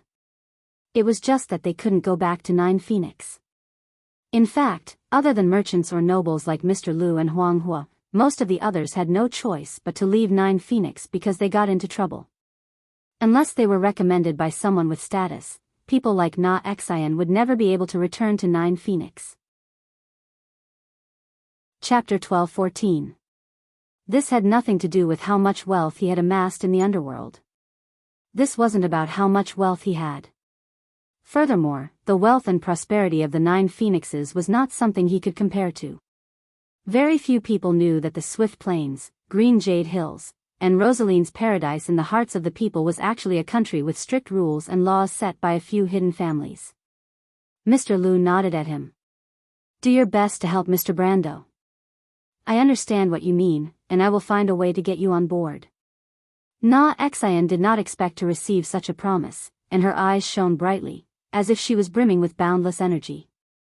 She cupped her hands towards Brendel and Mr. Lu and said, "Then please leave it to me. As long as Mr. Brendel's friends or pets appear in Rosaline, I will find a way to obtain news of them." Brando suddenly felt that it might not be a good thing to make Lady White Fog his pet, but he couldn't say that she was also his friend.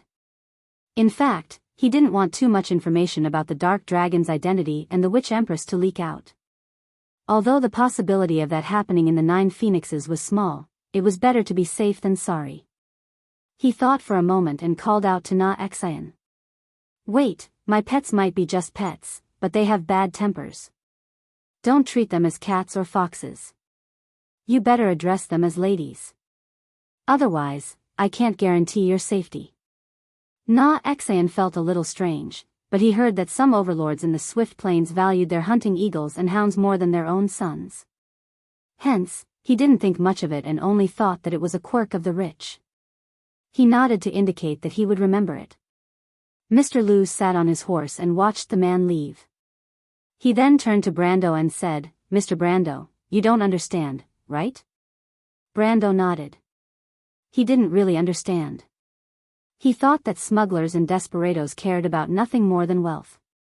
Although these people would easily throw away the gold, silver, and jewelry they earned by gambling their lives to casinos or their lovers, it was precisely because of this that these people, who felt that they didn't have enough money to spend, would always show greedy eyes in the face of wealth. He didn't understand why Xian was so eager to return to the Nine Phoenixes. It seemed that his desire surpassed his greed for wealth. Most importantly, how did Mr. Lu, who was beside him, see through this? However, Mr. Lu smiled and replied somewhat proudly, "There are no fugitives who don't want to return to Nine Phoenix. If Mr. Brando can visit Nine Phoenix one day, perhaps he will understand this point." Brando could only nod in agreement. He had never been to the Nine Phoenixes, so he naturally did not know what that mysterious kingdom was like. In retrospect, it seemed that Erwin was also tight-lipped about her homeland in the Amber Sword. Very few Erwin players got detailed information about the nine-headed phoenix from her. At this time, Huang Hua, who hadn't shown up for a long time, suddenly lifted the curtain of the carriage. She gently knocked on the window to attract the attention of Brando and Mr. Lu. "Mr. Lu, Mr. Brando, are we going to the port next?" Mr. Lu looked at Brando. Before this, he had secretly told this lady Brando's decision, so Huang Hua already knew that Brando was with them at this time. However, he shook his head, "No need to rush. Didn't you say that there are many empty rooms in the storm shadow? We will go there. But won't we fall into the trap of the ghost chariot? It's useless for us to go to the port. Miss Huang Hua, you didn't notice that the outskirts of Rosaline are almost empty. This means that after the attack of the monsters here, Lord Rosaline has made preparations. He wants to evacuate most of his people from here, so he needs a large number of ships. So even if there is no ghost chariot, he may have already detained all the ships in the port. He shook his head and replied. Of course, if there was no ghost chariot behind Lord Rosaline, Huang Hua and Mr. Lu might still be able to get their ships back if they revealed their royal identities. However, it was obviously impossible now. This was also the reason why he did not seem to be too anxious. Sailors were needed to go out to sea. No matter how powerful he and Mr. Lu were, they could not make an entire ship move out of nowhere. Huang Hua nodded as if she understood something. It was not that she did not realize these problems, but she was focused on her own training and left these problems to Mr. Lu. Can't we go to other inns? The trading fleet from Swift Plains should have just left Rosaline less than a month ago. The inns here should not be too crowded, she asked again. Don't bother about the ghost chariot. They are not worth mentioning. We just need to do our own things. The most important thing now is to find a way to contact the sailors on your ship and find out if they are detained on the ship or somewhere else, Brando answered nonchalantly. It was obvious that he did not take the ghost chariot's threats seriously. This domineering answer made Huang Hua's heart surge. Brando's display of strength when he killed the monster was enough to make a footnote to his words. In her young heart that was focused on training, the legendary peerless swordsman should be like this.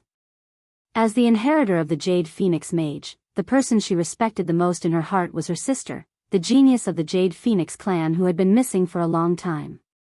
She could not help but think that if Sister Huang Yu was still around, with her strength, she would also be so heroic. The little girl sighed in her heart. She could not help but look at Brando carefully with her clear eyes before lowering the curtain again. After Kasav left the vicinity of the city gate, his expression immediately changed and became serious. He called for a few of his subordinates who were preparing to sell the black crystal he had just obtained. He brought these unwilling fellows with him and rode on the wingless dragon, heading straight for the Rosaline family's castle outside of Rosaline City. He ignored the complaints of his subordinates and went out of the city with ease. He followed the small path by the coastal forest and saw the lonely castle standing on the edge of the promontory in the distance. He rushed over the drawbridge and knocked on the castle gate with his sheathed longsword. The curses of the walking knight on duty at the top of the castle could be heard, and then the castle gate slowly opened. He did not even look at the guy who was cursing as he walked down the stairs. He barged his way to the inner courtyard of the castle and dismounted from his horse. He pushed open the door of the castle hall and gave the guards who were gathered to gamble a fright. The subordinates that Kasav brought along could not help but look at each other, thinking that their boss had gone crazy. Could it be that he had been frightened by the attack of the monsters 2 nights ago and lost his mind? Only then did they remember that the captain of the knights seemed a little abnormal since this morning. The guards who were gathered to gamble thought that the captain of the night was about to mutiny. They were so frightened that they stood up and scrambled to find their weapons. However, a tall and thin middle-aged man in the hall stopped them. He looked up at Kasav and said, "Kasav, what are you doing?" Kasav unfastened the belt of his helmet and took off the metal mask with his head covered in sweat. He casually threw it on the long table and said, "Lord Boban, I might have discovered something." The tall and thin middle-aged man narrowed his eyes and looked at him. "What, are the monsters gathering outside Rosaline City again?" As he spoke, he glanced at the knights beside Kasaf. However, these knights had blank looks on their faces. It was clear that they had no answer to his question. "No, it has nothing to do with that. Do you remember the group of 9 Phoenix people who came to find our Lord that day?" The middle-aged man's expression froze. "What, you mean those people from Ghost Chariot?" "Yes," Kasav replied. "After that, the Lord told us to pay attention to the outsiders in Rosaline, especially those from the 9 Phoenix." He paused for a moment. "I think I've found the main person." "The main person?" The middle-aged man also became serious. "Describe the situation to me." Kasav wiped his sweat and then recounted his encounter with Brando's group at the Qiuzong's river from beginning to end. He especially described the characteristics and reactions of Mr. Lu and Phoenix Fire in detail. At this time, the knight accompanying him finally understood what had happened and could not help but reveal a surprised and happy expression. Ever since the Lord had gotten close to Ghost Chariot, he had been very concerned about this matter and had offered a high reward for those two people. Moreover, they knew that if Rosaline wanted to return to the Swift Plains, he would have to rely on Ghost Chariot's power. Otherwise, no one could say for sure what would happen to them once they returned to the Swift Plains. Although people rarely mentioned it in the past few decades, the descendants of the knight who had followed the previous lord of the Rosaline family knew in their hearts why they had to cross the Taoist Strait to this barren place. These knight finally realized how wise and mighty their captain was and could not help but nod in agreement. In fact, this was the reason Kassav had brought them here. Although these idiots under him could not be of much use, they could at least prove his words. Otherwise, Mr. Bobin might have asked him to return to Storm's Shadow to investigate. He was subconsciously afraid of that young man and did not want to face him alone if it was not necessary. Indeed, after listening to these people's statements, the captain of Rosaline's guards finally nodded. He looked at Kassav and called out his name. Kassav. Kassav was secretly delighted. He understood that he was being brought to see the Lord. In recent years, due to his old age, the old Rosaline overlord rarely showed himself outside. If he could leave a good impression on Rosaline, he might be able to advance his position. He immediately stood up straight and heard Bobin continue, "His lordship is accompanying Miss Delphine. Miss Delphine's body hasn't fully recovered, so it's not suitable for her to see too many people, so there's no need for the others to come. Just follow me." Chapter 12-15. Kassav followed Bobin through a long corridor. After passing through an arched door, the bright light from outside filled his vision, causing him to squint slightly. Only then did he clearly see a small courtyard in front of him. The courtyard was surrounded by winding corridors and was located in the center of the castle. Above them was the clear blue sky. Perhaps it was because they had walked for a long time in the dark, but the blue was somewhat dazzling. Inside the courtyard was an exquisite garden. He saw two people standing and sitting under the shade of an ancient tree in the center of the garden. One of them was wearing a black silk robe. His hair was white, and his body was a little plump. A thick gold necklace hung from his neck that had several layers of skin folded over it, and on the pendant was a startling emerald. This emerald was called the heart of the ancient tree. It was a treasure that had been passed down in the Rosaline family for a long time. At the same time, it was also the symbol of the head of the family, so the identity of this person was naturally self-evident. Kassav hadn't seen his lord for some time, and only now did he notice that the other party seemed a little older.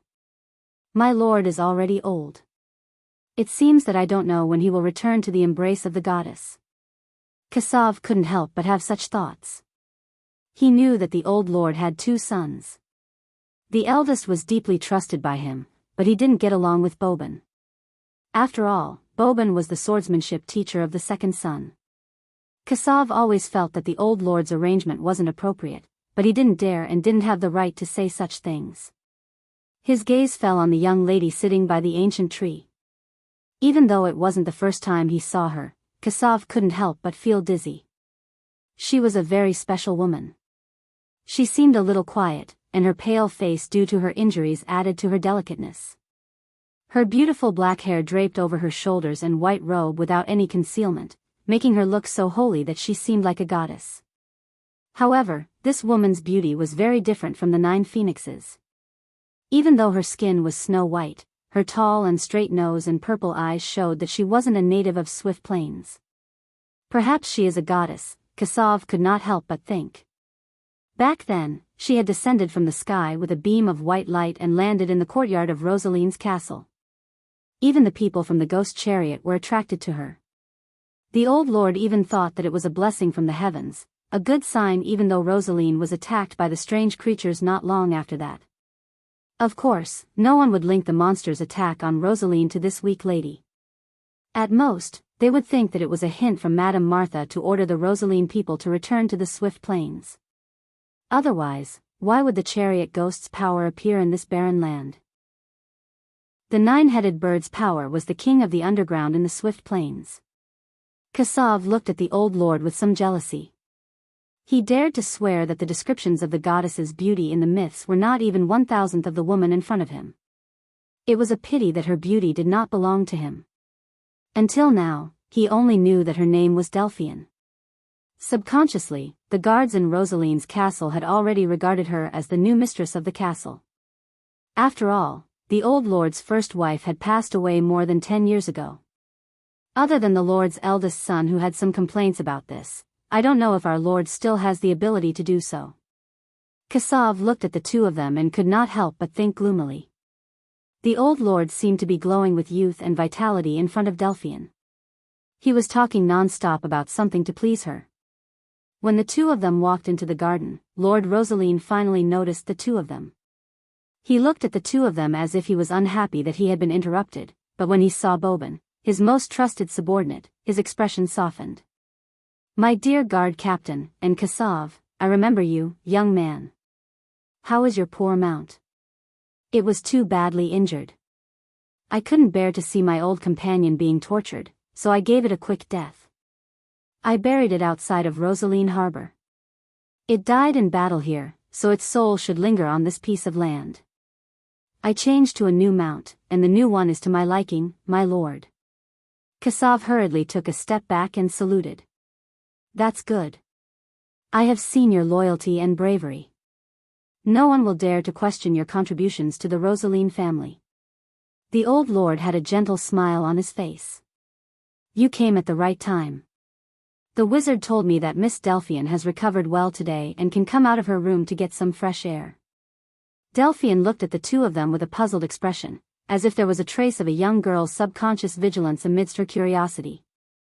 This delicate performance could not help but make anyone who saw it feel a rush of excitement. Of course, other than the tall, thin middle-aged man with a cold face who seemed to have no interest in anything in the outside world. She subconsciously felt that this person was a great threat, but her face naturally showed a shy and polite smile, as if she was a young girl who did not care about the world. If Brando was here to see this scene, he might be so shocked that he could not close his jaw.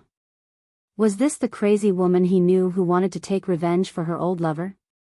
Or the daughter of the Prime Minister who calmly helped him deal with the Silver Queen? If he happened to see this scene, his subconscious would tell him to keep his distance from this woman. Unfortunately, he wasn't here.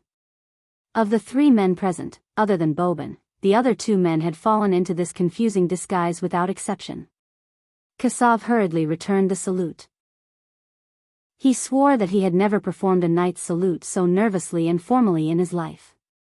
The old lord nodded and looked at Boban. This middle-aged man did not have any hostility towards Delphian, but he did not care. He was very clear about the thoughts of his most trusted subordinate and asked, "Then, my guard captain, what happened?"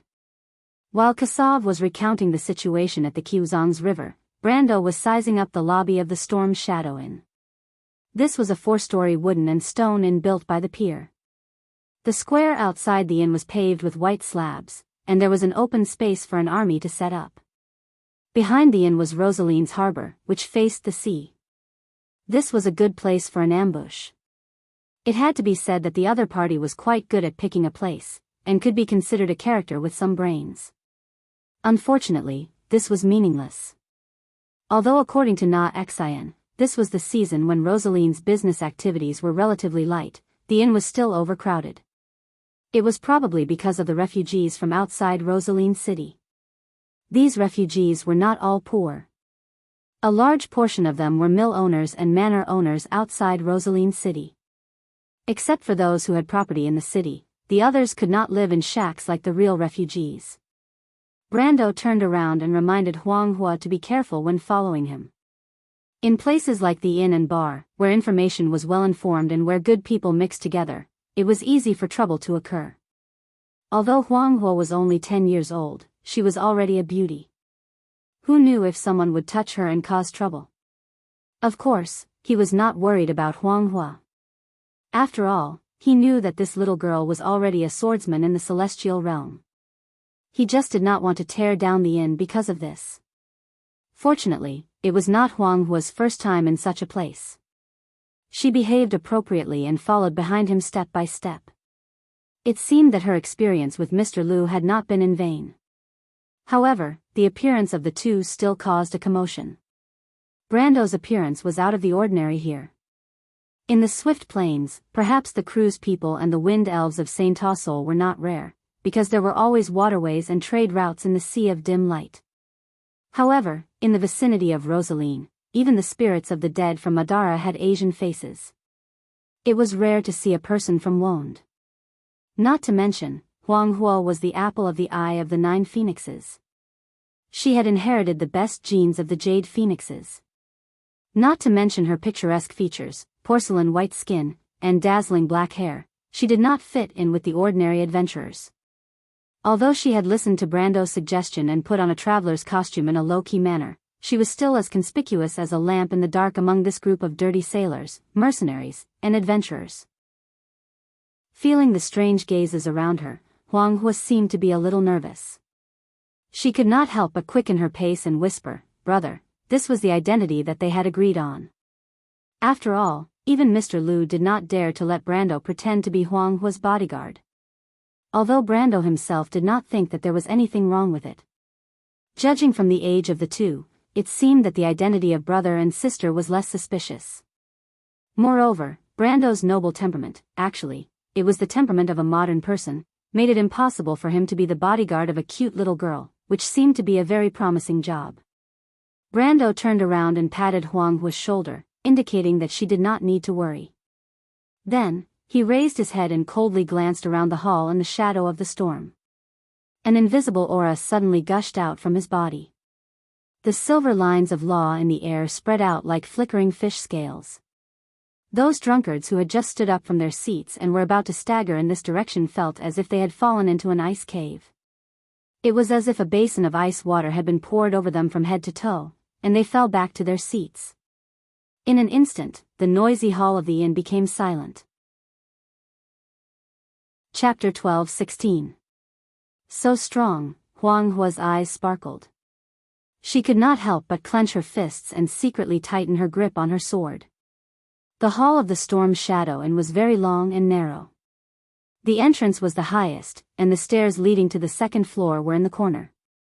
She could clearly see a few Rosaline knights looking in their direction, but they were actually forced to take a few steps back by Brando's aura alone. She knew very well that although the strength of Rosaline was not ranked high in the swift plains, his knights were often very strong because of their constant battles with the dead, monsters, and scavengers. Although most of them were at the peak of silver, there was no lack of gold. For example, the people in the inn at this moment were at least at the lower gold level. It was easy for her to deal with these knights, but it was a little unbelievable that they would be frightened to such an extent just by looking at them. Moreover, in Brando's attack, she could faintly feel a trace of Tao. Skill was close to Tao. This was the lifelong pursuit of a swordsman. It was just that it was easy to enter the celestial realm, and in the entire 9 Phoenix, there were only a few great grandmasters who could achieve the ultimate sword. Brando did not know what the little girl behind him was thinking at this moment. Otherwise, he would have been amazed by her talent. To be able to feel his territory at the level of elemental awakening, this was not something that could be described by ordinary comprehension. He did not just release his aura earlier, otherwise, it would only be in his imagination to force the enemy to retreat with just his aura or the legendary murderous aura. He was actually experimenting with his ultimate territory. This was the power of the ultimate planes. After his strength crossed over to the peak of the law, the elemental power had once again strengthened his various professional abilities and his own talents. Among them, the Frost Soil Guard's cold wind had obtained a part of the law of space, which increased the range of this skill by nearly 3 times when it exploded. If not for this, he would not have been able to kill all the monsters in one blow without activating Sinna's ability. However, this was not the key point. The key point was that almost all of the Frost Soil Guard's skills after he reached the peak of the law, under the premise of the spacetime element, almost all of these skills had the additional attribute of being undodgeable, and he could shape the skill's range at will. This attribute was exactly the same as the second enhancement of the space element in the Amber Sword, but the space element did not have the undodgeable nature of the time element in the first enhancement. The strength of the power of existence was undoubtedly revealed. As for the Templar Knight's conflicting aura, he obtained a certain chance of completely ignoring damage.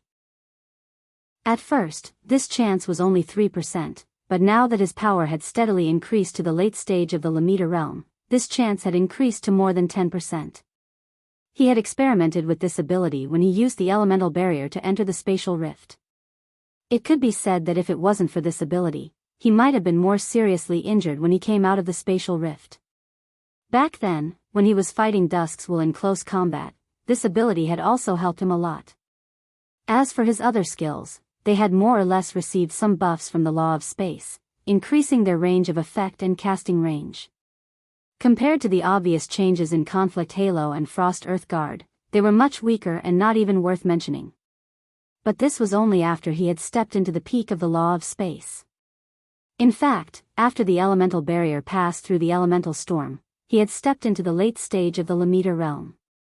This kind of growth in power had finally allowed him to finally have his own extreme plane after fighting so many Lamita opponents in this life. Of course, although during the battle with Rusta, he had briefly touched the ceiling of this level with the help of the flaming blade, but at that time, Odorfice had only increased his attack level by 1 level. The attack of the Lamita realm and the possession of the extreme plane were two completely different concepts. If it weren't for his elemental level being too high, he wouldn't have been able to use Odorfice alone to suppress or even tie with a true Lamita master. Only with his own extreme plane could it be said that he had his own law and domain. This was the ticket to the Holy Throne. The players in the future could use the War Slate quest, to directly leap into the realm of perfect bodies, but the prerequisite was that they had to at least be a Lamita. Brando was actually a little hesitant about whether he should use the War Slate. He already had to start the Slate quest like in his previous life and then leap into the realm of perfect bodies. If he did so, then this would be the easiest path to godhood.